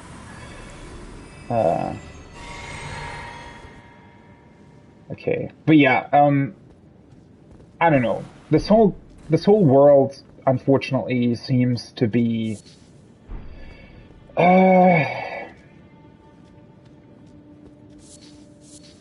you know, it's just not immersive enough, in my opinion. It's too gamey, too similar in a lot of ways, or not similar. Similar is sort of not the right word. But yeah.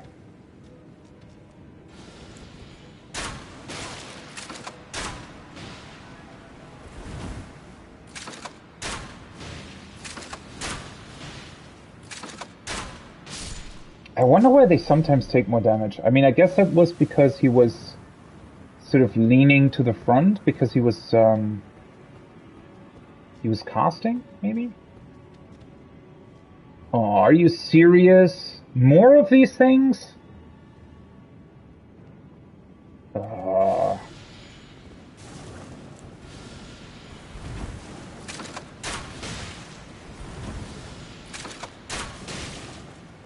this is not an annoying cave at all.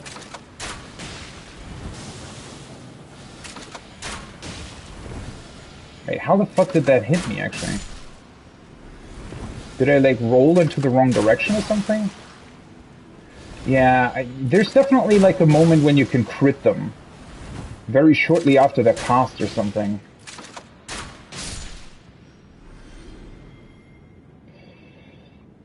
Well, this is going to be boring.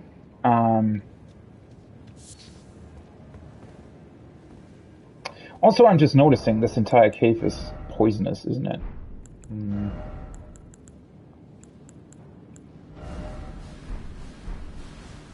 Oh, that's just you. Ah, for fuck's sake.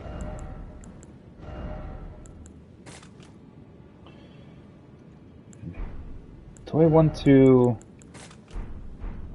I mean, I can try throwing stuff at them, right?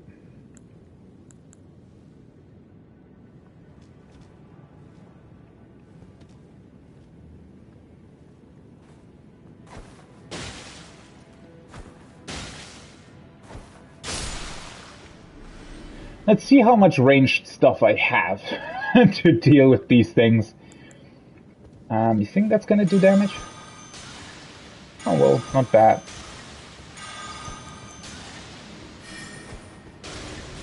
Ah, fuck, I forgot that these also cost FP. Ah, for fuck's sake. That is so strange to me that they do.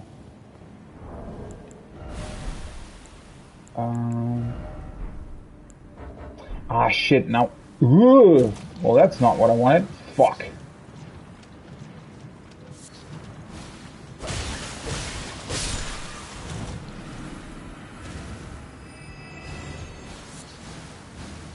I could also potentially use the soap in here, to be completely honest.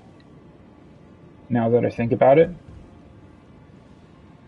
Are they not capable of going to me, or what's going on?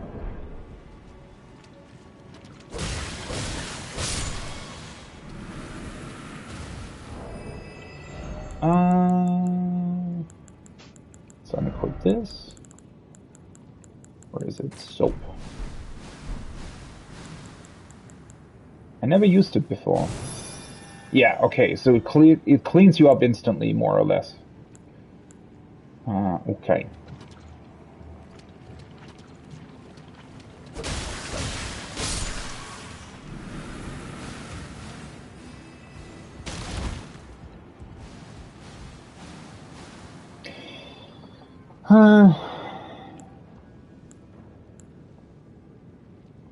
I want to keep my FP. It's kind of an annoying cave. Do I have other stuff that I can throw at them? Well, the problem is a lot of what I have actually costs FP, right? Which is very annoying now that I think about it. No,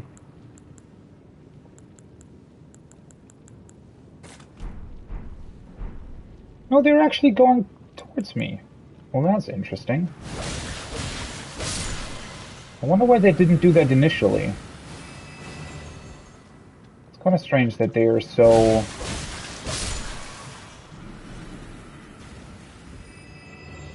so slow with that. Okay, so let's grab a couple of these ones then.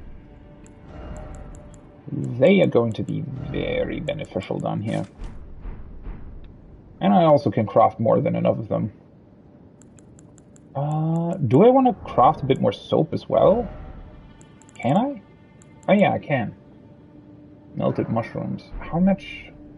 I can hold 99 soap. Well, I mean, like 20 or something will be enough for now. Wait, I can't? Are you kidding me? Didn't I just... Oh no, never mind. I'm an idiot. I needed 2 mushrooms per soap. That's what it said. Okay, well, fuck.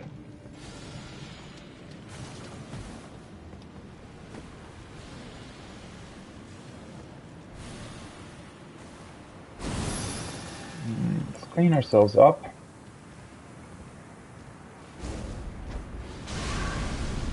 That is insane how little damage that does.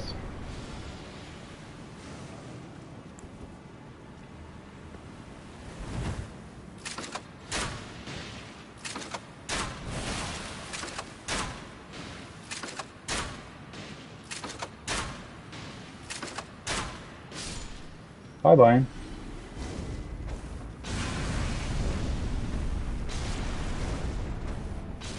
I wish they would deal more damage. I don't know. Or rather, I mean, is there a reason why these plants have like 2000 HP or something? Do they have to have that? Or, like, because honestly, it doesn't really make the game much more interesting. To be completely honest. Considering that there's fucking 4 of these things in here, what's the deal with that? Like, why? 94. Well, I mean, these are just bone darts. At some point, I think I have to just, or bolts, rather. At some point, I think I have to get normal ones anyway. I just want to get rid of one of them. Am I still in combat? Yeah. Also, I find it awkward that they place these big plants in here, even though I think they...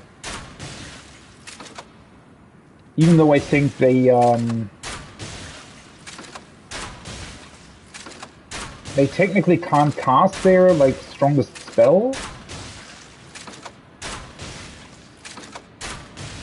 Yeah, this is not boring at all.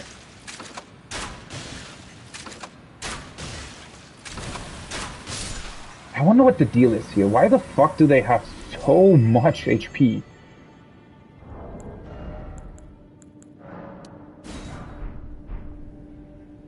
Okay.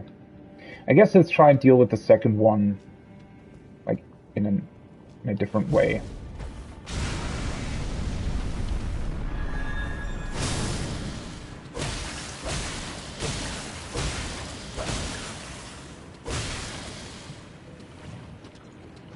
Whoop. I could just clean myself up, I guess, huh?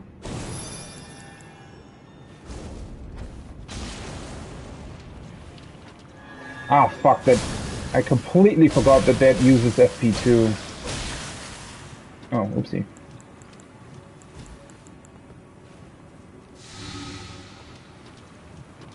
Oh, well that wasn't very clever, was it? For fuck's sake. Okay, at this point this is just annoying.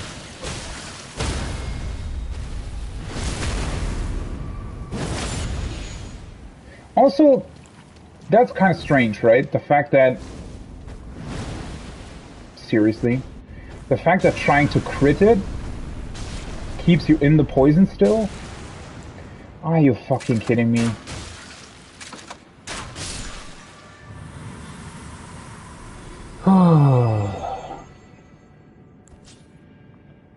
Well.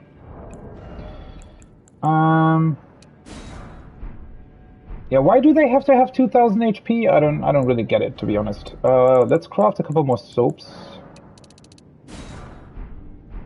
And just use the soap every now and then.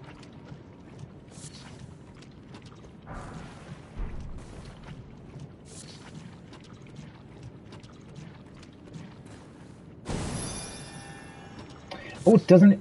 Wow, one soap doesn't get rid of all the poison. Oh, well, that's not annoying at all.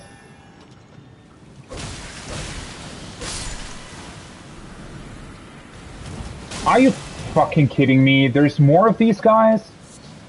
Oh god, seriously? Oh yeah, I see him. Oh. I think I actually did this wrong, huh? Wait, why is the poison... Oh, I still have poison on my fucking coat. Well, at least that works. I think this is how you're supposed to do it, to be completely honest. Wait, so does this lead to the boss or what? Budding cave moss. I think that's the first time that I found that.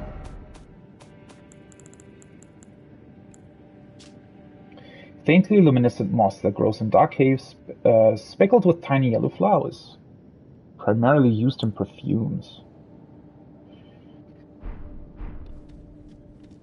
Cool.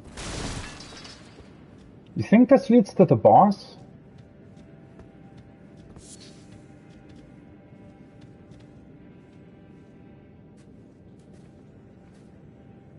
There's a couple of bats here. Oh, for fuck's sake, seriously?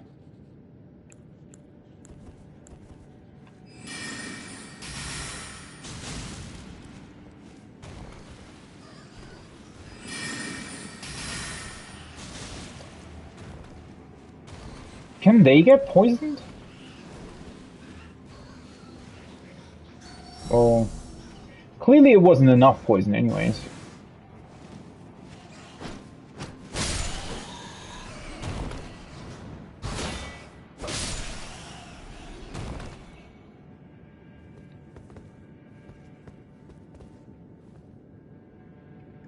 Oh, that's one of the strong ones, right?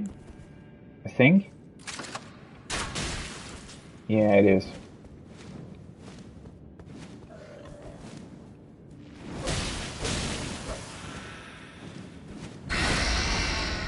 Whoa! Oh, seriously? That thing can poison as well? Are you kidding me?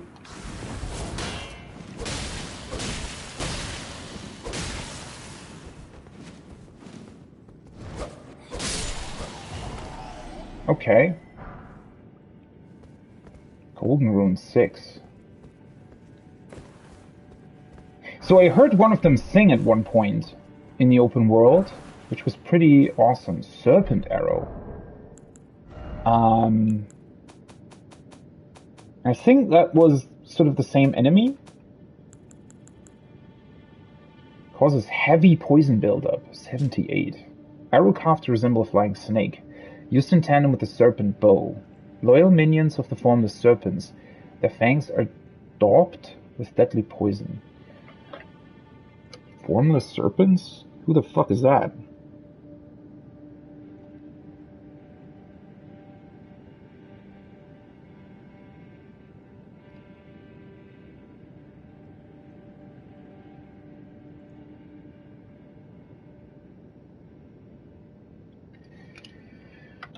God, I also hate that it auto-equips equips the arrows if you haven't gotten them equipped in your slot.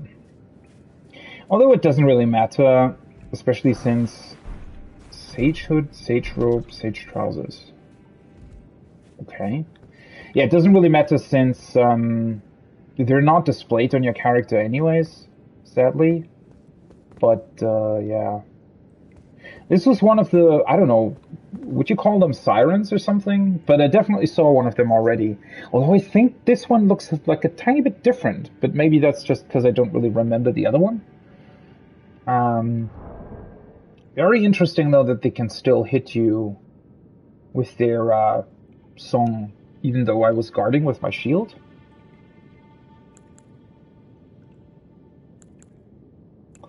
Okay, let's see. What is this sorcerer stuff that I found? Or sage, rather. Burgundy pointed hood, attire of the wise sages who were deemed heretical. Evidence that the wearer was driven from town. Okay.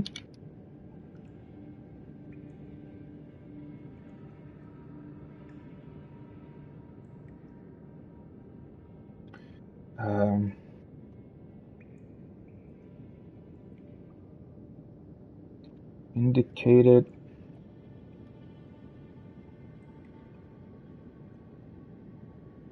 Heretics. Driven from town.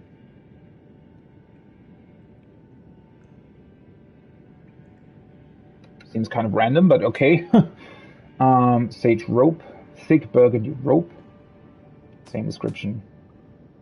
And the trousers. So I guess the sage must have died here then. I don't think that they're probably worse than what I'm wearing. They have fairly high resistances, which is cool. That's pretty much it.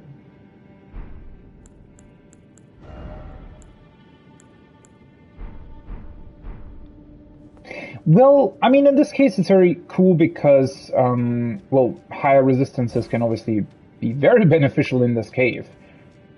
I don't want to wear it. I don't want to be a heretic.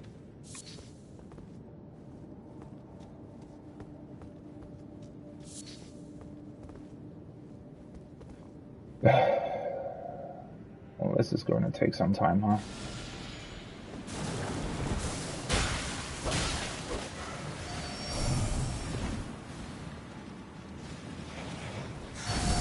More bats? Seriously? Oh, for fuck's sake. I completely forgot that they can do that.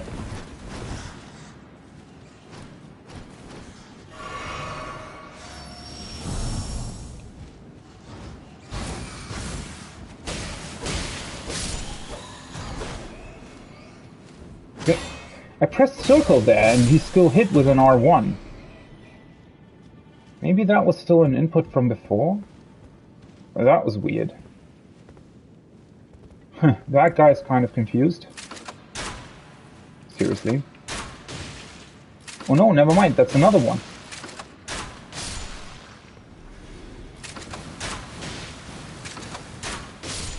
I also have a feeling that, you know, the bone bolts, I feel like the bone bolts aren't actually that good as an item overall. I mean, yes, you can use them at range, and obviously they're somewhat easy to craft, but at the same time, they really don't deal a lot of damage. And the normal bolts, I mean, you can just buy them, right? So maybe using bone bolts is actually more beneficial in terms of, you know, using the special effects that I can get, like poison build-up, blood loss build-up, and those kinds of things. Why am I still hearing wings? Oh, one of them fell down, and obviously they're a flying enemy, so they can't fly up. Because flying enemies in this game can't do that. Well, I mean, it's going to come back to me at some point, I guess. Do I still have the...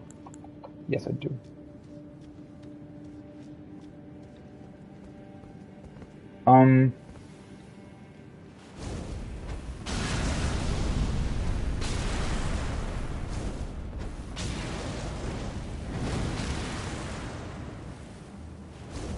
why exactly was it hitting in front of it?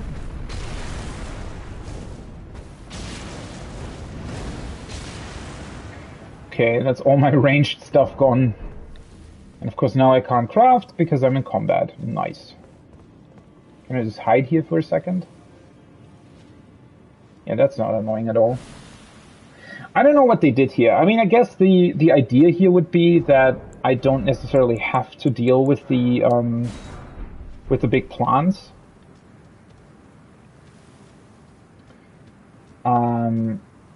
But yeah, I mean, also it's not poisoning me up here. Weird. I mean, this is really not the most fun gameplay, to be honest. I don't know, like, why didn't they just halve their HP pool, to be completely honest? I mean, seriously, what's the point of giving them an insane HP pool? That's... I mean, is there some kind of purpose to it? Or some kind of idea where you'd think, oh yeah, giving them like a high HP pool, that's, you know, it makes this a lot more challenging or a lot more interesting or whatever. A lot more fun.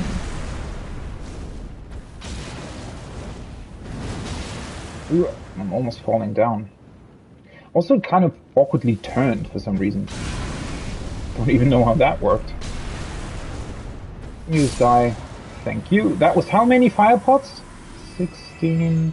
23 fire pots in order to get rid of it. Nice. Nice. That's really what you want to have, right? Also, I hate the fact that I don't have FP anymore, because that means that I'm probably gonna enter the boss room and you know, I guess have to come back here at some point. Ah well.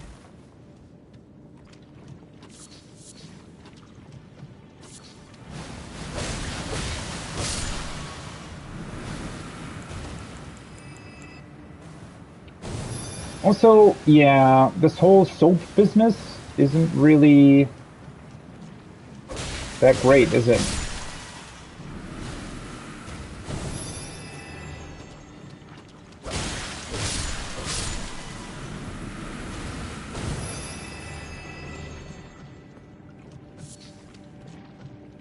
I think the bat is still pretty confused. Seems like. Well, yeah, the annoying part is that I feel like the boss is probably going to be somewhat difficult. Are you kidding me? How many more of these guys are here?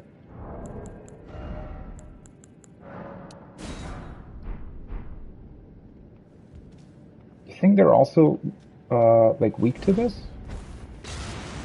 I mean, yeah, they are, but not as much as I wish they would be.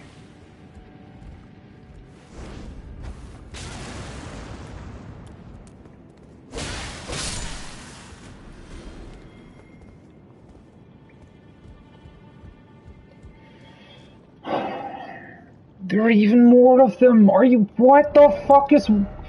What's up with this cave? Are you kidding me? And the respawn point is fucking here, isn't it? Unless there are like 2 respawn points, but that would be weird. I mean, seriously, what's the deal here?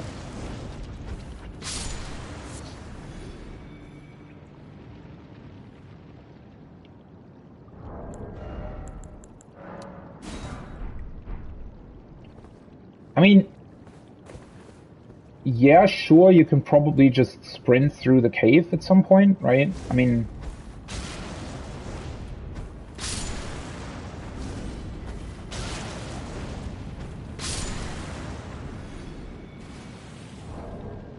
If you cleared this already, I guess you can just sprint through, but that doesn't really make it less annoying.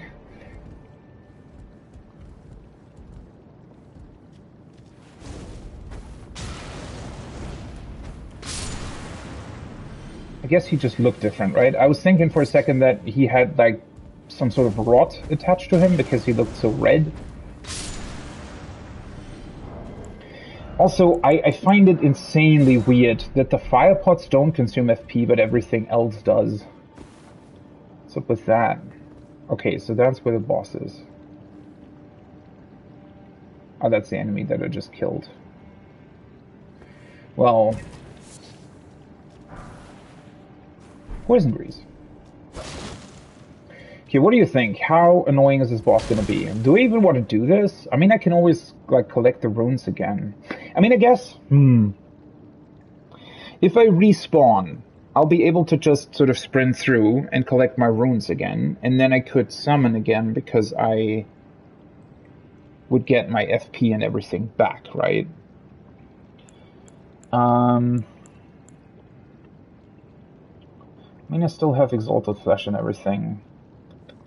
Just don't have any FP, which is a little bit annoying. Depends on what is in here. Oh, for fuck's sake. Clean Rot Knight? Are you kidding me?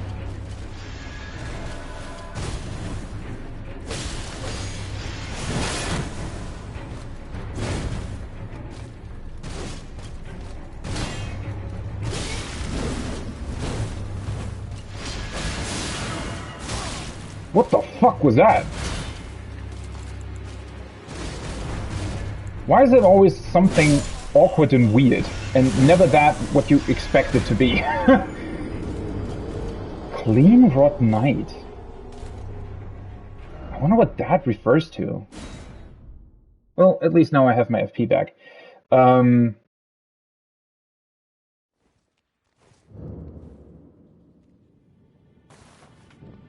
Okay, so I have... Let me see. I don't need this, I don't think. Probably don't need this either. The pot could be beneficial. The anti-poison stuff, definitely good. Let's craft a couple more of those. Let's actually switch to... I want to try out this guy, which I should be able to summon. Yeah. Well, I guess that's it, right? Don't have any other bolts. Firebolts.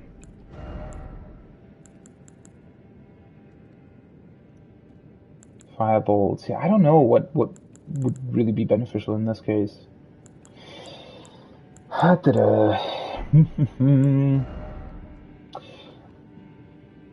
Also, I'm honestly kind of on the fence in terms of sprinting through, right? That could be really, really annoying. Fuck.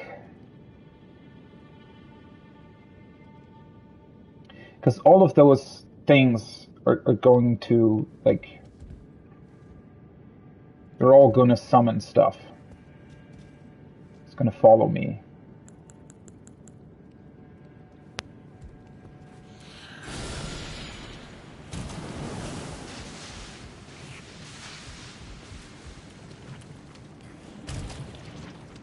Well, I mean, it kind of worked, huh?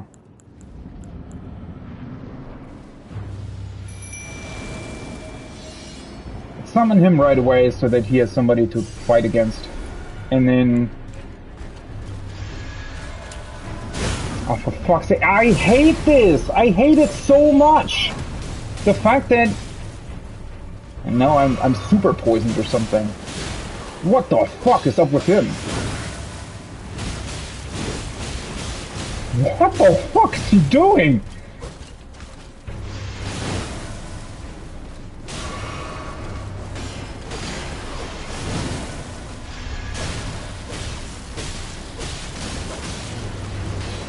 Okay, well, he's a bit stronger than I expected him to be completely honest. Oh shit. Oh fuck. Completely forgot that I don't have FP anymore.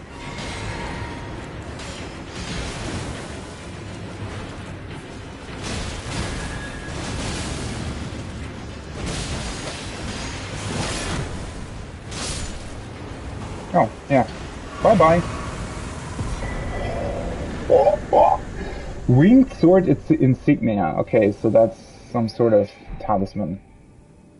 Okay, so Scarlet Rot is something that continuously loses you HP and takes an insane amount of time to get to go down. Wow, okay.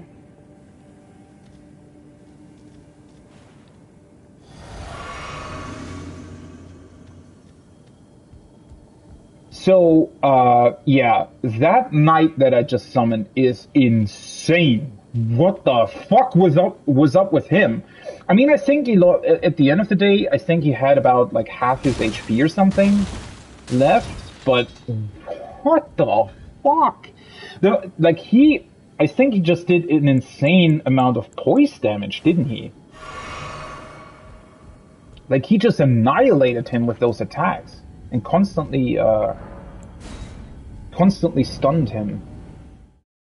What the hell? I never expected that to happen. That was crazy. Wait, what the fuck? Why did it reset the Scarlet Rod?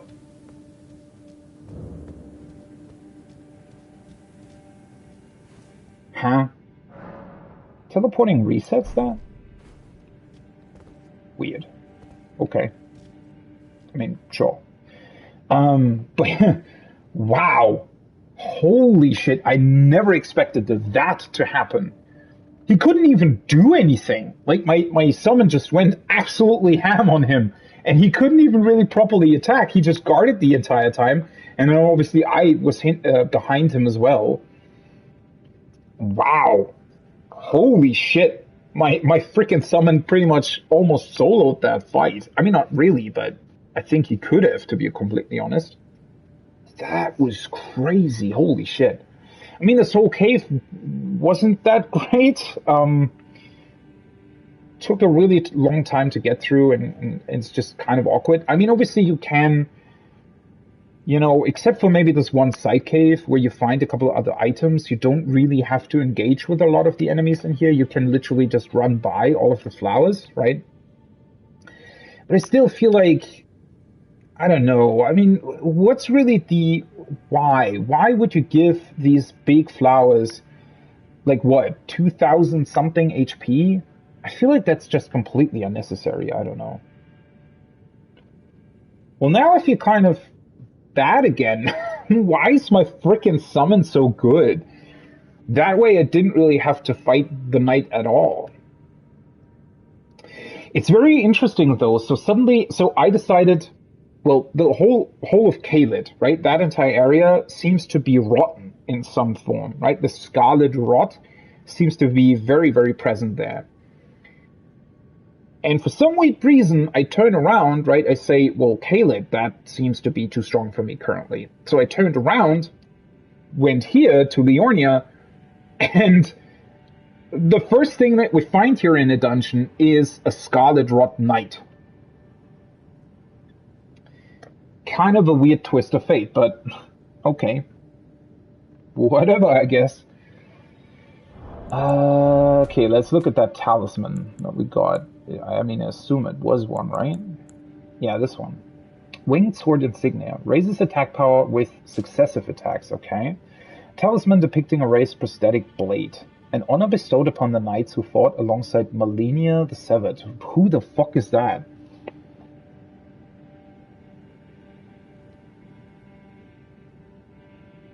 Malenia the Severed. Does that have anything to do with the fact that this knight was a rotten knight thing? Raises attack power with successive attacks. Well, that's not bad. It's better than that talisman that increases the last hit of your combos, but... The wings symbolize Malenia and her undefeated prowess. Though she never knew relief from the accursed rot she was born into, her blade was forever beautiful and relentless. Okay.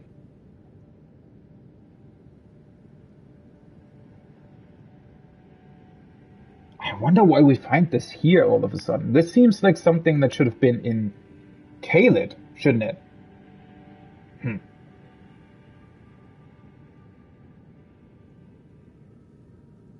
Her undefeated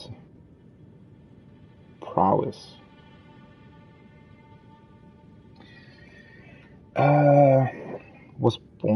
to rot.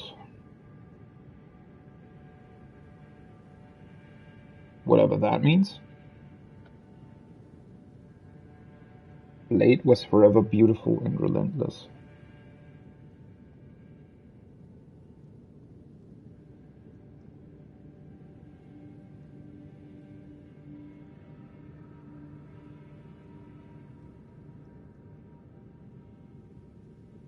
Well, the weird thing is that we've never heard the name before, right? So, no idea what that's about, to be honest.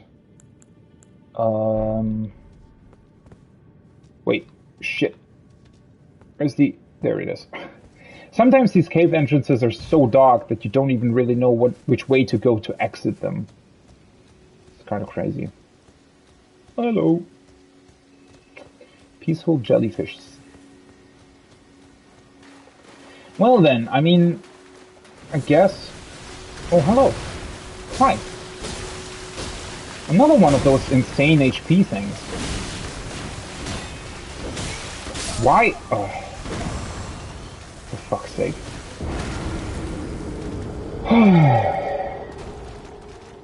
Yeah, I was trying to sort of roll forward, but it doesn't let you. You're sort of getting stuck between his head and his claw, and then he can just hit you the entire time. I did not expect one of these things to be here. So interestingly enough though, I still feel underleveled for this area. Somewhat. And, well, in a way, you know, that's actually sort of, you know, in a way, I feel like in order to defeat Godric, right? I mean, so I went through all of Limgrave, right? I went through all of Limgrave, I went through all of the Weeping Peninsula. Then I went back to Stormhill Castle and thought, oh yeah, so now I should be prepared to fight Godric. And with summons, I was, but on my own, I feel like I would have dealt, like, not enough damage. It still felt like, for whatever reason, Godric had too much HP for my current sort of level. And this, again, is just kind of strange. Why are there enemies with so much HP? I mean, I think this thing that just attacked me here, this shrimp-looking whatever it is, had potentially more HP than the boss that I just fought? At least it felt like it, to a degree. Yeah, how weird. What's up with that? I mean, But there's literally nowhere else I can go, right? I mean, Caelid is definitely too strong for me right now. And, well, Limgrave, I've already discovered everything. So I'm kind of at a loss as to why these enemies are so strong. Unless they don't necessarily want you to... Oh, I guess I was already here. Yeah, I already was. Unless they sort of want you to come back and deal with these things later on, and not right now. Which could be, you know, a thing.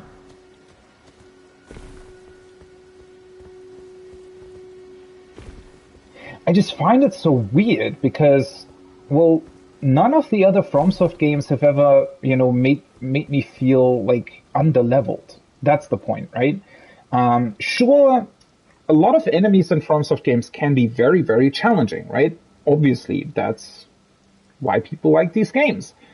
And that's fine in and of itself. It's just very strange to me that, well, for some enemies, not for all of them, right? Obviously, a lot of the Weeping Peninsula, for example, is a bit easier. Then there's other sort of dungeons that you sometimes find that are a bit on the easier side. But I still feel like, so far, I've always been somewhat underleveled for whatever I was trying to do. Sort of the bigger things, right? The actual challenging enemies, challenging bosses, whatever. I always felt like I was underleveled, that I didn't have enough HP, not enough attack power, all those kinds of things. And yeah, I don't know what's up with that. Is it just because I leveled weirdly, or like what exactly is sort of the reason for that? Also, I don't have, I'm still missing smithing stones, a whole lot of them actually.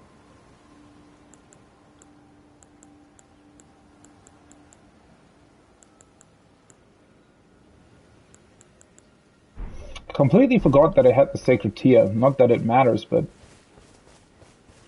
I guess let's upgrade our flasks even further.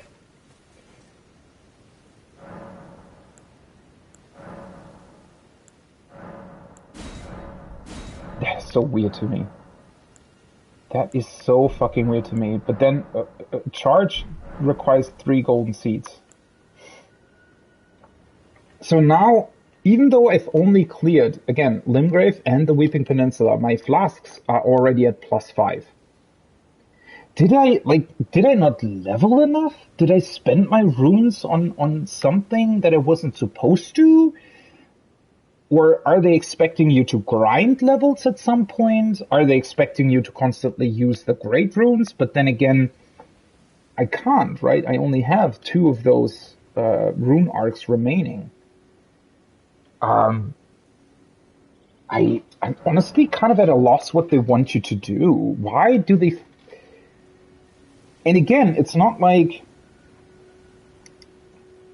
The game doesn't particularly feel challenging so much as, yeah, it feels like it's over-leveling you, which is sort of a really, really weird thing, right? With the other FromSoft games, as I said, it was always a case of, well, you know, enemies were really tough, right? Especially, let's say Bloodborne, or, well, Sekiro as well, right? When you fight an enemy for the first time, they're really, really tough.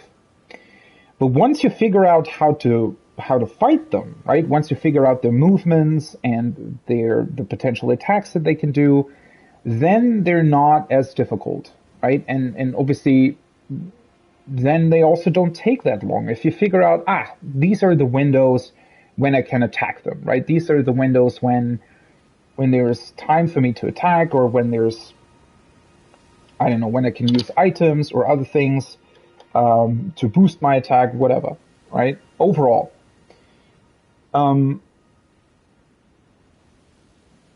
They always felt, I really don't know how to say it, but sort of, well, balanced, right?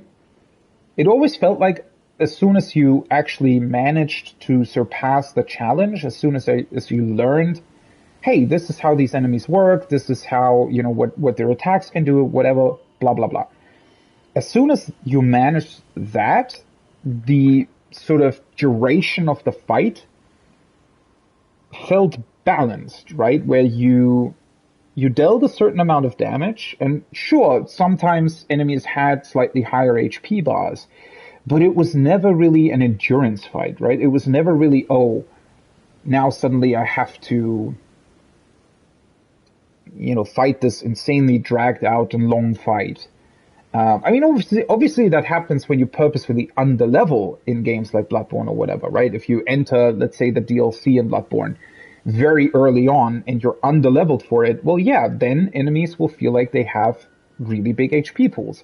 But that's exactly what you feel here, just with the difference that, well, I have to be here. There's literally nowhere else for me to be, because I already cleared everything else, except for Caelid, obviously, which is even stronger than the enemies here.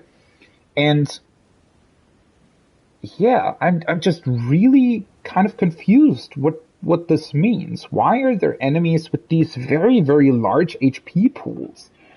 Are you supposed to figure out like specific weaknesses that they have, or have I leveled like weirdly? I don't think that I have. I mean, sure, I've sort of split up my points between faith and intelligence instead of going for one specifically, but other than that, I just leveled a bit of strength and dexterity to be able to use, well, the crossbow that I'm using, so I didn't really put that much points into that either. I didn't even really level endurance because I didn't really need to. I put a couple of points in vigor. But honestly, the game feels really, really weirdly balanced in a lot of ways. And again, it's this weird sort of difference that you go into this cave. Well, obviously I also had my spirit summon there, but had I not summoned him, yes, obviously the fight would have taken a couple of attempts, right? That knight clearly had a couple of pretty cool moves that he could do. So I'd expect that it would have taken me, I don't know, somewhere 5 to 10 attempts or something to kill him, potentially. Maybe a bit longer if, I had trouble dealing with the poison or the scarlet rot or whatever.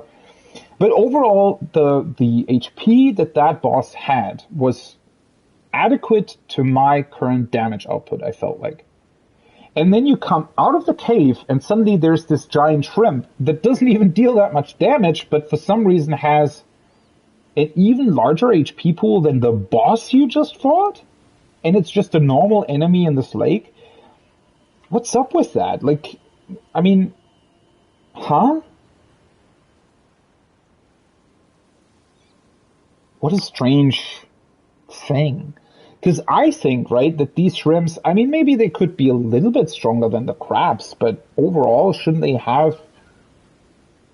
be fairly close in terms of how strong they are? What's up with that? I honestly don't know. I really don't know what to make of it. I really, really don't. But let's get another level, right? Let's get stronger. So I need 15,102. Okay. Not everyone can tell how good my wares are. You've a discerning eye, you have. Do I? Shit. What was it? 15,104 or something, right?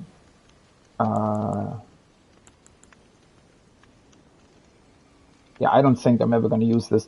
Unless, I should maybe use this to try and heal the spirit summons, huh? Now that you can get the legendary ones?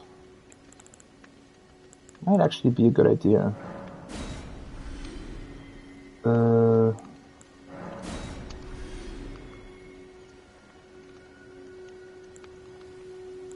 This is worth 20,000, holy shit. Huh.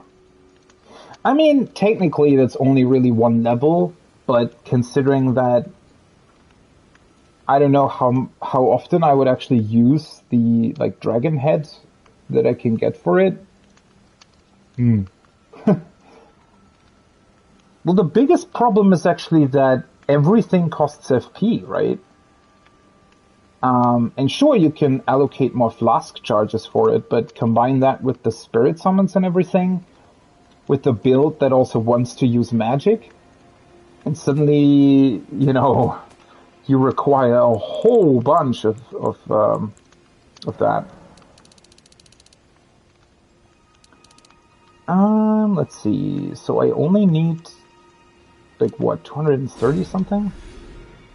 No, I need another 100. I still have a bunch of stuff to sell. I think I could maybe even get 2 levels, to be completely honest. So let's see. If I level up Mind, how much is that going to give me? What the fuck? Okay. Wait, so this gives me 106 already? Why is it suddenly so much? So that would give me the ability to summon the other legendary spirit thing as well, right? Maybe I should go for that at this point. Because I don't really have that much else to do, right? Yeah. So honestly, you know what I should do? I think at this point let's go for this one more point in Mind, and then I'm actually gonna level Vigor all the way to 20. Because I feel like I'm sort of, even though I feel like my DPS output is the bigger issue, considering how much enemies sometimes deal to me, I feel like, putting some actual points into Vigor will help me a lot in the long run. I think it's the point where I should really go for more vigor. And then once I've done that, I can always, I can invest more points into Arcane and Faith.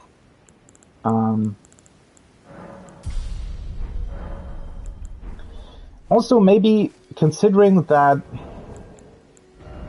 maybe at some point I actually should just grind a couple of levels. I don't know what it is. Well, the problem is that the game's not really fun if you're constantly up against enemies that have huge HP pools, right? So that cave, for example, that I was just in, the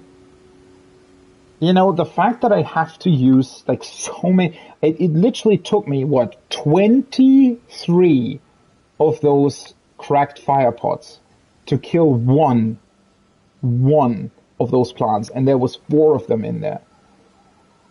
And as I said before, you don't necessarily have to kill them, yes, but still, I feel like I should be able to at least.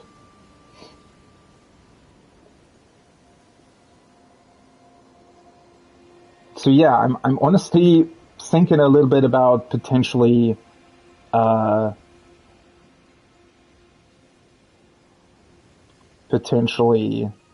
grinding levels, at least a little bit. I mean, I am level 51, but I don't know. It's really, really strange.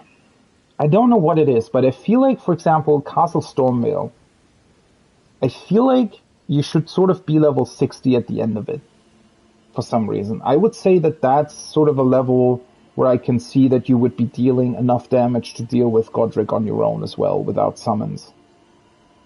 Because otherwise the fight's just gonna take insanely long, isn't it?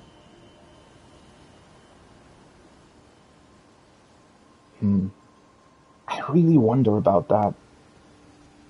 I mean, I haven't really... At some point on, obviously I want to go back and watch other playthroughs and stuff and want to see what those people did, right? And how they handled these situations and what they leveled, because I honestly feel like there's something weird going on in terms of how the game is balanced. I feel like I don't know, either I chose like a very, very bad weapon, or you really shouldn't maybe put points both in intelligence and faith.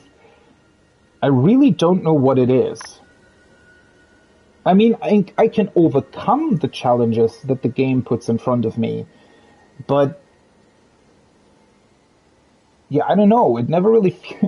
it feels just weird, because I'm constantly I'm constantly swapping between enemies that are way too strong for me, right? That have insane HP pools where it takes ages to take them down, and other enemies where I can, like Spirit Summon, for example, that suddenly become incredibly easy, especially when I can then also attack from range, for example. So it's this weird... I don't know. I don't know if that's just because the game's badly designed and it isn't like it doesn't really handle this whole spirit summoning stuff properly. Or maybe it's because I have like a weird build or something. I really don't know what to make of this. It just feels awkward, to be completely honest. Oh well. 15,682. Let's grab 15,682. Because I do have a bunch of stuff that I should be able to sell. Do I want to keep these? I mean, potentially. It's definitely like a lightweight version. They have... Oh, I just noticed. So the normal trousers also have very high resistances.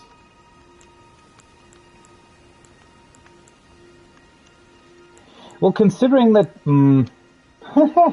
maybe I want to keep the cloth things more so than the sage stuff.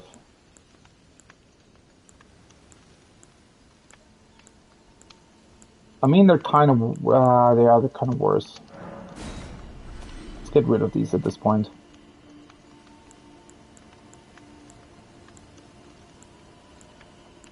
Oh, these are much heavier. Interesting. I can get rid of these ones then, though.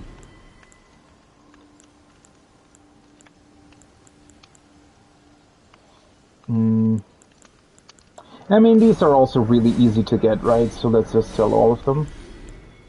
Don't really need to keep them. Same goes for these hoods. The Guardian Mask.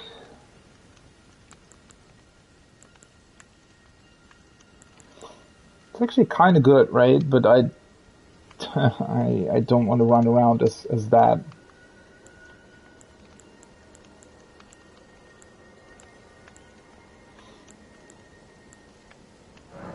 Let's get rid of this one.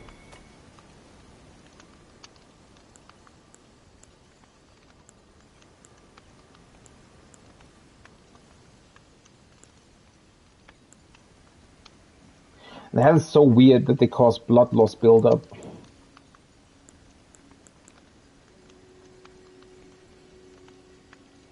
Well, I mean, at this point, I kind of know what they're about, right? And I also have this one, which looks way cooler anyway. So let's actually sell these two. I could also sell a couple of arrows, considering that I'm not using them, like, ever. It's just, well, these ones I can definitely sell. I mean, they're just pretty cool, I guess, right? These different variants of arrows. That's why I don't really want to get rid of them. What's one straight sword? I actually have two of them. Let's sell one. Sell the short sword as well.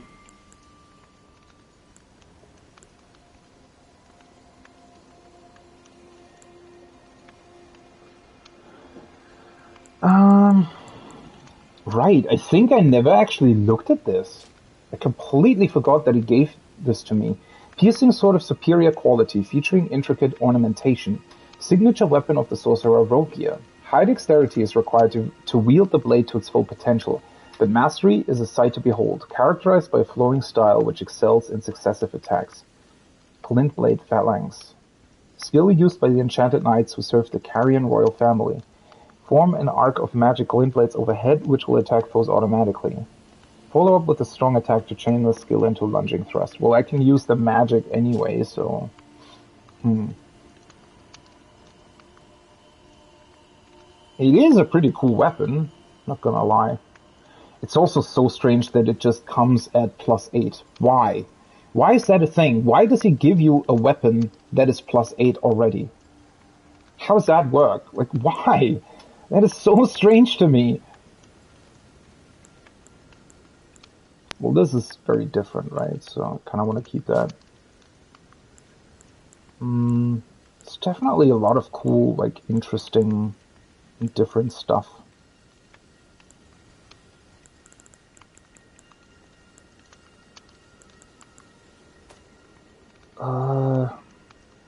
Do I have, like, a double one at this point? No. I don't think so.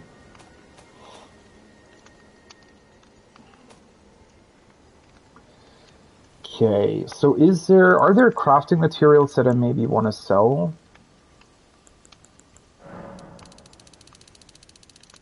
At this point, I think I should maybe, like, aim for having, let's say about 50 of each in my inventory.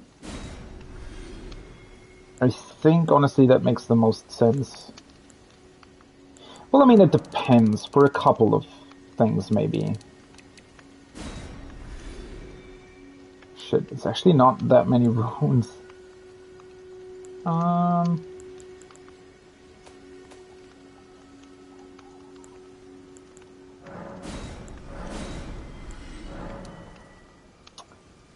Yeah, well, shit. It's actually, yeah. It's a lot less than I thought it would be. Oops.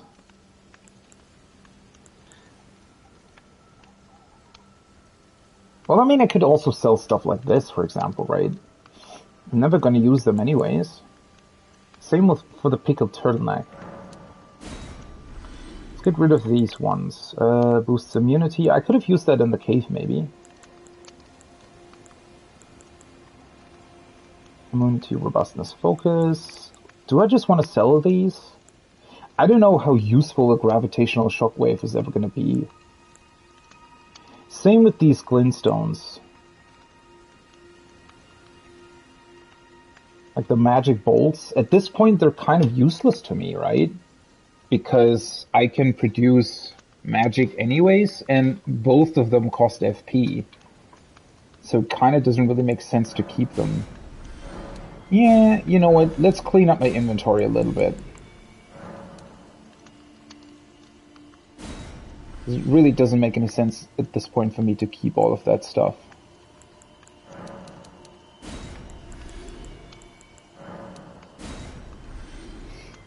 How much do I need? Like 15,000 something? And I think I only really need 5 of these, right?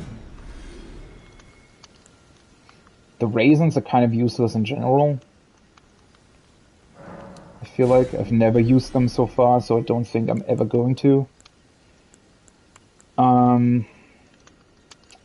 Do I have other... I mean, the grease I kind of want to keep, right? I could sell these ones. I don't know if I'm ever going to use those. Although, at this point, I've never tried them, so maybe they're actually fairly beneficial. Throwing daggers I'm still going to keep as well. What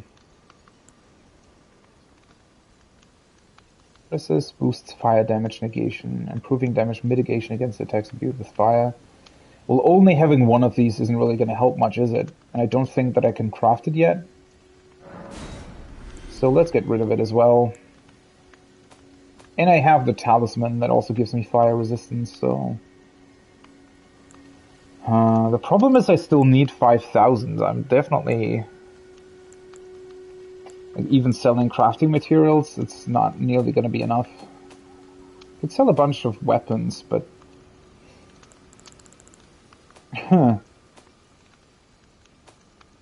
actually also not going to help that much.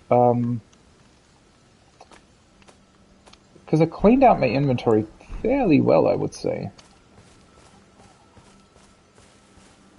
Do I just want to maybe...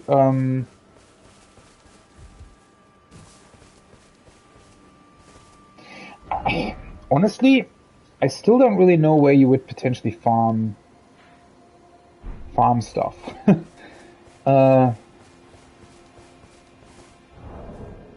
Let's see. Can unequip.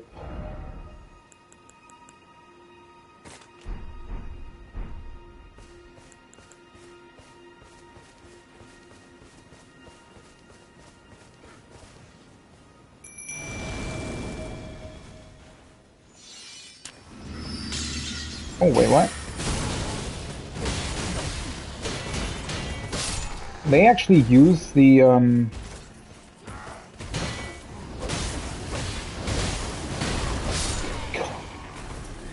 Holy fuck, man.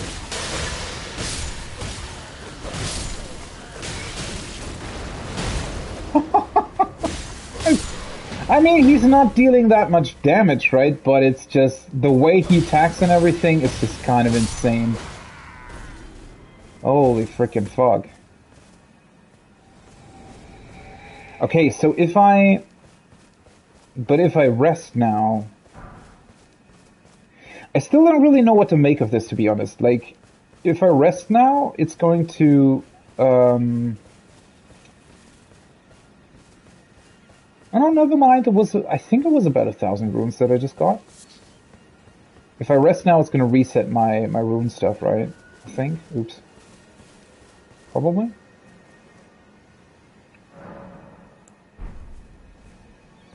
No, never mind. The effect is still active. Okay. Well, that's kind of cool. Still a little bit annoying in terms of farming, I feel like, but... Well...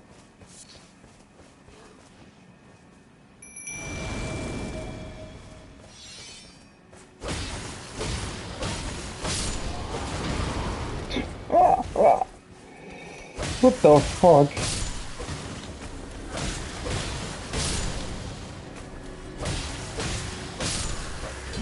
Well, I'm not missing that much, right? But I do think that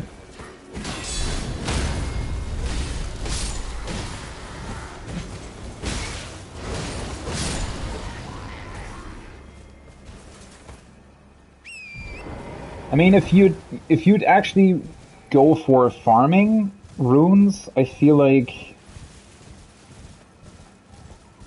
you'd need more enemies somewhere.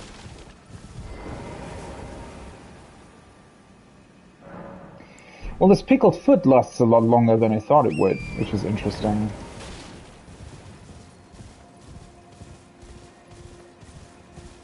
At least items like this are finally worth something.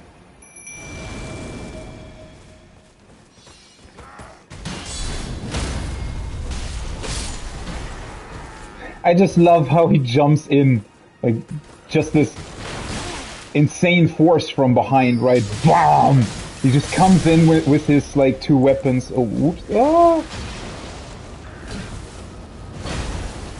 Thank you. Please help me. That dealt a lot more damage than I thought it would.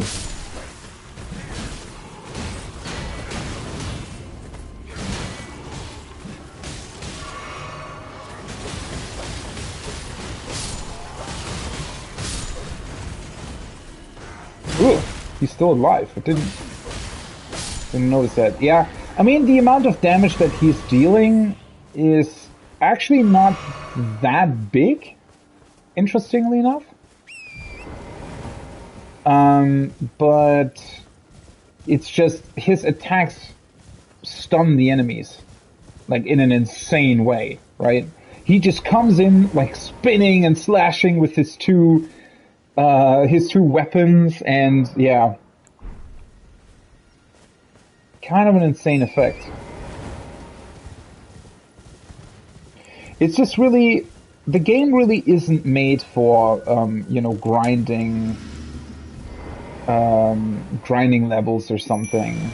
I feel like, first of all, I don't think that it has, like, too many, I guess, options to actually do that, right? I don't think that the game has enough, like, actual, I guess, places where you can properly farm stuff. Ooh. What? Wait, what? They're throwing stuff at me so that I can't heal. Did not expect that they would have something like this.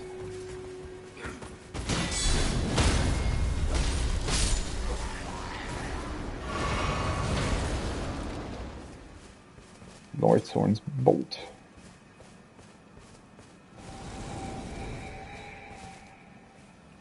But yeah, I mean, you can definitely farm if you want to, but it's certainly not the most engaging thing ever.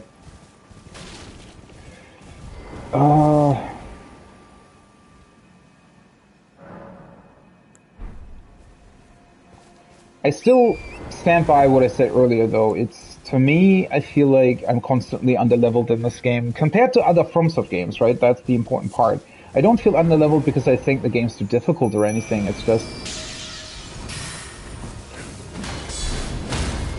compared to other FromSoft games, the sort of the way you level and the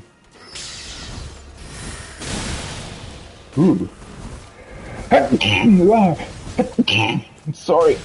Fucking hell.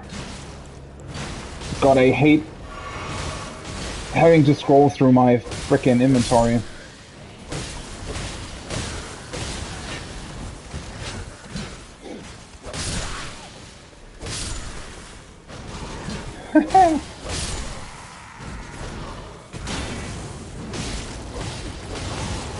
Yeah, I think it's because he's using these storm attacks, right? These storm stomps or whatever the fuck they're called. That's what makes him so insanely strong. Because he's, like, the damage that the summon is dealing isn't that high. It's just that it's stunning the enemies and creating very large openings for you. Just pretty cool.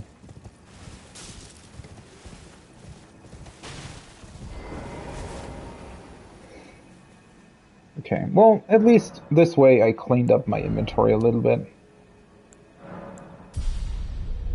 More point into vigor.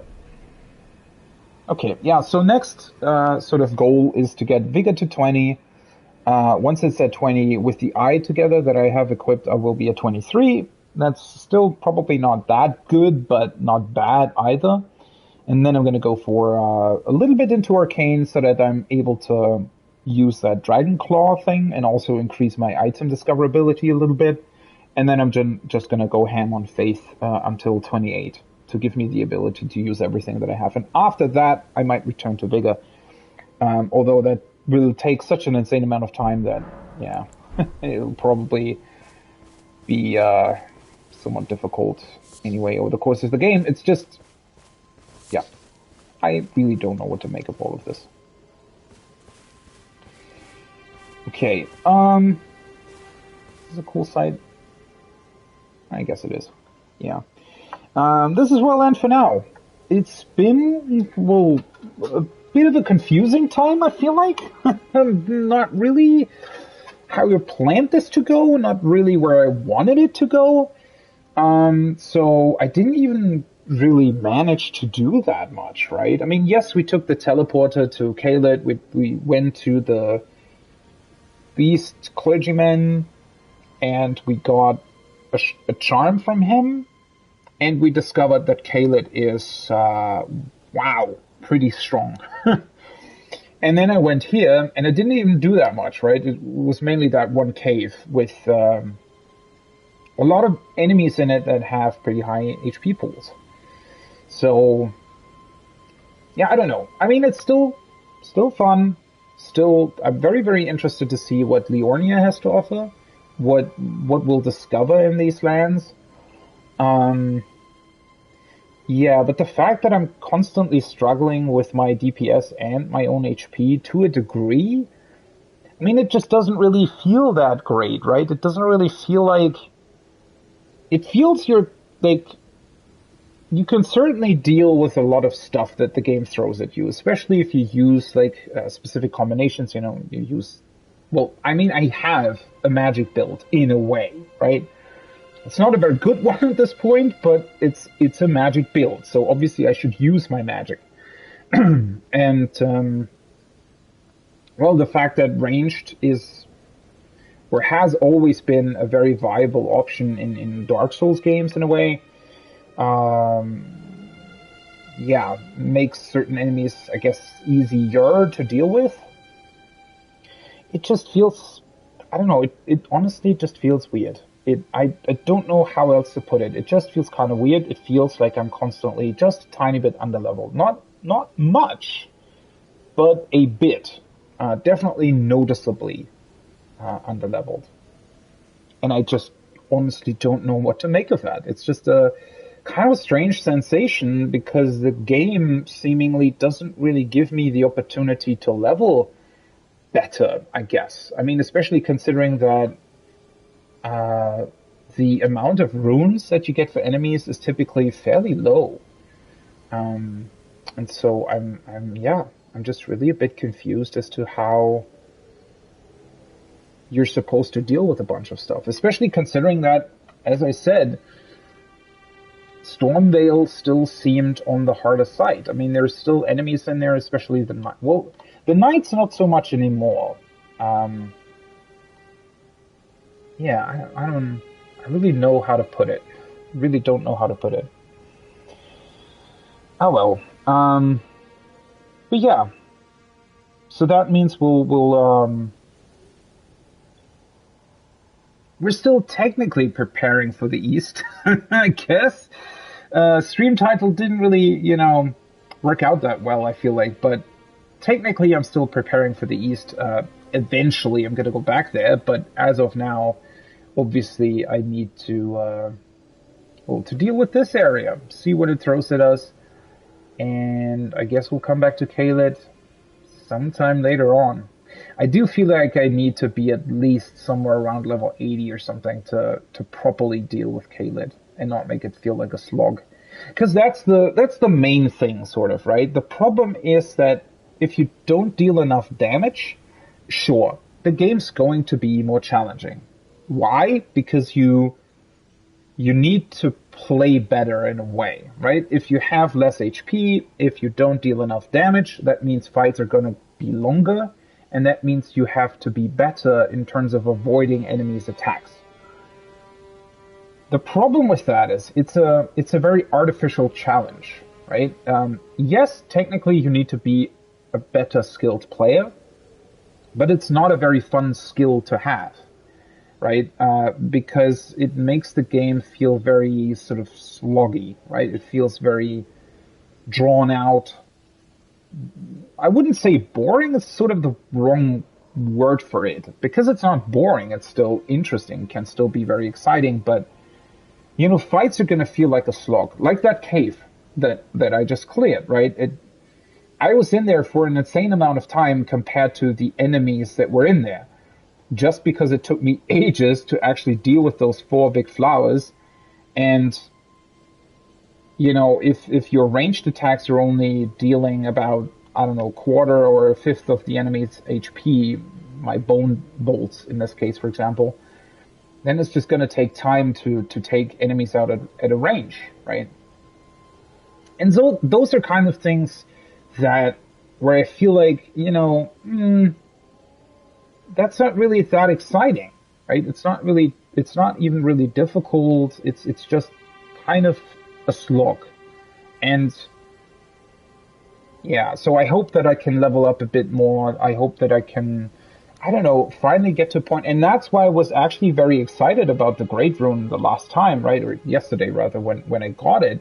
Because I kind of hoped that it would have been a somewhat permanent effect. I mean, I had definitely, you know, an inkling that dying will reset it. But I had hoped it wouldn't, because that would have meant that the Great Rune would actually be like a very, very significant sort of upgrade to your character progression, right? I mean, it felt like it was weird because it just gave you so many levels technically at once that the fact that it even displayed your levels still was just kind of weird, right? Because again, the Great Rune, if you use the Rune Arc, it literally gives you 40 levels at once. 40, right? But only until you die. And I don't know. That's another, like, very, very weird thing and decision, I feel like. Because, as I said at the beginning of the stream, now the Great Rune's practically worthless to me. Because I don't want to activate the Rune Arcs. Well, first of all, I only have to. Second of all, I'm gonna die. Right? That's just how this game works. You're gonna die. Through a multitude of different things. Not even necessarily because enemies kill you, but just because, well, at some point you are going to die. And losing that again just feels bad, right?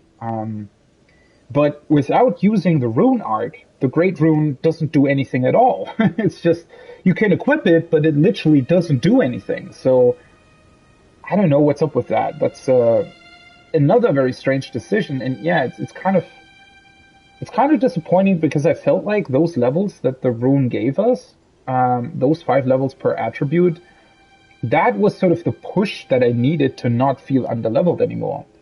But yeah, I don't know. Oh well. We'll see how the game progresses next time. We can go through this area now. There's a whole bunch of new stuff to discover. Hopefully it's not a slog as much as that cave was. Hopefully there is going to be a bunch more exciting stuff here as well. I mean, the boss enemy was pretty cool, although he was, you know, I was kind of surprised by how strong the legendary Ash was that I summoned. I didn't expect that. But he was still a cool enemy. It's just the cave in front of it wasn't very exciting.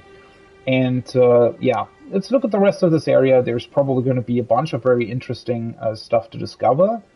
And, well, at the same time, I do feel kind of weird being somewhat close to the capital already, even though I feel like I've only really cleared the starting area. Then again, I think the game only has 5 areas, right? I think. But I don't know. It's going to be interesting to see how those play out. It's going to be interesting to see whether or not Caelid is actually supposed to be the last area, or if it's, I don't know. It's going to be very interesting. Visually, I do think that this area is probably going to be the most interesting one. I mean, well, not necessarily. Depends on how the capital turns out in the end, but I very much like this like swamp in the middle, surrounded by these, rock formations, and then in the back you have the academy on the mountain. Looks pretty impressive, to be honest. I'm obviously not the biggest fan of Caelid. It's a cool area, don't get me wrong, but running through this rotten land the entire time is going to be pretty draining, right? And sort of looking back on Limgrave, there's a bunch of interesting stuff there to be, definitely. I do like a lot of the things that you can find. I like the Mistwood, I think. Parts of the Weeping Peninsula were also pretty awesome. Well, obviously a bunch of sort of catacombs and caves and these like smaller dungeons that you can find are pretty great. A couple of boss enemies I thought were good, although so far I still haven't found a great boss in this game, unfortunately. But I also think that the area itself, like Limgrave itself, isn't that exciting. It's a whole bunch of nothingness, essentially, right? The sort of little things here and there that you could find are interesting, but they're surrounded by a very bland landscape. It's the stuff in the background that makes it look interesting, right? And don't get me wrong, Stormvale Castle, sort of as a level, I think is pretty awesome. And the fact that you have this huge white bridge in the background, and areas like the Mistwood do, bring a little bit more excitement to the whole thing and do break up the monotony. But other than that, I feel like, unfortunately, Limgrave itself is a bit more on the boring side. Like, it has large parts which literally just these fields. They always look the same, right? It's a big grass field with these ruins in them, and then there's like a cliffside or something. And yeah, for large parts of Limgrave and the Weeping Peninsula, they're just not that exciting. Like, in and of itself, the normal landscape, right? What makes them exciting is what you can find in them.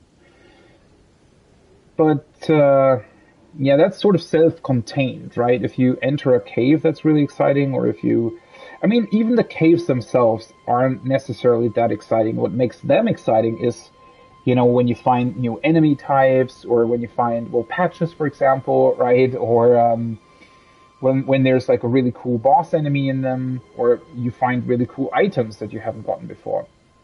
Those things are definitely interesting, but other than that, I think as a starting area, it's okay, but it does overstay its welcome as well. I feel like they should have made... I feel like the Weeping Peninsula should be visually more distinct to Limgrave. I think making the Weeping Peninsula a little bit, more rough-looking, maybe a bit more sort of sea-like, a bit more beach-like, right? Island-like, whatever that could mean, but, just making it look visually distinct from Limgrave, I feel like would have made the whole thing a bit more interesting. And, yeah. But then again, the game's just missing so much, right? It's just the fact that quest lines still aren't really quest lines. NPCs are kind of boring. There really isn't an exciting story at all. I'm still kind of looking for the story, to be completely honest. There are interesting bits and pieces here and there, but as I said before, I think your Finger Maiden should be pretty much accessible at every single site of grace that you find, and provide you with additional information about the landscape, or about where you are, about the caves, or whatever. I feel like the merchants particularly should have a bunch more interesting dialogue. I feel like when you meet somebody like Sir Kenneth, who then goes back to his fort, there should be just more people there, right? Why is he alone? Why doesn't he at least have a group of like 2 or 3 people that try to maybe build up the fort again? I mean, it's fine if you make your game, if you make NPCs a bit more scarce, right? I don't think that this game should be like, let's say, The Witcher or Skyrim with a bunch of friendly NPCs all over the place. I don't think, well, clearly this is not what they're going for, but I mean, for example, the merchant that sits in front of the fort, what if he would move into the fort once it's a safe place again, right? It would also be cool if the places actually changed visually, right? So once you clear out the fort and Kenneth moves back there, maybe they actually get rid of a bunch of the corpses, right? Maybe that huge beast thing, whatever they killed in the courtyard, isn't lying there anymore, right? And the whole place looks just a bit more lively. Maybe, you know, torches are burning again, or whatever, right? And, you know, maybe the merchant is suddenly there. Somebody like Bock, for example. I mean, Bock is just sitting at like a random site of grace. Why? Why doesn't he move, for example, into the fort? Right? Wouldn't that be cool to have the fort, for example, as some sort of, yes, we do have the round table hold, but why not make another place sort of similarly friendly and a place where you can come back to and it feels at least somewhat like a home or a place like a brief respite, right? I don't know. I mean, as I said multiple times, the world, well, very much on purpose, right, feels in a stasis. It's not moving anywhere, right? And that's, I feel like, also why things respawn the entire time, right? It's obviously it's meant to be like that, but it also means that it feels a lot less alive. It feels a lot less immersive, a lot less lived in. It just feels like this almost heavenly place or other dimensionally place. Is that even a word? And well, the problem is in the past FromSoft games, I feel like, you know, that was sort of fine. The fact that Bloodborne's world, for example, is this like crazy, it's much more contained though, right? In Bloodborne, for example, it's meant to be one night, right? It's meant to be one night, and the game tells you that very clearly. And even though there's a bunch of stuff with like pocket dimensions and dreams going on, to the point where you would never know, well, are we really in reality? Is this some kind of dream that we're living in, right? At the same time, it's still very much contained the whole time that you're playing through Bloodborne. It's you know, it feels like this one night of the hunt. And even though it can take a lot longer than an actual night, right? You know, it still feels a lot more contained. And the same in Sekiro, for example, right? In Sekiro, it's also, everything takes place in more or less one night, right? Or 1 or 2 days, something like that. And not only does the game visually tell you that, but it also, well, Sekiro, compared to the other FromSoft games, actually has a story that is taking place, right? And the world changes as the day progresses, right? It's not as dynamic as, you know, The Witcher, Skyrim, or whatever other RPGs, but it still works kind of well in the sort of framework that FromSoft presents you with. But the problem is here in Elden Ring, since now it's an open world and they have a dynamic day-night cycle, you know, it feels like the world should be much more immersive. It feels like the world should have much more to offer. But when you then create this open world, but use sort of the same basic idea as you do in like Dark Souls or Bloodborne, where the whole world doesn't really move on, it's sort of the same thing all the time, then yeah, it feels like you're sort of running through this big open space that is in this constant stasis. And that just creates this feeling of, well, as if you're not really progressing, even though I am progressing, even though I am, dealing with these bosses and uncovering all of these secret areas and getting all these items, and I may be progressing my character. At the same time, it feels like nothing else is progressing. And yeah, that makes the game feel somewhat, well, I don't want to say boring, because it's not boring. That's not what I mean. But it feels, it feels as if the game is sort of struggling to keep your interest, even though that also doesn't really convey what I'm trying to say, really. It's very, very hard to put into words, actually, because, yeah, that's not the problem that the game has. It's not that it's boring per se, because there's still a game there, right? There's still a game there that you can play. You can still, you can acquire materials, you can level up, you can sell stuff, right? You can fight enemies. All that stuff is still there. So in that regard, it's not boring. But those are all gameplay elements, right? Those are all things that are clearly the game, right? The things that you interact with. But there is nothing more. Literally nothing. Absolutely nothing. And so everything you do feels kind of hollow, right? Everything, even though you're leveling up, you're finding items, blah, blah, blah. All of that just feels sort of meaningless and hollow, right? And it can be as good as it wants to be. It's not even like it even struggles at certain points, right? I still think that, at least as of now, Bloodborne and Sekiro are way, way better games. Way better games, right? In terms of the gameplay and a lot of other stuff. Balancing is a big point.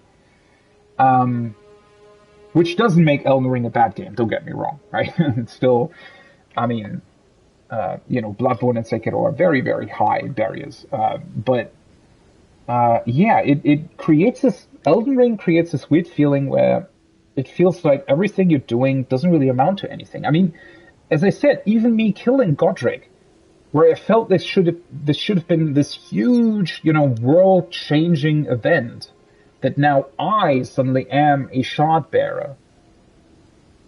But it didn't do anything. The rune that I got means nothing. Absolutely nothing. It's a symbol that is on my UI, but that's it.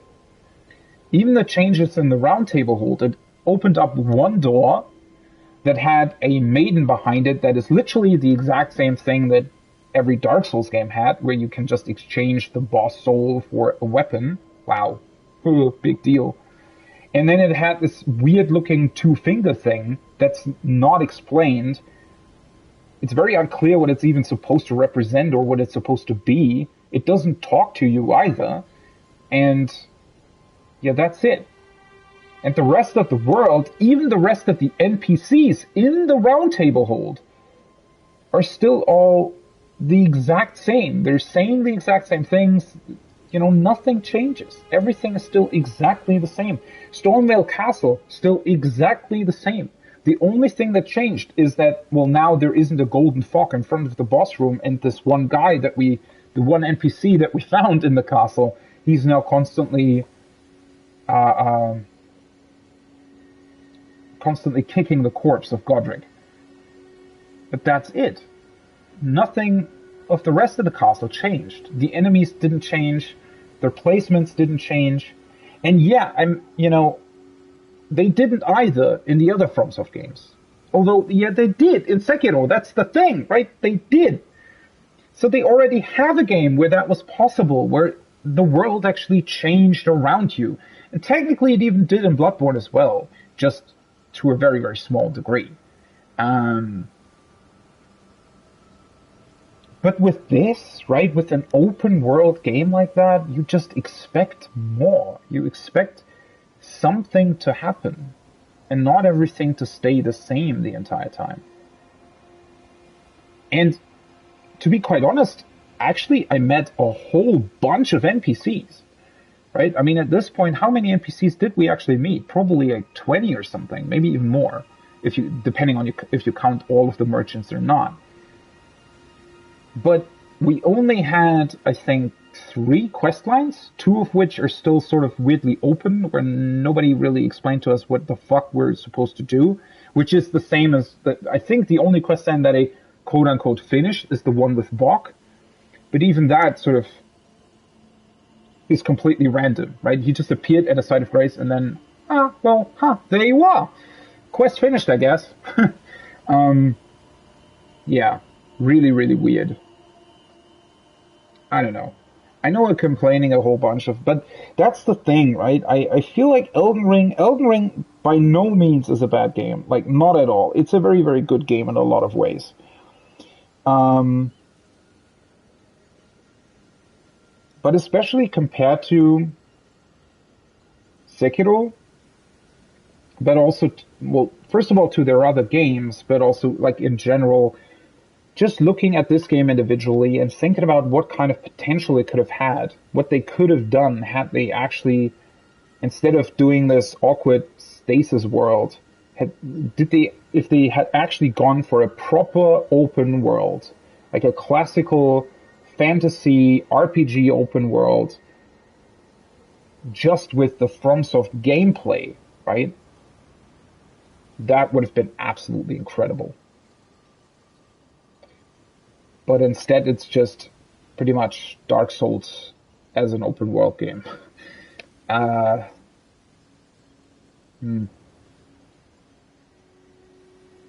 didn't really expect that much more, to be honest. I didn't really have any kind of expectations towards Elden Ring. It's just, seeing how much potential it has, and nothing of it realized is... I know that I want something different out of this game than a lot of FromSoft fans, I guess. And I don't really want to take their game away either, but...